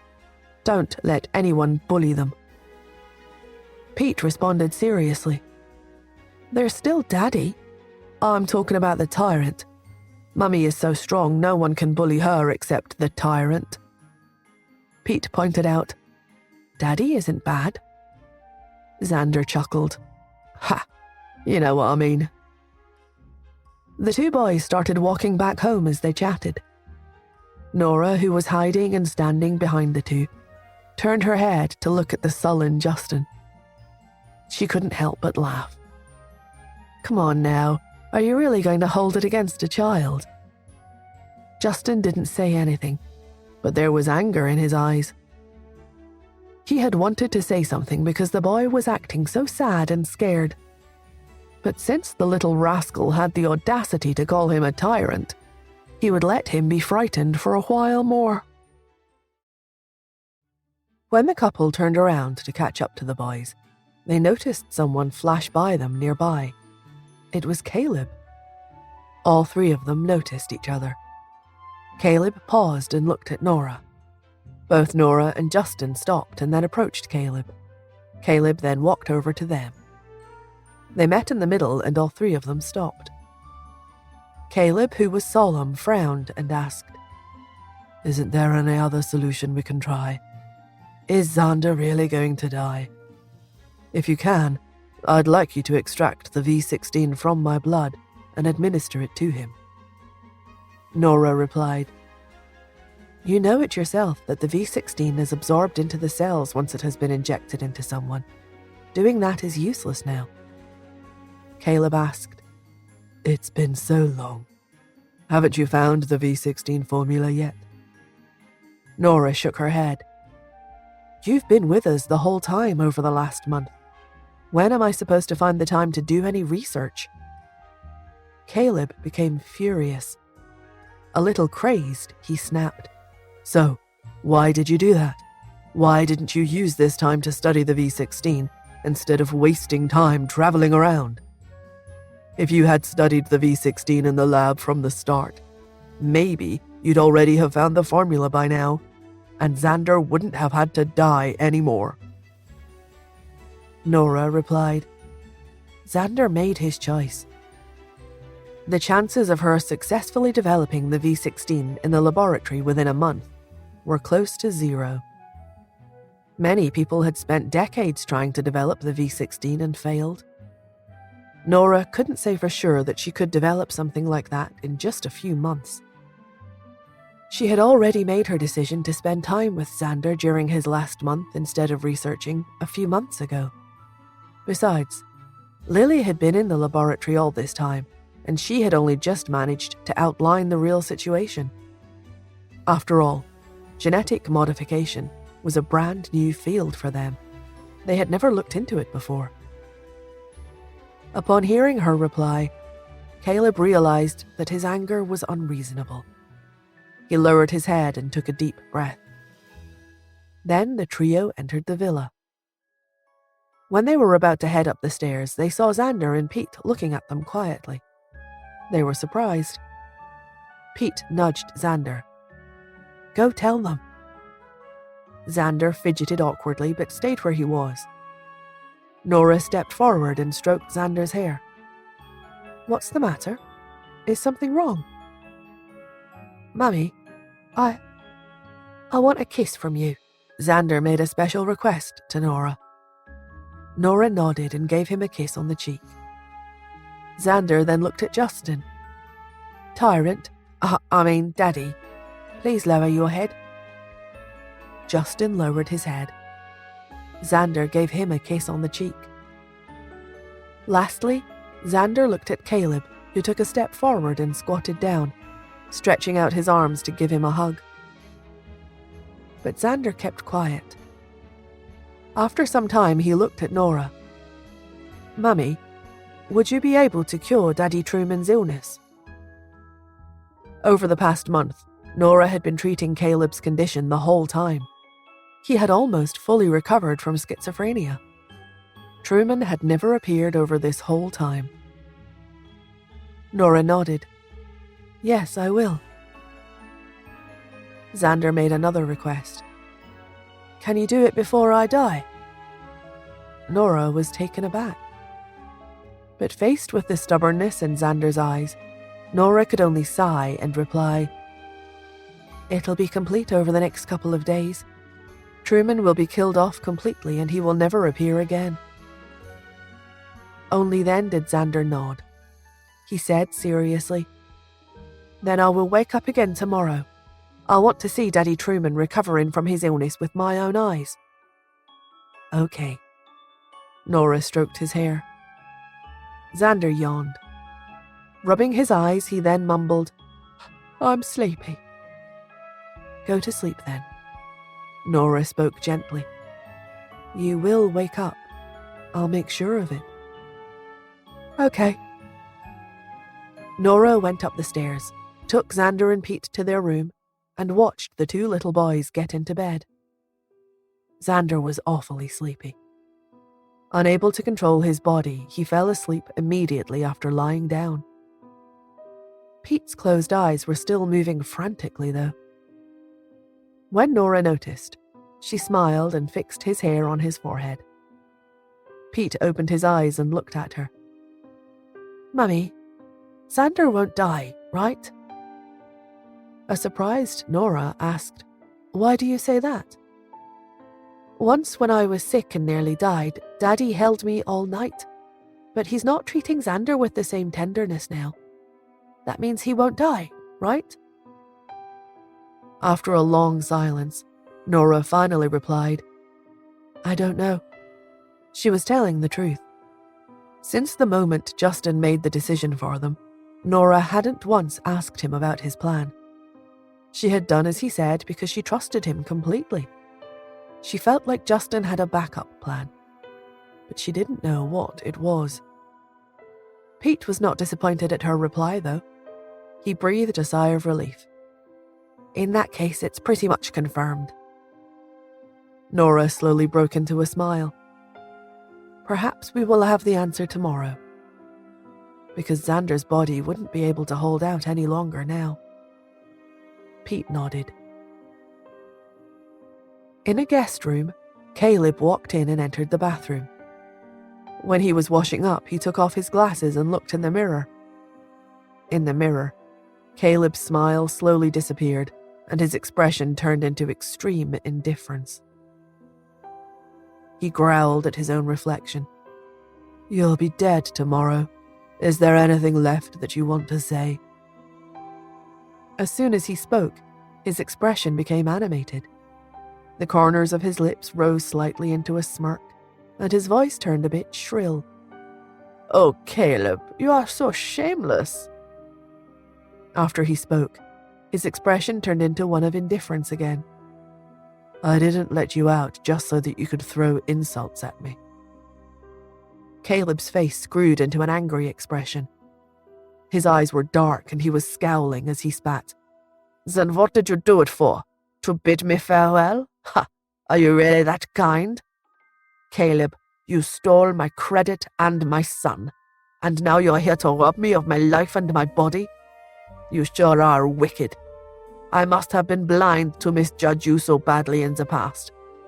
Who would have thought that you'd be the biggest winner in the end?